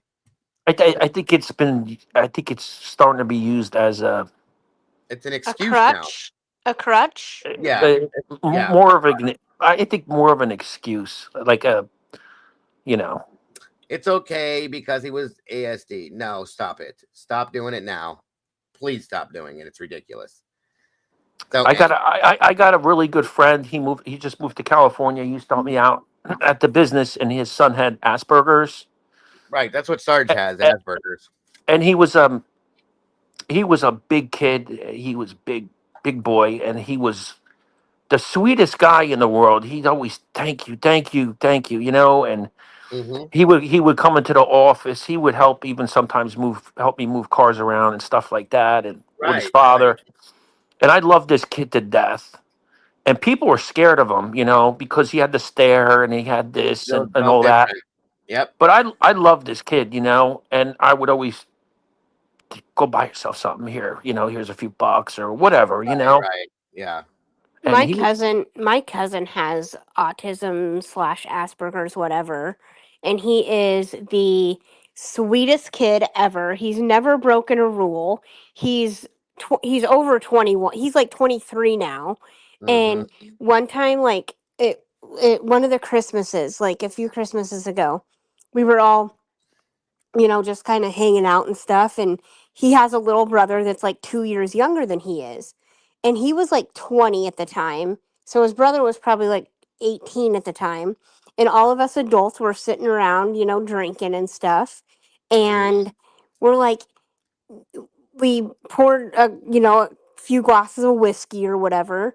And we let Keegan, the 18-year-old, drink with us because I like that name. That's a cool name. Because we were, you know, and the reason we let him is because he was acting like an adult. He was, you know, not like, he was like, I can drink that too or whatever. And he's like, it'll go down smooth as water or whatever. And like, they weren't acting out of control, you know, like out of control teenagers partying it up, you know, they were acting like mature adults drinking with us, and they weren't like being like, oh yeah, I'm only 18, I get to drink. No, they weren't like that.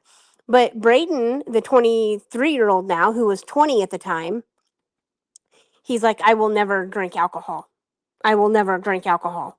And like, he's just that way. He's very meticulous. He's very a rule follower. He was not of age. He didn't want to break the rule. Don't matter if he was, you know, safe and around adults with permission from his parents, like, you know, whatever.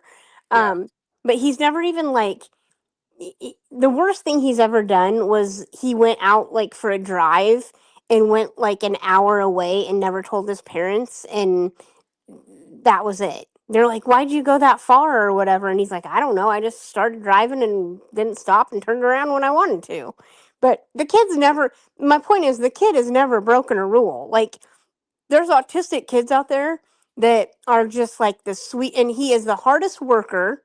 My grandpa, who was one of the hardest working men I've ever met in my life, if not the hardest working man, he said, Right. if I ever needed an employee or an assistant for my business, Keegan or Braden Bass would be the first one that I go to hire help, because he is a good worker. He's a sweet guy. He's truthful. He works hard, and and coming from my grandpa, that said a lot, Yeah. Yeah. And so, but he's not out. Most autistic people, Asperger's people, they aren't out killing people. So that's not an excuse. I'm sorry. Well, that's the problem. Like Josie said back here a few minutes back, is it's being used as an excuse for bad behavior way too often now, and it's ridiculous. Because, like I said, my son is high functioning, okay, and my wife and my mother now believe that I'm on the spectrum as well. So It's too late to diagnose you, Dago. well, it's only because of my empathetic tendencies and the fact that I care about everything and everybody, and I'm a crier and all those types of things. I'm very, very sensitive to certain things and things like that. And I, have a tendency to over focus on certain things just as much as my son does, to an obsession almost sometimes. And I overthink things. I get, if somebody You doesn't just have respond. OCD. Well, there's that too. I've already been diagnosed with that in ADHD chronically. Okay. But my mother says that she believes, based on certain diagnoses that my son had, he was diagnosed with ADHD as well, OCD as well, oppositional defiant disorder, and that puts you in a spectrum bracket. So it is what it is. Even if it is, I don't care. You know what I mean? It's not a big deal to me. It doesn't matter to me. The point is like there's so many people that are on the spectrum. That's why it's called a spectrum. Right. They try to use it now for bad behavior, and it's not okay. Yeah. Anymore, which is really not. Sorry. That's my problem with it. It was one thing. You remember the Avery thing with the Netflix and the Dassler, the kid Yeah. that the cops interviewed. Right. That kid, whether he's involved or not, they actually threw the book at him, and then I saw the detective's interview with him. Mm-hmm. You know the case. It was back a while. It was a big Netflix thing. But I know what you're talking about. that kid was. They shouldn't. I think that whole thing was totally wrong. What they did to him. Agreed. Yes, agreed. It was a big mess. Absolutely. But yeah, if I take it as a joke now, because people have. Hold on 1 second, guys. Here we go.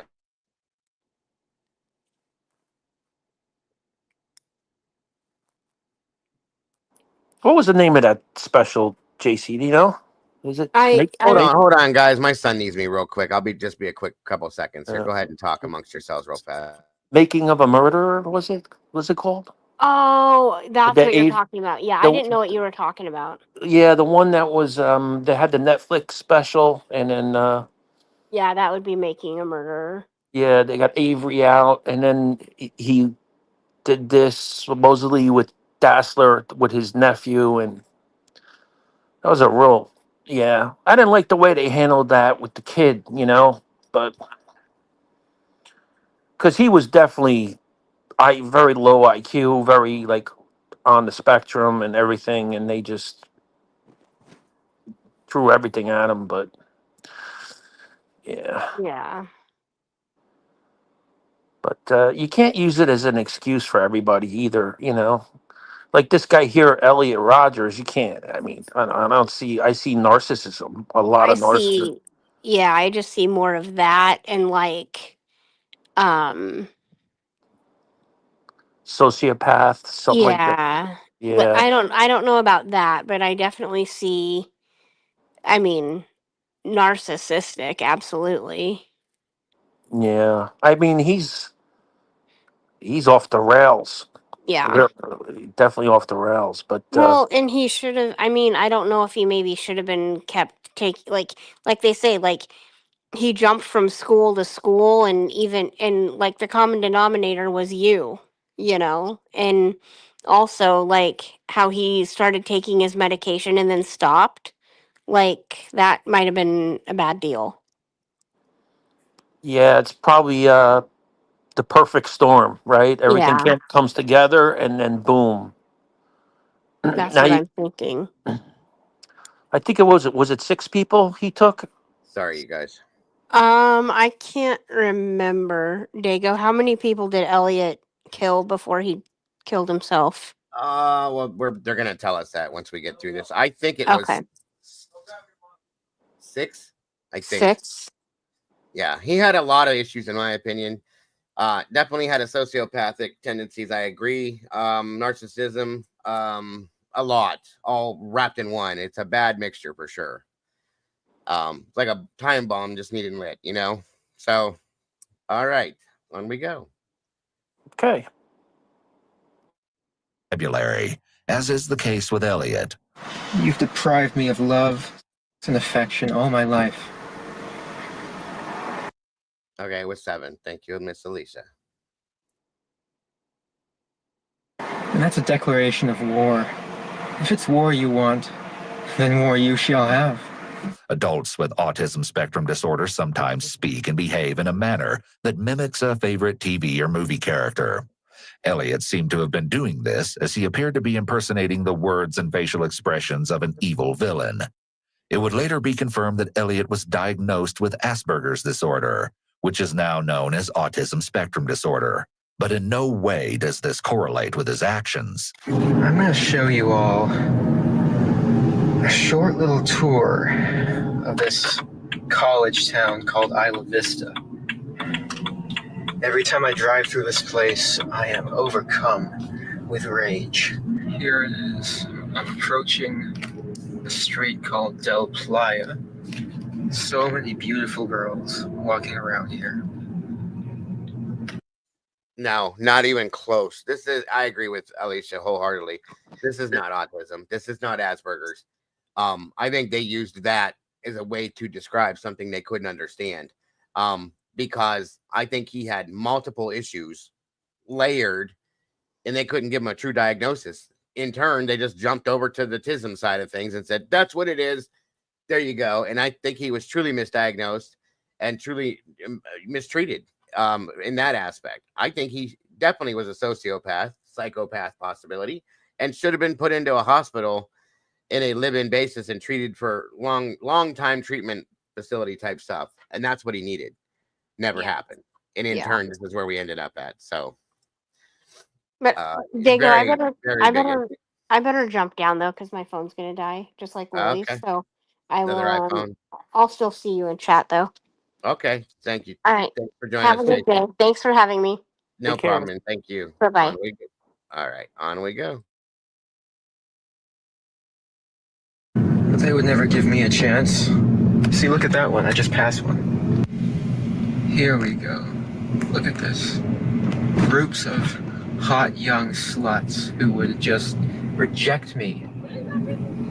And look at these douchebags right here. These assholes, these obnoxious little slobs. Those are the kind of guys that girls like. See, there's another perfect example. Hot young sluts. That's what he sees women as. He doesn't look at them as what they are. There's no, it's all sexual. It's all, the dirtiest, darkest thing you can think of. He doesn't have any respect for women, which is in my opinion, I think women, and you guys can tell me if I'm right or wrong, but if a guy approaches you and they think of women the way that this guy does, you get a vibe from that person. You get a feeling from that guy. And of course you're not going to want to talk to him because he looks at them as objects. He doesn't look at them. I've always said this, and for anybody that's been around me for a long period of time. Women belong to be put, and don't take this to your head, guys, but women should be put on a pedestal. Okay. They do amazing things for the world. They birth babies and children, and they're amazing creatures. Women are just an amazing people, period. Okay. And for him to look at them the way he does, he looks at them as a tool, a toy, a object, something to play with. It's disgusting. It's absolutely insanely disgusting. So he has zero respect for a woman. So in turn, as he's approaching any women, I can see, like I said, women I know get a sense of feeling and a vibe from people. Okay. And they're gonna know the dude's a tool. He's an idiot. I don't want anything to do with you. So again, it's all his own perception that has caused his issues, in my opinion. Welcome back, Willie. So again, that's just disgusting to me. Hot young sluts. Who the fuck says that? You know what I mean? Yeah. At 22 specifically, what a joke. So again, and I gotta wonder, is that how his dad talked around him? You picked it up somewhere, or did you live in TV land and watch every Skinamax episode you could watch and pick up stupid shit from that because of your mentality? This goes back to my point. Well, this goes back to my point that I was talking about. Dude, technology has advanced. I mean, a long way. So he obviously was videoing himself. So he obviously was good with cameras and shit, right? He was So left alone. Really, he was left alone a lot to his own. Well, when this happened, did he have social media? Did he have any of that, or was it all wiped there? Yeah, he was all over everything, dude. So there whatever is was available. Yeah. So there you go. I mean, we all can go see it right now. I mean, Instagram is 99% fake, right? Like, nobody's that happy all the time, every day of their life. So, like, this kid sees that, understands it's hard work to get to that point in life, and decides, I'm going to check out like this. He's a coward, bro. Mm-hmm. And not even close, not even a tenth of the person that Brian was. Yeah. What's up, Willie? How are you? What's up, bud? I think he was Z's. I think he was. Yeah. I can't remember either. Alicia said it a little bit ago, but Alicia, what was the exact date of when all this went down again? 7 people or 6 people killed, 14 wounded, or 7. And I knew people like this, bro. Like back in school, this is what I was trying to explain to everybody, that Brian wasn't that person. Like there's kids in my school that I went to school with where if I saw their name next to something that happened, I'd be like, well, you could kind of tell in high school. I mean, because like I said, at that age, like you just said, your parents really bring you up. I really believe in that. Like how you're brought up is how you're gonna, you know what I mean, behave and treat people and all that stuff. So, there's a lot of kids that I went to school with where they were just out there, man. And to hear it was Brian, I'm like, what? Yeah, good parents, good parents, knew his mom, and then to hear he got clean after doing freaking fentanyl and heroin. I mean, just in that in itself, to get clean from takes so much willpower and shit, dude. Because there's so many kids that I know died. You know what I mean? Well, he overcame that. He overcame his weight issues. He overcame a lot. Okay. Yeah, everything. To move out west, start a new life, and then just to throw it all away, for no reason, I can't get there. It wasn't a sexual reason. It wasn't a vendetta. Nothing. At least make it believable. I'm glad you said that too, Willie, because there were no sexual aspects to the homicides, guys. None. And if this guy's an incel and he's trying to get back, and he hates women and he's trying to get back at them, I would imagine there would be some possible form of a sexual hint to the crimes. There was nothing. Yeah. I mean, to say that Kaylee was the target, at least, but he didn't. I mean, the story could be he unbuckled his pants to do something, and that's how the sheath fell off. I mean, that would make more sense than a sheath just coming off your belt somehow, some way, magically. You know what I mean? But none of that. Which how would they know that? How would they know that there was no advancement? Because somebody can unbutton their pants, make an advancement, and then somebody walk in on them, which could have been who would that have been? Kaylee have walked in on Maddie. Yeah. Yeah, and then at that point, oh shit! Now his pants are unbuckled and his sheath falls off. So I just don't know how they make that distinction right away. That there was no, you know what I mean? I don't even know, truly. This guy's father was a British filmmaker. That's what I had heard as well. Sorry, I didn't mean to come in and talk so much. I know you guys are having a conversation. No, you're good, dude. It's what it's all about. That's what it's all about. But But it's just we're proving here that this is not Brian Koberger. Not even close. Not even close. That's what me and Dago were talking about before, Willie. Before you came back, we were talking about how this guy just grew up with a silver spoon in his mouth, and that wasn't Brian, you know. Yeah. Yeah, Yep. this guy had everything handed to him. Money, whatever he needed, was handed to him, paid for. He didn't have to, you know. And like at 22, dude, I had I can't compare the two. You can't compare the two. They're different. Exactly. You know. You know, that's why, like, you know, there's it's all about what you go through. And if you just go through everything being handed to you, you never learn to grow up. You never learn to self-sustain. You know what I mean? I mean, there's people that are 25, 26 that have been through, you know, I mean, probably 50 years worth of a life. And that's why, like, you see a lot of people are like, you know, you meet some people that are way more mature for their age. It's because of stuff that they've been through, stuff that they learn. And now they're kind of like comfortable in their age and acting their age. This kid is completely different, dude. And that's why I don't understand who would ever I mean, at least try to compare Brian to somebody else that, you know, had some kind of knowledge and, you know, was, I don't know. I mean, this is just a bad comparison. And was it MSM that compared him, Dago?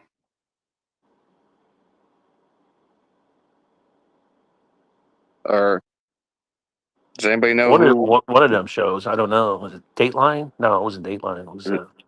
Yeah, because I heard, you know, Bundy first. That's why he went to the park, and now, you know, this comparison. You're muted, Dagos. I don't know if you were telling me who made the comparison. Okay.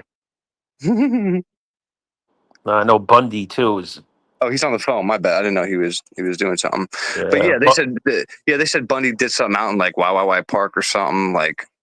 Do people really know, actually study Bundy and like to actually watch the documentaries and know exactly, you know, like what he did was bad. I mean, it was like necrophilia, going back, doing this, and then torture. The reason I'm not buying all this. Different. Yeah, totally exactly. Different. And heads and you know, all kinds of sick shit. I mean, yeah. To me, in broad daylight, he did it at a lake filled with, you know, with his arm in a cast. He didn't. He just was. Yeah, totally different people. I don't see the. From what I see in the case, I don't see anything similar. And I'm sorry, to him. like I don't know if Brian, you know, wants the notoriety of being of him being able to be that person. But I'm telling you right now, dude, nobody, unless you have some crazy skills, right, or you're on some crazy drugs to get in and out of there in 6 minutes and not get anything all over you, or at least on the bottom of your shoes or somewhere to transfer into your car, because they would have found something. I mean, something, anything, a hair, Murphy's hair, something. And they found nothing in his car. That will still be the number one reason why I really don't think, you know, Brian did this or did this alone, because that is not happening, dude. Brian was not that person in high school, after high school. I talked to people.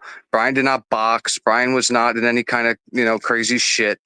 So you see his, you know, he might be 6 whatever, but I mean, look at his shoulders, dude, his arms. Like, he's not, you know, and he had to take on Ethan, who was a pretty big boy, you know what I mean? And you have a knife. Sorry, that was the boss lady again. So you don't have a gun to control people. You have a knife, which you have to get close and personal.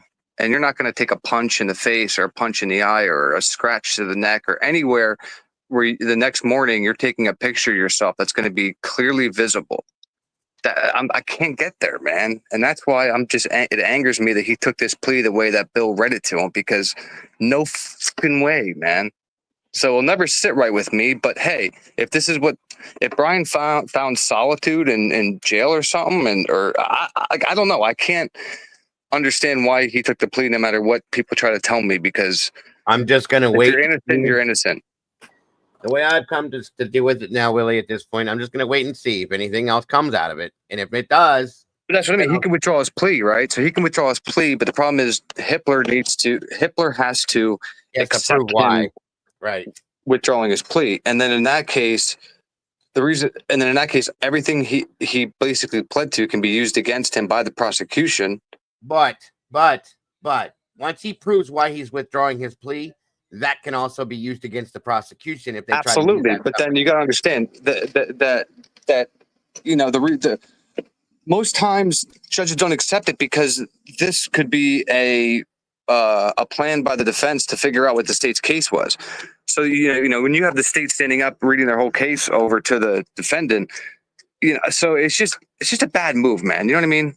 Yeah, but So I don't know how that all works. Maybe somebody in chat with more legal knowledge would maybe know how that works, because like even if this goes to trial now, it's going to be a headache.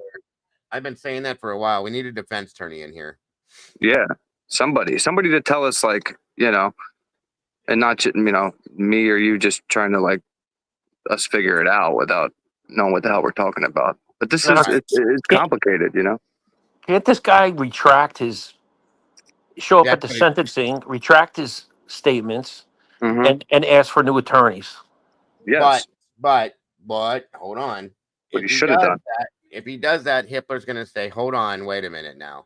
I asked you if you were, Yeah, because he secured the record with any question you can ask, as they're supposed to make sure. Were you coerced into this? Were you talked into this?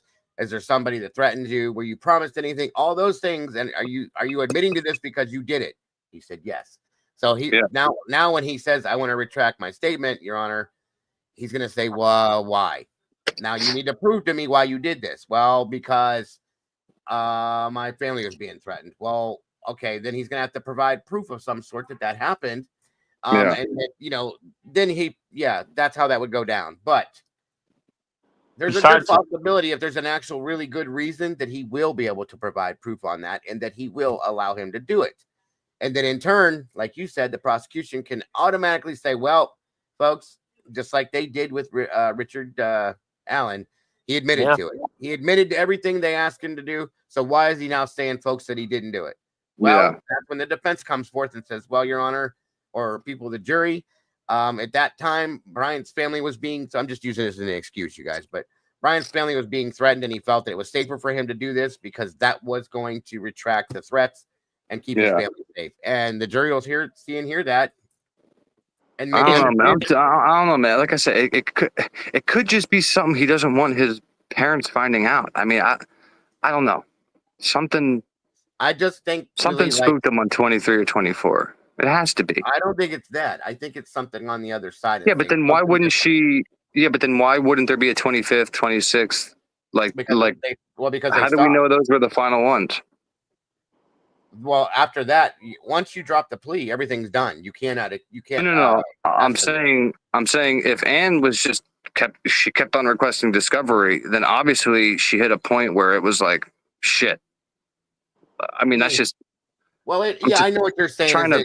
It came around the same time 24 dropped. I understand that's why you would say that, but it could be something other than that, though. No, I get it. It's just if it's like, okay, if 24 is not that big of a deal, then we went 25, 26. Why'd we stop at 24 and plea?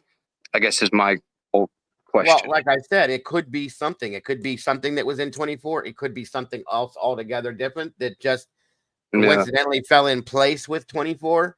It could be that maybe one of his witnesses got threatened, his parents got threatened, and something that scared them enough to say, "I'm done." Yeah. I just hope we learn a little more when they unseal the docs. If they really want to put this to rest, dude, you know what I mean? Then they should, when they unseal it, they shouldn't redact every freaking thing. They should show the public, like, "Hey, look, this is what we were sealing because of this, this, and this," and then we'd be like, "Oh, okay, well, that makes sense." But until then, I'm not taking this at face value. No, and it is what it is, but I'm not gonna, Like Lucy just said, the recitation of facts being inaccurate, false, mischaracterizing of the state's evidence read at the plea is included in manifesting injustice. 100%. Good point. Thank you, Heather. Very good point. Same as withholding of exculpatory evidence. There's so many things that the prosecution can be held accountable for at this point, and maybe that's the play. Maybe that's what it is. Maybe that there's, the defense is presenting something or going after the prosecution at some point, that this would get this completely thrown out in turn because they have caused so much committed so many crimes, in my opinion, from the But here's my prosecution. problem, right? If this is a judge is like, she didn't even act like I mean, I don't know, dude. It just, I feel like I know how I feel like he could have done some more instead of pleading. She could have, or somebody could have fought a little more to get the funding or whatever the hell she needed. That's not what I'm saying, though, Willie. What if it's part of her plan to expose the prosecution, every bit of the prosecution's bullshit, which is partly But done already. But she had her chance, and we're not getting that. She's not going to get that chance now. Not yet, though. No, she still does. She can do whatever the hell she wants. But this has to go to a higher court for her to be and she won't even be involved at that point. She could still do her own thing against the state. They can go to the Department of Justice and say, "Yo, this is what was going on behind the scenes in this case, blah blah blah blah blah blah," and present it in that sense. And we don't even know that she did it yet. We don't know. That could be happening right now as we speak. That's what I'm saying. There could be something larger happening in the background that we have no idea about. And the only way that Brian could get the death penalty off the table to start with was to do something like this. I don't know. I'm just giving you some guesses. You know what I'm saying? No, I got everything she tried to do, dude, was refused. The Frank's motion she tried to put forth was denied. The continuance was denied. The alternate suspect was denied. That's kind of a problem. Everything she did was kicked in the face. Everything. So then use reasonable doubt, dude. Listen, if I'm innocent, I'm fucking innocent. All right. I understand that.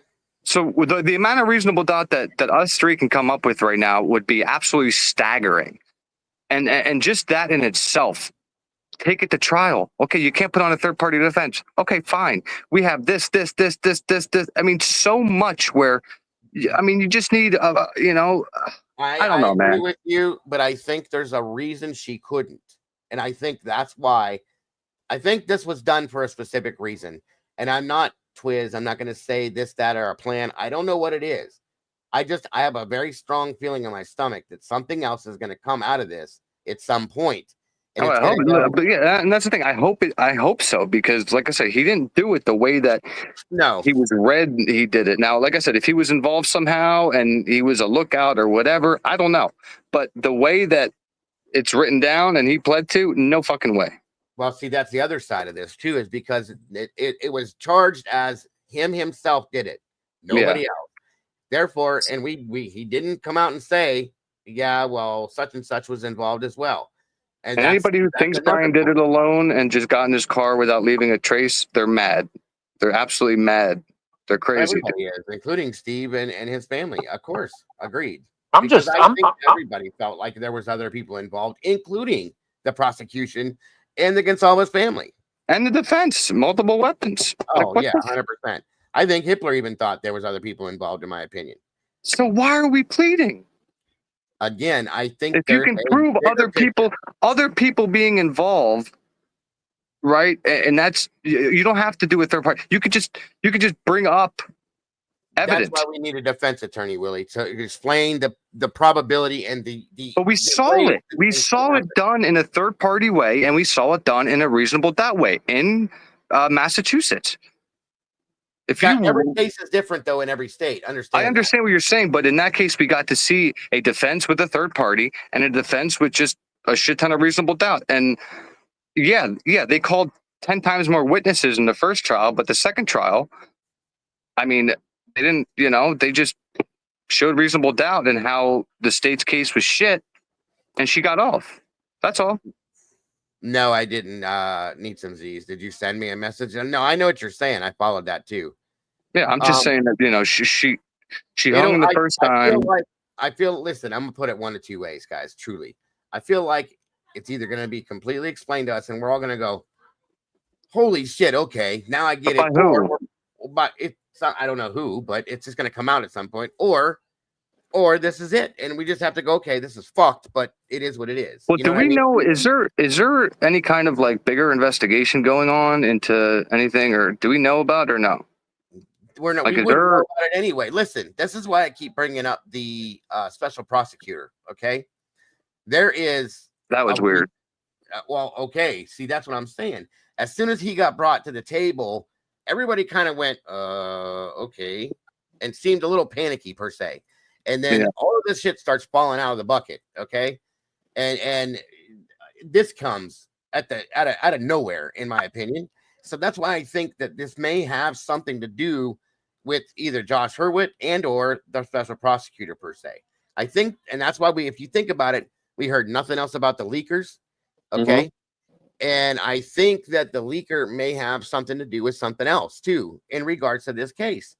And I think it may turn out to be something bigger that could throw the whole thing away. I mean, every bit of it. And in that sense, this would make no difference, Willie. It would make no difference what the hell he pleaded to, because it's going to be falsified. Every bit of it's bullshit then, because the whole case is going to be dumped in that sense if they can prove all this bullshit. And that's what I think is coming. I've been thinking about it, and that's the only thing that makes this make some real sense. And knowing what we know about the prosecution being the way that they were, and everything that has happened and come down that we've actually seen, imagine what we haven't seen from the prosecution yet that they've done wrong. Here's my thing, dude. Once he's in jail, once he's in prison, right? If Brian really didn't do this, and he's forced to take this or whatever happened, he could. I mean, there's a channel called Calls from Jail or Jail Phone Calls or something like that, dude. He can talk to anybody and tell him what's really going on. So if Brian truly is innocent and was coerced into this or whatever, yada yada yada, then he'd be able to tell a couple people, call them, whatever. I mean, he could, but there's this one channel. I swear to God, dude, there's one channel. It's called. His name is Jumpsuit Pablo. He literally went live for like months and months, just like playing the calls between Wade Wilson and all these chicks. Yeah, somebody else does all the phone calls from Letitia Stauk. Yeah. So, if Brian really didn't do this and his family was threatened and yada yada yada, then he's going to have the opportunity. And at this point, he has nothing to lose. Then he's going to have the opportunity to come out and talk to a few people, right? So we'll see, and that'll show me a lot too. Is he going to come out and say nothing? Is he going to come out and say what we all think is, he took a plea because something's going on. And Something also, bigger. Diego, I was going to ask, basically, my question is this: the way they obtained the DNA with the IgG, was that basically a conflict of interest? It was illegal. Okay. It was completely illegal. They used Because I watched Lana's video it was about illegal. how Othram, or how the state of Idaho was using Othram, and then they thought that once that FBI. was done, that it was done, but then the FBI was also using Othram. Yeah, Like, they I don't know, those middlemen people, I don't know how they sleep at night. Well, that whole thing was illegal. That's why Heritage is already shutting down everything it's the whole deal. That right there in itself could be a reason. Like Well, what I'm talking about. That's what I'm saying. Couldn't that get the whole case thrown It out? very Like, possibly could. And then that turn, if they come back and look at that and go, wait a minute. What we've been screaming about for 2.5 years now is going to be finally seen for what it is, possibly, and the whole thing could get tossed. And it's not valid. well, and that's just the It's thing. had 2.5 years to get tossed. I don't understand. Well, everything was hidden, Willie. It's all been hidden, and how long did it take for us to pull this all out? What do you mean hidden? The judge sees it. The prosecution sees it. I mean, they all see it. They didn't see it for what it was, though, is what I'm saying. We're just now learning all that stuff. So nobody asked any questions until they were brought to the surface. Then when it all comes out, now you have to ask questions. You know what I mean? Yeah. So yeah. We'll see. Anyway, sorry guys. I'll wait. Listen, it's not, like I said, I don't lose sleep over this shit. He pled guilty. I feel like if this was his choice, if this was in his best interest, I'm not going to fault him for it and sit here and get mad. Right. I'm just dumbfounded about the I don't fact think that he did it, but yeah, me too, man. I'm just dumbfounded that you would take a plea on such a case like this without any kind of provable evidence. Like, here's the knife.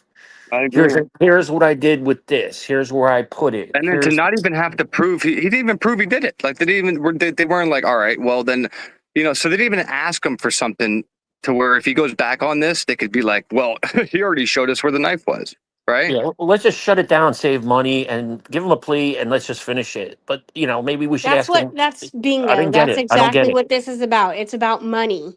Mm-hmm. It's about money. Especially with the university.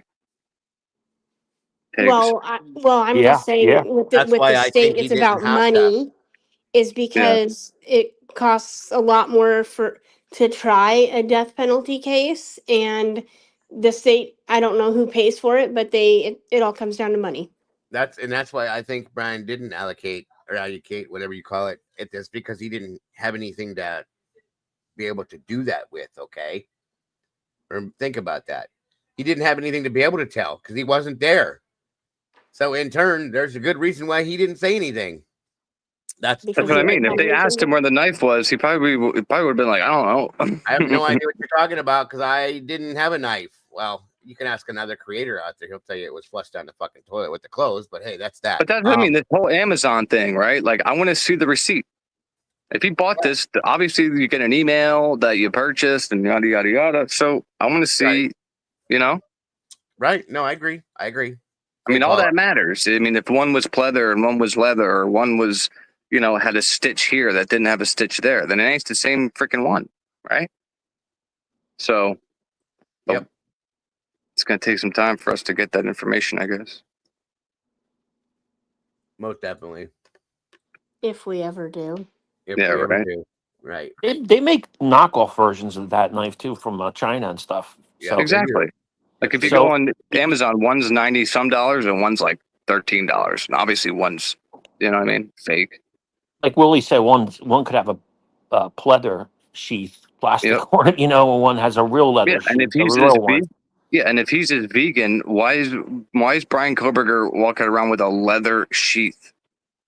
That's true too. And William Tardy, because he got a job working for the U of I, he's heading up their police department per se for the university now. Isn't that interesting? That's why he resigned. Yeah, quite interesting.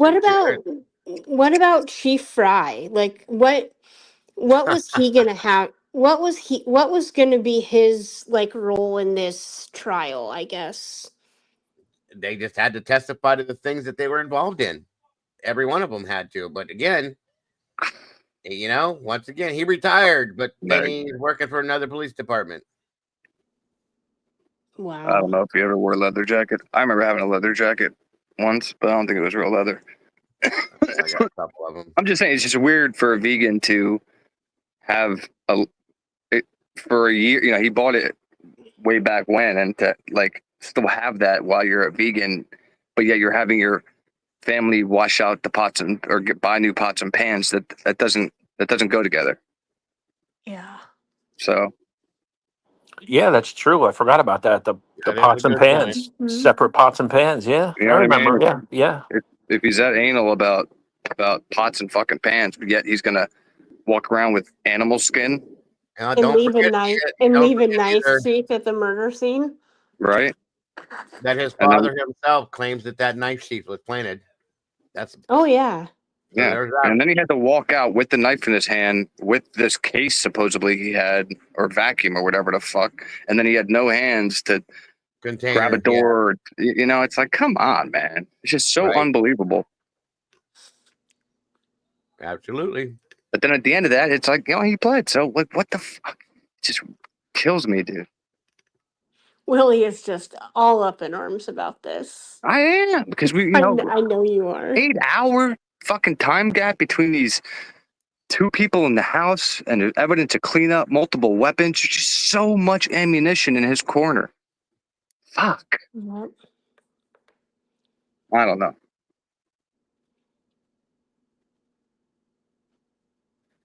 Anyway. So where are you at with this, Elliot? The magnificent gentleman. Oh. This part right here. We're getting there. Okay, I'm gonna jump down again, Dago. Are you leaving? I just had to come back because I thought about the IgG thing and whatnot. Right. Definitely. I agree. Just wanted to confirm that was a conflict of interest. That whole situation was done illegally. Violated his rights. So it's not just a conflict of interest, but it's No. flat out illegal. That was absolutely like I said, that is a reason alone That's that what this I could be that tossed. So that's what I'm there's thinking. that. You know what I mean? There's that. Yeah. All right. I will be in chat. Okie doke. All right. See you guys. Later. Take care. Like myself. Hold on, let me check if I'm getting some good footage. Am I? To fuel his rage, he would also scour the streets of Isla Vista at night, hoping to find couples and beautiful young women to chastise from his car. You're an asshole. This further indicates Elliot's sense of grandiosity, as he likely felt a surge of confidence while stating the insults. It's noteworthy that he makes these comments from the safety of his car, rather than confronting the ongoers face to face, giving him the feeling that he had the upper hand. Here I am, Elliot Roger. Beautiful, magnificent gentleman. Dude, you could tell he's never been punched in his face. I don't see it.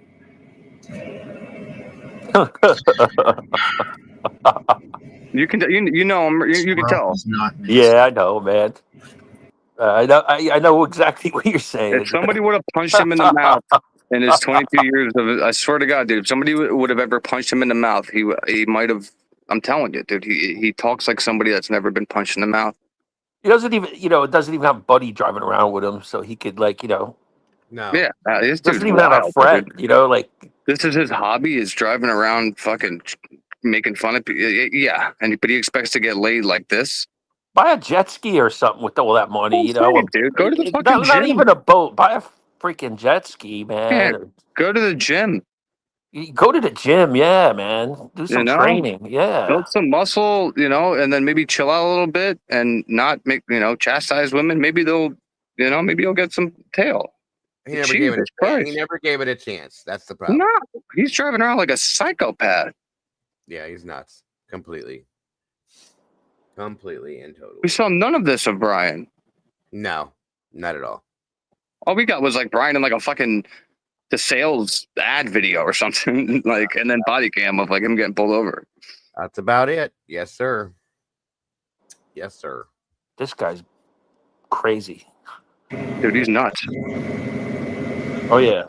This revulsion for people in relationships compelled Elliot to share his into himself online forums, one of them being bodybuilding.com, where he writes, "It's been my life's struggle to get a beautiful white girl."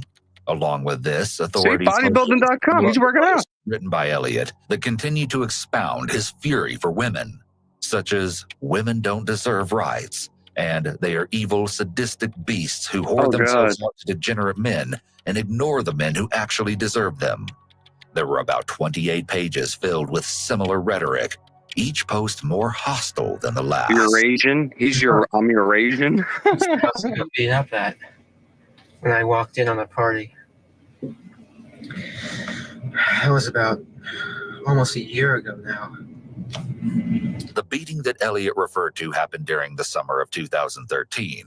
While at a house party, Elliot was jumped by a group of college kids before being pushed off of a 10-foot balcony. Never mind. They were trying to hurt him without reason, but the truth was later revealed that Elliot had attempted to shove multiple girls off of the balcony after making gestures to imitate shooting a gun towards the partygoers. So he did get his ass kicked. I'm glad to hear that. That makes me happy. 100%. I guess his attitude wasn't that popular at parties. Yeah, somebody said, F this, dude. Thank God. Good day, Crime Talk aficionados. We have a great show for you today. First, hang on. I don't know what just happened. Damn it. Are we leaving that? Hitting pause again. Hold on. Oh, I was going to say, I was getting into him fucking riding around like a nut. Hold on. I hit the wrong button or something. Give me a second here. You're good. Take your time. But yeah, dude, I don't see the comparison at all. There's like zero comparison. So whoever made that comparison needs to like figure out another one. Yeah, I don't see it. I just don't see it. No, not even close. Even the Bundy thing was so I mean, he's studying this stuff, so he's studying these people. So Yeah. there's your thing for it. But Yeah. I don't see a comparison between either one of them with him. You know? No. I don't see it. And that's what just doesn't sit right. Is with all this, it's like It's off. It's just something's Yeah. off. Yeah. No, like I said the other night, I was talking to Dago. JC was in here, and I was saying, you got $1 billion economy running around a university, knocking down crime scenes and everything ahead of time. So, Yeah, which is another reason to take it to trial. They have no fucking crime scene. Could have They have he to could have prove canned everything. he could have canned the attorneys like right before the trial. I don't know, man. I said from the beginning. But you know what would have happened? He would have, the new attorneys would have come and said, we never agreed to knock down the crime scene. So But they you did. got That's and that's yeah, where I and have the buried whole it. issue They with it all. buried it. Yeah, they buried it. So you gotta say everybody loved Dan. That's fine. But if do you think if Brian would have had a fair, speedy trial, do you think he would have had a shot to get off? Because at that point in time, Brian was eager to get back to Idaho to learn the evidence to be exonerated, and nobody can make me believe that if that's the truth, then they told him, "All right, 6 weeks, we're taking this to trial because this is bullshit what they have on you." Right? But instead, he waives that and gives the state more time to build their case. Yeah, yeah. Right? I mean, they did that with OJ. OJ, they said, no, we want a speedy trial. And that's what I mean. OJ had blood So all over that his went ass. through, bang, 11 months, done, the whole thing. Yeah, but yet Brian, it was all terrible circumstantial evidence, all bullshit, and we didn't get a speedy. Why, man? Like, So Ann gave the state another how many months with their investigation. So that's why I never liked her, because I said she's still a public defender. No matter which way you try to slice it, you could tap it with a hammer. It's not going to change. They all have lunch together. The prosecutors, the public, they all pass have. each other at the same stoplights and shit. You know what I mean? And I don't want my lawyer being, friendly with nobody. That's why, Alan Jackson and and the other guy they brought in the second time, they don't give a shit about what anybody thinks about them. So I just wish Brian would have leveraged the public and not have been so complacent with Ann, but he chose not to, and I think I heard him. I don't think there is one, chick bait. I don't think there is a K-bar. Sorry, I just don't. Chick bait said, "Where's the K-bar?" I said, "I don't think there is one." Ask Brian. I never did. He should know. I never thought there was a K-bar, but that's just me. All right, I found it. I got back to that spot. Sorry, you guys, for that. I hit the wrong button or something. I want to know I want to know what kinds of weapons, what other weapons they found at the scene. No idea what they found, but I guarantee there was more than one, and I don't think it was a K-bar either. So, well, the defense said we already know there's more than one. That's what I'm saying. So it should be interesting to find that out for sure if we do. That's the best thing to do. All right, here we go.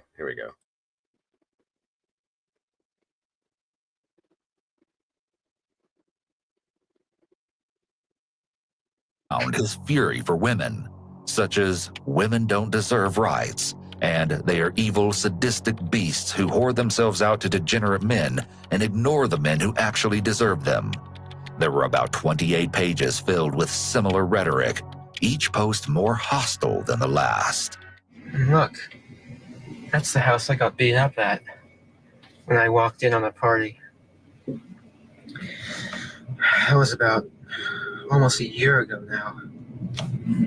The beating that Elliot referred to happened during the summer of 2013. While at a house party, Elliot was jumped by a group of college kids before being pushed off of a 10-foot balcony. He stated that they were trying to hurt him without reason, but the truth was later revealed that Elliot had attempted to shove multiple girls off of the balcony after making gestures to imitate shooting a gun towards the partygoers.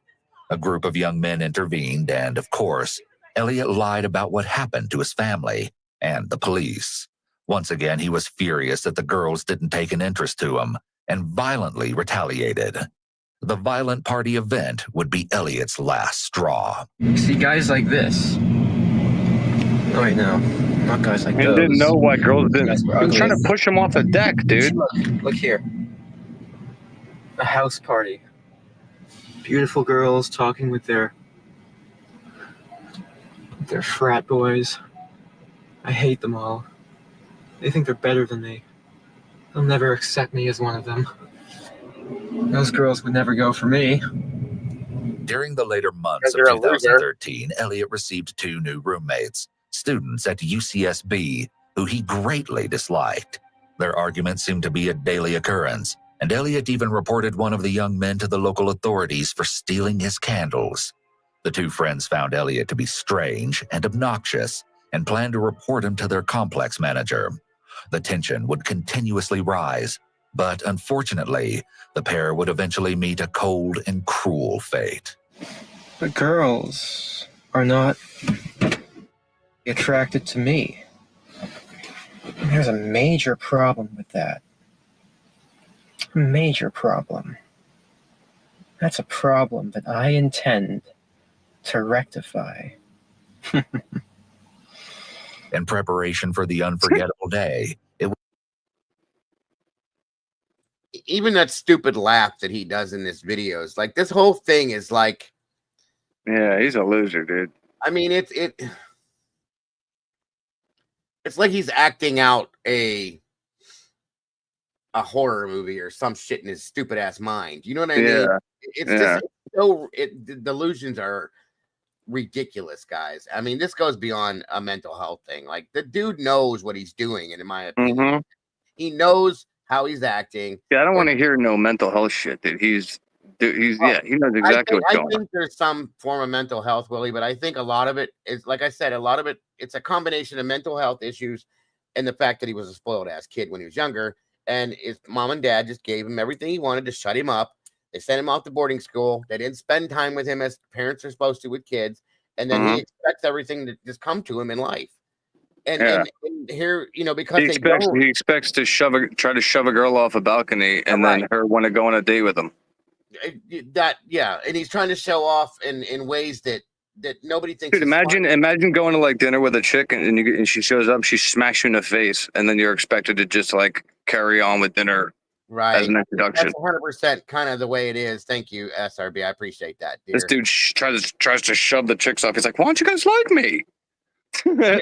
That's what I mean. Like, if his parents would have had spent, like we did with our kids, and you do with your daughter, and things like that, all that time, and he would have learned, to respect women and to respect yourself, and not everything comes on a silver platter, and money doesn't buy everything, and all those things.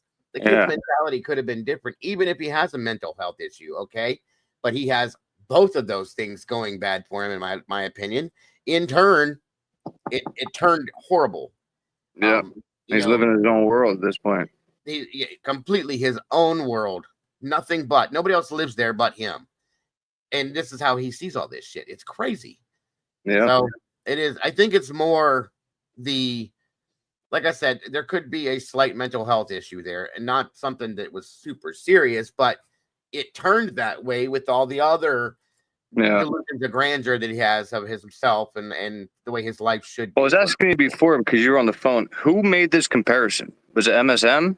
Oh, Jesus. I think Banfield. It came from Banfield, I think, initially. Gotcha. That was as everything seems to initially. Makes sense. Yeah, I was going to say it makes sense. 100%. So it was discovered that Elliot read books on mass murderers and serial killers at the library, but would never actually take the literature home. I will not let this fly. It's an injustice that needs to be dealt with.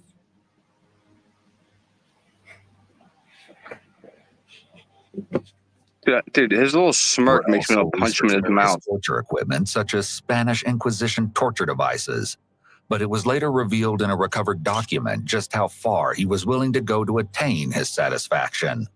Following Elliot's chilling preparation, the day had finally come for the twisted mind to take his revenge.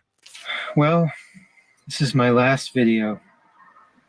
It all has to come to this. Tomorrow is the day of retribution. The day in which I will have my revenge against humanity, against all of you. Well, this is it. This is my last video. It all has to come to this. Tomorrow is the day of retribution. It's evident here that Elliot is bordering on delusion with this bizarre performance. It's possible that his off-putting personality, so to say, is exactly what ostracized him from his peers. But Elliot's vindictive persona would propel him to organize a horrific attack. Before his day of retribution, it was discovered that Elliot had sent a disturbing email to his parents, therapists, and acquaintances entitled My Twisted World. This would later be known as Elliot's Manifesto, where he detailed his anger and frustrations toward the world, specifically women. Not only that, but the killer also went into chilling detail about what he really had planned for the vulnerable town of Isla Vista. Minutes ago, I finally checked my email. I saw this letter. It's from Elliot Roger, who's a Santa Barbara City College student. It's 141 pages. So when you get to the end, which is where I went to immediately, page 134, it's a very detailed attack they plan on taking in Isla Vista, including shooting people and driving in a car to intentionally run over pedestrians and then shoot themselves. You girls have never been attracted to me. I don't know why you girls aren't attracted to me. I know. I will punish you all for it. It's an injustice, a crime, because I don't know what you don't see in me. I'm the perfect guy. And yet you throw yourselves at all these obnoxious men instead of me, the supreme gentleman. I will punish all of you for it. Elliot's maniacal laugh almost sounds forced, like he's an actor playing a part, and his smile is likely feigned. Fake smiles are one of the most common nonverbal lies in body language, and only includes the mouth compared to genuine smiles, which involve most of the face. Elliot also wrote that he planned to kill his younger half-brother Jazz and stepmother Sumaya. He accredited this decision to his hatred for how Sumaya would supposedly mistreat him. And even though he mentioned that he and his half-brother had grown closer over the previous year, he could not bear the thought of having someone else live the life that he wanted. What are you doing, Jazz? Elliot wrote that Sumaya would allegedly chastise him, saying that Jazz would go on to become a successful actor. He'd have lots of friends, whereas Elliot would not. I'll be a god, exacting my retribution, and all those who deserve it. And you do deserve it, just for the crime of living a better life than me. All you popular kids, you've never accepted me. All I've ever wanted was to love you and to be loved by you. I've wanted a girlfriend. I've wanted sex. I've wanted love, affection, adoration. You think I'm unworthy of it? That's a crime that can never be forgiven. These thoughts are indicative of severe antisocial personality disorder. Based on the contents of the email, his desire for revenge and his willingness to harm others in such a callous and vicious manner indicates a complete lack of empathy and poor moral conscience. Although it was never expected that he would take his anger so far. Next, it would be uncovered that the original day of Elliot's retribution was previously set for April 26, 2014. This was due to the fact that he knew of his father's scheduled business trip, which guaranteed his absence. Elliot was sure he would be able to successfully complete the murders of his stepmom and stepbrother without worrying if he would have to kill his father. But 2 days before his arranged day of carnage, Elliot fell ill with a cold, and his dad arrived home from his trip earlier than expected. It seemed in Elliot's murderous mind that it wasn't of the right timing to commit his so-called revenge, as he so desperately wanted things to be perfect. He would then reset the date for May 24th, almost a month later. But instead, for an unverified reason, the horrifying incident would occur the night prior. perhaps suggesting that Elliot assumed his retribution would last into the early morning hours. And in turn, I will deny all of you life. It's only fair. I hate all of you. Humanity is a disgusting, wretched, depraved species. While unaware that his future plans would be unexpectedly put on hold, Elliot released multiple YouTube videos 1 week prior to April 26, 2014, showcasing his frustrations with life. However, he wouldn't release his final video until the day of the shooting, which puts into detail just exactly what he intended to do. Although he does not speak of his set plan in the initial videos, it goes to show how his enraged mindset grew with each day. Oh, check it out. There's me. In all my fabulousness. Oh yeah. Elliot Roger. Gayness. I am so awesome. When Elliot made these videos, he likely didn't imagine where they might end up. In the last place someone with a fragile ego would want them: Reddit.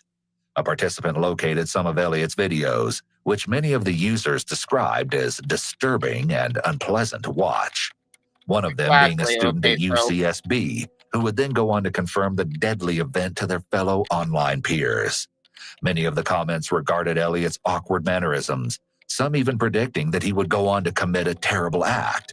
But others would shockingly side with Elliot, expressing their synonymous feelings of loneliness. Some of the accounts wished that they had warned police when they initially viewed the troubling content, but it was later revealed that the authorities had a chance to prevent the attack well before the memorable day.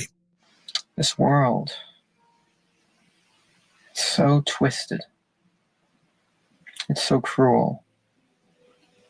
And you girls make You're it cruel. twisted, bro. You girls have starved me of and enjoyment and pleasure for my entire youth. You've taken 8 years away from my life. 8 years I'll never get back.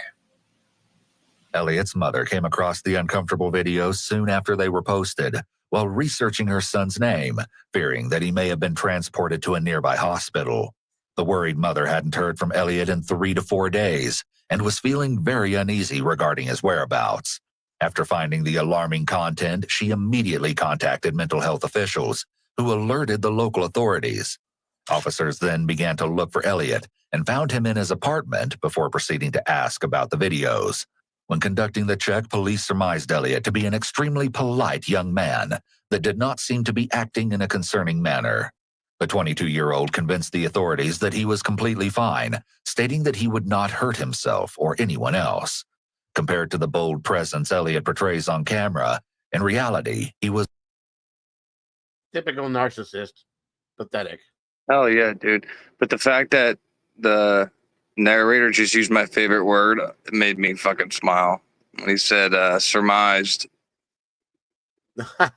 Yeah, he did. Yeah, he did. Yeah, that's my favorite word, 'cause I hate the word assume. Mm-hmm. But yeah, he's a narcissist. I don't know what he is. He's nuts, dude. He's so into himself. He's a He should have just manipulator. banged himself. Yeah. He should have just banged himself and got it over with. Well, if his life was that miserable, you'd have thought that would have been the answer. But no, he had to make sure he punished, punished himself. Yeah, right there. Like Alicia said, that too. So his mother got worried about him, checked on him, and saw the videos. Sent the police over there, and the dude was so manipulative that he talked him out of it. And it happens all the time. She tried. At that point, she tried and was failed. So she's right about that one. I agree. In all my They would have paid fabulousness. attention to all this shit. If they'd have looked at the videos, they would have locked him down. This wouldn't have happened. They should have done that, in my opinion. So it's pathetic. Yeah. The whole thing is just sad and pathetic. Oh, yeah. was very withdrawn and quiet. While the officers may have thought Elliot to be a normal resident of the college town, they never would have guessed that they were talking to a cold-blooded killer who could have been stopped. I mean, yes, I'm a shy, quiet guy, but I have good qualities to myself. I'm a gentleman. You know, I'm sophisticated. I'm polite. I have good values. And I can be fun, too, if they just give me a chance to open up. But girls never give me a chance because they're evil and cruel like that. Although Elliot talked about his plan for the day of retribution in his most infamous video, he left out the horrific agenda that was supposed to take place one day before the actual attack. This included his idea of kidnapping, tormenting, and killing his victims within his apartment. He admitted that in order to do so, he must eliminate his 2 housemates so he can utilize the space for his diabolical activity. Next, he schemed to lure people in one by one, to which he alluded that monstrous acts would be performed. Unsurprisingly, Elliot stated that he would torture those he deemed attractive first. He detailed how he would pour boiling water on their bare skin, along with flaying, stripping, and cutting their flesh before removing their heads. Finally, Elliot wanted to disperse the severed body parts amongst the city streets, while simultaneously executing his bloody rampage. You will finally see that I am, in truth, the superior one. The true alpha male.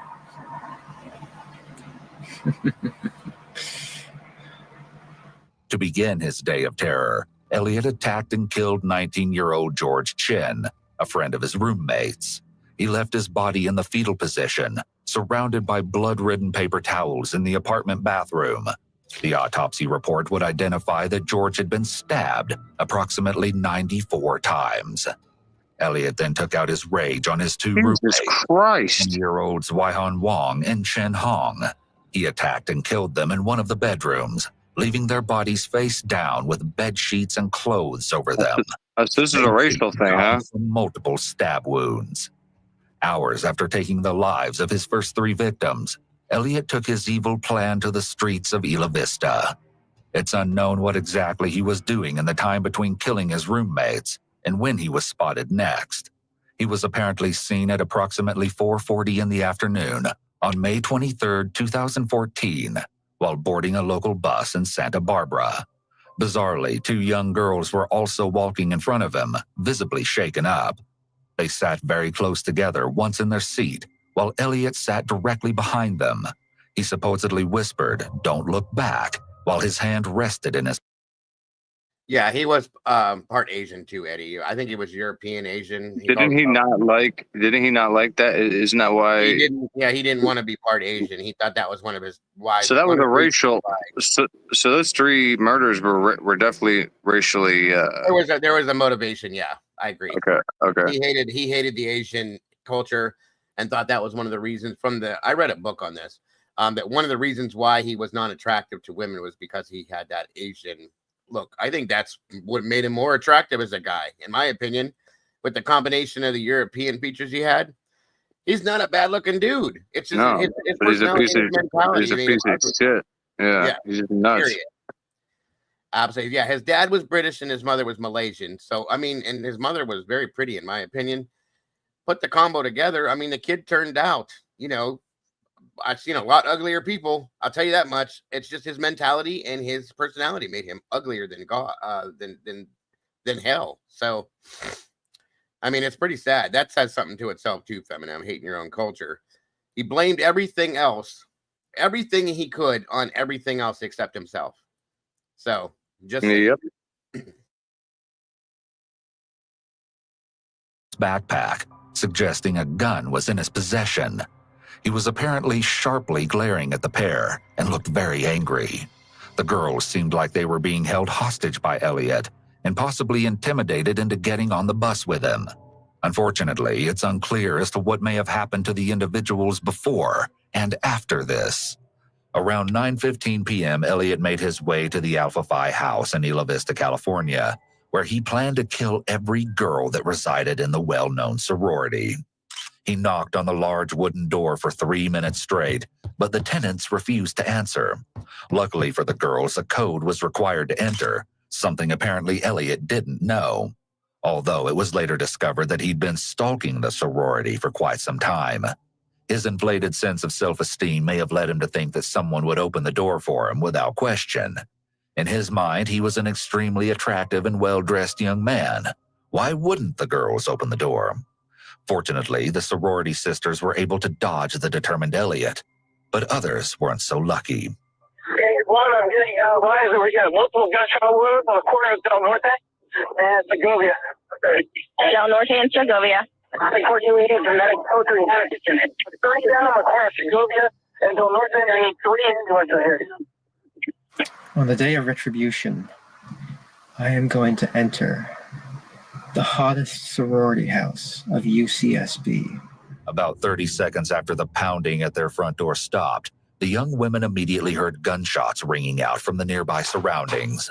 When they peered out of their windows, they were horrified to see 3 young women laying along the sidewalk and grass. When police responded to the scene, they found 19-year-old Veronica Wise and 22-year-old Katie Cooper deceased, resulting from multiple gunshot wounds.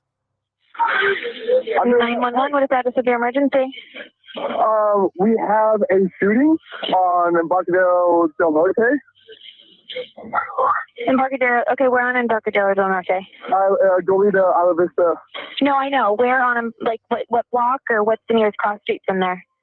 It is Segovia. Okay. Segovia, Embarcadero Del Norte. Did you actually see the person shooting the gun, or did you see what it made contact with, or did you just hear it? I saw the car. You saw a car? Did it make contact with anybody? Yeah. Who? We have 3 girls, 3 women. They got shot? Yes. Both girls were part of the Tri Delta sorority at UCSB and were simply walking to their intended destinations before being viciously shot and killed by Elliot. What'd you say, buddy? No, I said, Jesus Christ, dude. Oh yeah, he did it right. I mean, he went in and just What destroyed. what the hell kind of response is this from the cops? Like, I don't think they expected it to be what it was. That's pretty wild. Yeah. The third gunshot victim could be heard yelling, "I'm going to die," repeatedly while speaking to her mother on the phone. But it was later reported that she survived the horrific ordeal. Next, at approximately 9:27 p.m., officers responded to numerous gunshots being heard from the area of Embarcadero Del Norte and Pardal Road. After arriving, police spotted a couple of local college kids standing on the corner and asked about the tumultuous sounds. The students claimed that it was merely fireworks, but the officers would soon come to understand that it was far from anything celebratory. Humanity is a disgusting, wretched, depraved species. If I had it in my power, I would stop at nothing to reduce every single one of you to mountains of skulls and rivers of blood. After speaking with the college kids, police noticed a black BMW parked near the Isla Vista Deli, a local diner. Seconds later, they identified a young male frantically running to the vehicle before fleeing eastbound on Pardal. Little did the officers know the man would turn out to be Elliot Roger, the prime murder suspect in this harrowing case. 911, what's the address of the emergency? Your guy thinks somebody else is on the line. Okay. I don't know what just happened. Okay. Were you injured? Were you injured? Okay, where are you? Somebody else is. We're at Ivy Deli and Isla Vista. Okay, you're at Ivy Deli and somebody shot? Yeah. Okay. Okay. Okay, I understand. Okay, I'm getting help started. Do you know how many people are hurt? I don't know.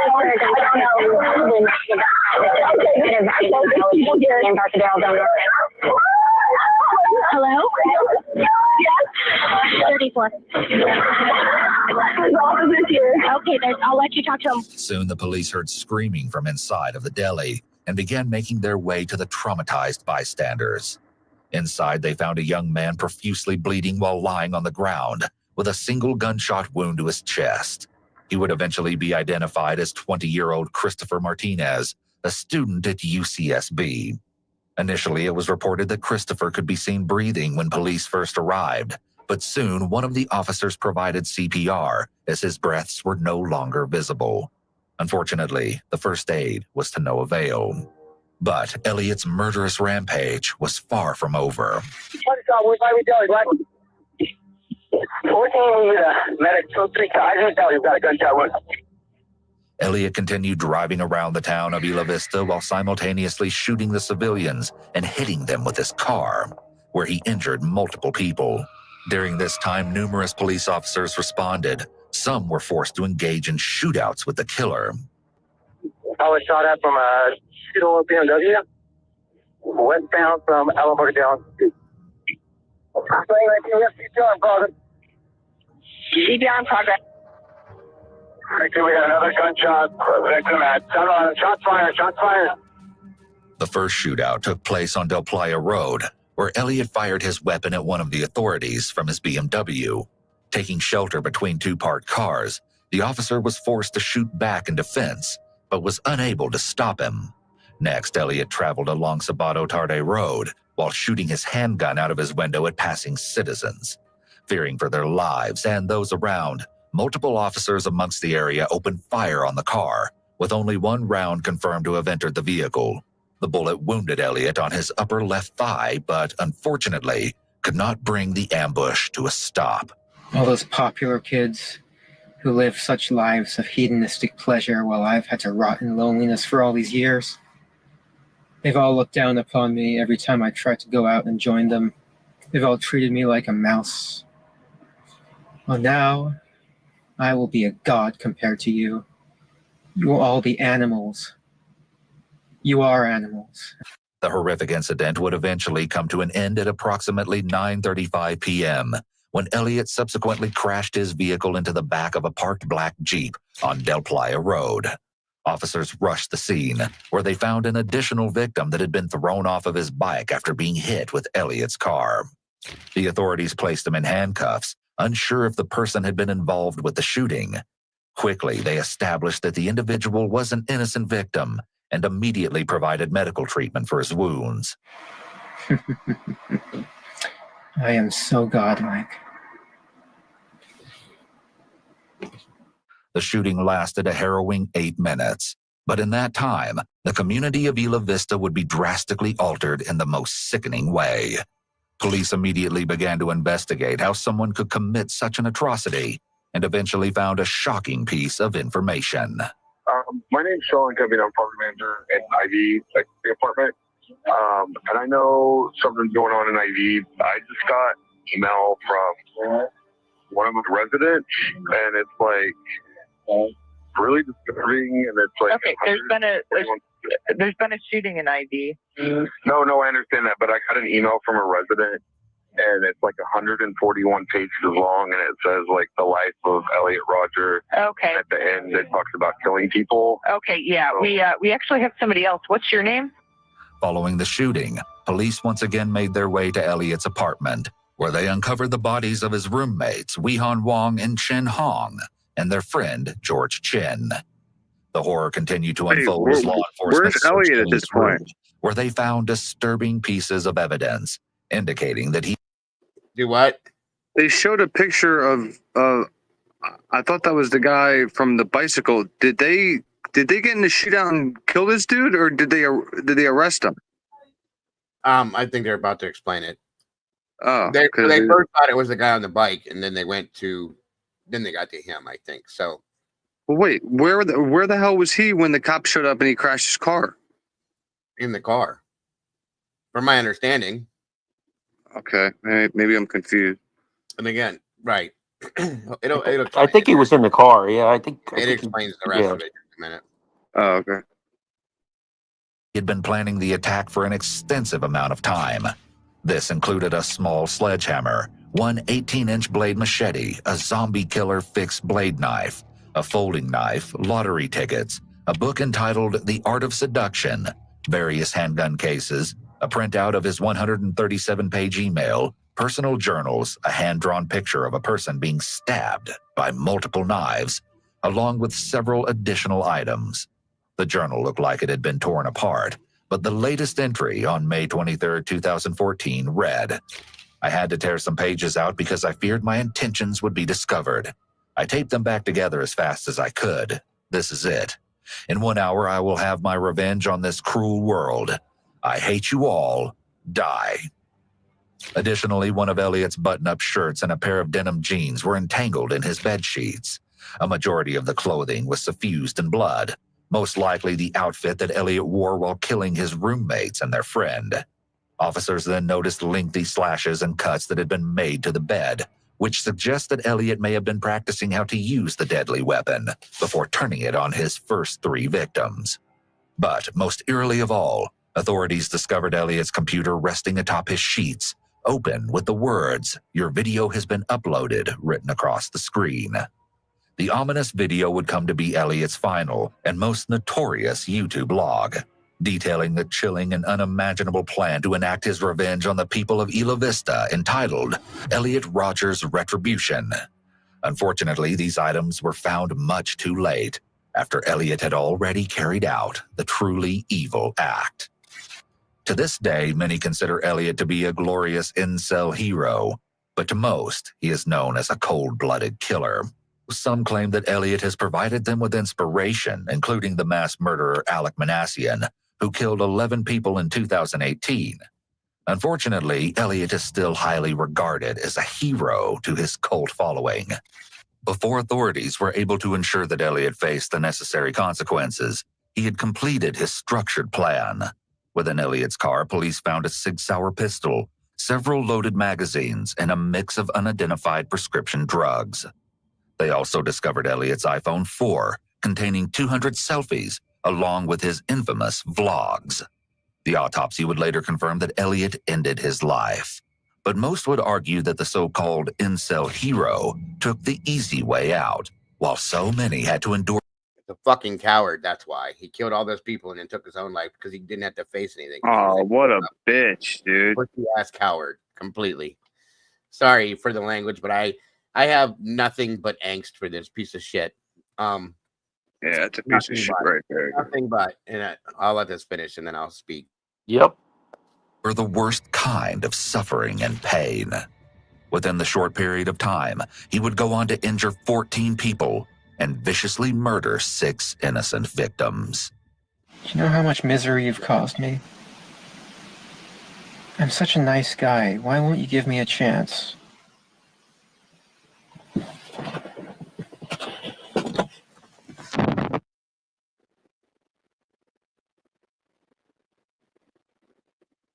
Yeah, it's night and day, bro, compared to fucking Brian. Sorry. That is not. This is the reason why we showed this today, you guys. This is nothing like Brian Koberger. This is a pathetic, cowardly, just mentally detached, disturbed piece of garbage as far as I'm concerned, okay? And granted, all of it wasn't his fault, but at some point, I got to say that most of it was. I mean, you have the reality that... Hell yeah, it was his fault. Come on. Like, this is ridiculous. And again, there isn't... I don't see Then he shot himself. He knew what he was doing. Anything about Brian here. Nothing. If he had gone to prison, he would have gotten all the... Yeah, he sure as hell would have. That's a fact, Phil. That's a fact. Yeah. The dude needed... First off, I'm sorry to say this, but he needed disciplined as a child. The right way. He needed attention from his parents. He needed serious, psychiatric help, in my opinion. I'm not talking to you. Shut up, Scott. Yeah, swift kick in the ass. Shut up, Scott. Huh? Shut up, Scott. Jesus Christ. My computer is it's like haunted. Anyway. That one attorney from Crime Talk just started talking. Anyway, yeah, they didn't find anything like that, Terry. They're not saying that either. He has just been attributed to being, this was the Elliot Roger. This is where the Papa Roger came from. This whole thing. There's no comparison. None. Oh, okay. Now I get it. None. Okay. None. Brian did not put anything out like this. He didn't say anything like this. And the idiots that say that he is, you need to go back to school. That's all I'm telling you. I don't care if you got a doctor. I still think that Papa Roger thing was LE. A lot of people think that, Cap. That there's a lot of people that claim that they think that it was LE fishing for answers. Fishing, yep, yeah. And I could see how that would make sense too. What better way to throw out little details and then Yeah. that only someone would know, and then say some things that are, Yeah, of course, to try to and get somebody to then respond. someone to respond. 100%. And Katie, 100%. Just They my said in the theory. Brian video that Brian was fascinated with them. Well, guess what? Anybody that's taken criminology courses would be fascinated with this piece of shit. To want to know why his mind works the way it does and what it, that's part of criminology. So that doesn't mean that you want to be like him, because he was nothing like him.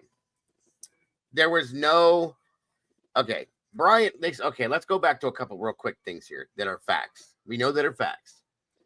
They put it in the Dateline episode, the hit piece that they put out, said that at one point in time, Brian was at the pool party and approached a woman that was married, sat down in between her and her friend, and didn't seem to care that she was married, which that is sometimes can be a problem, I understand, but he had the confidence to have that conversation. This piece of work didn't even do that. He couldn't He shoved chicks off the balcony. Right. He's trying to, right. That's my whole point. Bingo.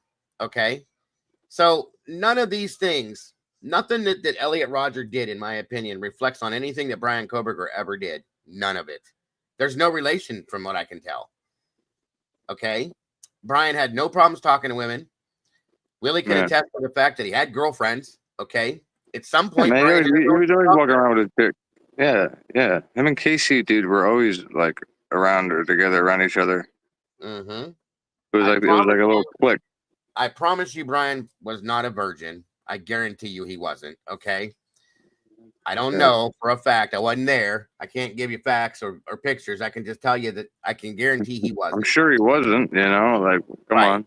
Okay, it's that, and that still has no bearing on it as far as I'm concerned. I'm just telling you. Brian wasn't gay. I don't know that this kid was either, but there's some people that thought that he possibly could have been, this Elliot Roger, which is why he was so angry. But I don't know. He said he was. He said he was. Who? Elliot Roger? Yeah, when he was in his car, he said that he was. Oh, yeah. Like that's why he was so pissed. I don't know. Like I said, I don't know if that was true or not. That's what I'm saying. But he made that statement. So. Well, I mean, I'm at that point. I'm gonna take him at his word. If that was his last video. Yeah. Then I get it. But listen, bro, I gotta try to go put something in my stomach, dude. It's been 48 hours since I ate anything. You should probably do so that. I'm gonna try to go eat some soup or something. Try to keep it down. You're probably all right now, dude. I know you're probably scared. I was the same way. Dude, I'm terrified, bro. But like, I could eat a cow right now, dude. You got any like crackers, like saltines or anything?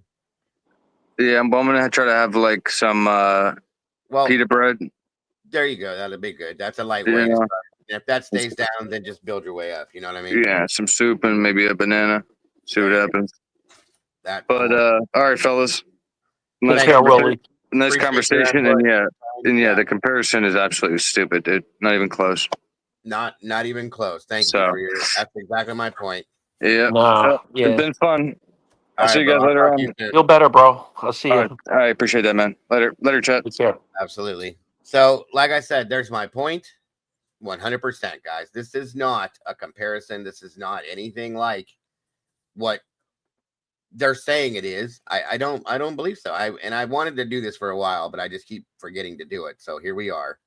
I thought today was a good day considering some of the things that have just been said recently within the Amazon piece. So again, everybody I'm seeing is saying no. No. Cap, you said no more than once. Willie said no. I'm open-minded, and you showed the whole thing. So I just don't agree with it being a good comparison. Sure. It's not even. I don't even think it's close, in my opinion. And this is what they've done to Brian Koberger through this entire thing, is they've compared him to people like this. Ted Bundy, saying he's obsessed with this, he's obsessed with that. He's done this, he's done that. He's this person, he's that person. They've done everything but call him who he is. Even Bundy, Bundy's totally different in my opinion, because I seen how good Bundy even charmed the judge. For the judge to go to Bundy was way more confident, Cap. Way more confident. Yeah, and there was no walking around with a cast on, Yeah. in broad daylight, and I don't see I don't see the comparisons. I see it as someone studying, with their future job. Right. I don't see it as comparison. I mean, every case is unique. This is unique, maybe. This is more like a frenzy to me than anything else. But Mhm. I don't know. I don't know. That's a fact. Like I said, and I don't know what you meant. I am definitely open-minded. I try to be open-minded. But this one, no, I can't agree with anything with this. I just can't. I absolutely can't. This was, like I said, just like Eddie just said here, more propaganda, deliberate effort to make the public see Brian Koberger as this horrible person that he's not, in my opinion. Just saying. I don't believe any of those things. I see Brian as a completely different person, you guys. And that's just from what I know of him, from the things that Willie has presented, from the things that Rich, the guy Willie interviewed, who was a friend of Brian, has presented, from the things that family members have stated, other people have stated. I don't see Brian as anything like any of this. Okay. And that's why one of the main reasons why I could never accept that he did what they're saying he did. One of the reasons, one of many. So, but I think that's going to do it for today, guys. I thought it was a good show, and I hope everybody got something out of seeing that, because I think it was very important for people to understand who Elliot Roger was truly as compared to who Brian Koberger is. And also those little updates with the Patterson stuff. I'm kind of really disappointed in James Patterson. I was a huge fan of his, guys.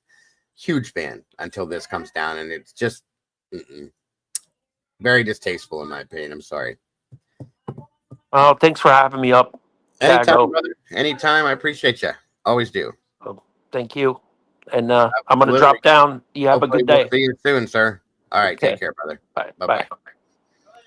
He does represent a slim demographic, but more on the level of socially dysphoric. Good point, Phil. Thank you. I'd be interested to do a show. Yeah, we can do that, Teresa. I can do a whole thing on Bundy. I know a lot about him. I covered him. That doesn't, God forbid, don't look at my Google search history, But I've done Bundy before. I've looked at Bundy before. We absolutely can compare Bundy to Brian once again and show you, no, it's not there. So, again, I hope you guys enjoyed this. Thank you, True Seeker and Michelle. Appreciate that. I don't know what. I think we're just doing turkey club sandwiches tonight, Chet. But thank you for that. And thank you to my mods for being here as always. Thank you, Teresa, again. And I hope you guys. I might pop in here tonight. Who knows? Just for the hell of it, just to see what's going on. Depends on who else is live, and I don't want to overlap with somebody. So everybody, you guys have a great rest of your night. Blue Crew, thank you for popping in here and doing your thing. You guys are amazing as always. I want to thank JC for joining me, Willie, as always, for joining me, and of course, Captain Jenks for joining me. Thank you so much to all of you for being here. Don't forget to love yourselves and love each other. Don't change a thing, guys. You guys are amazing. I want to thank you to anybody that chose to donate to the channel to support it in that aspect. Absolutely appreciate it, guys. Never expected, but very much appreciated. And that being said, I will see you all very soon. Bye-bye, y'all.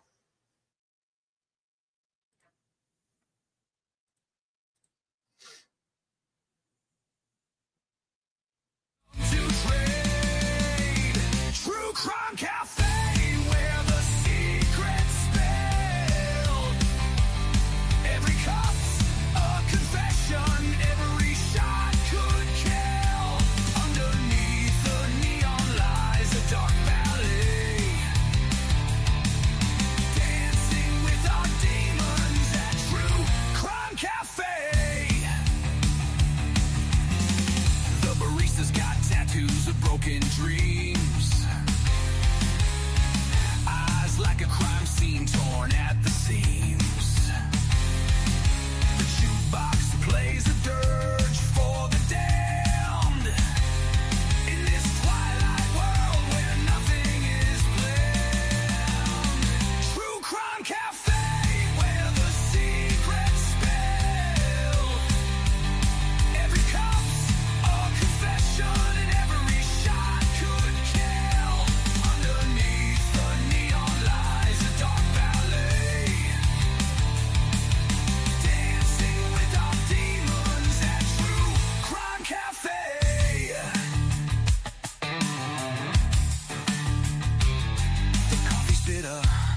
like a lover's last fight. The air's electric in the neon light. A place where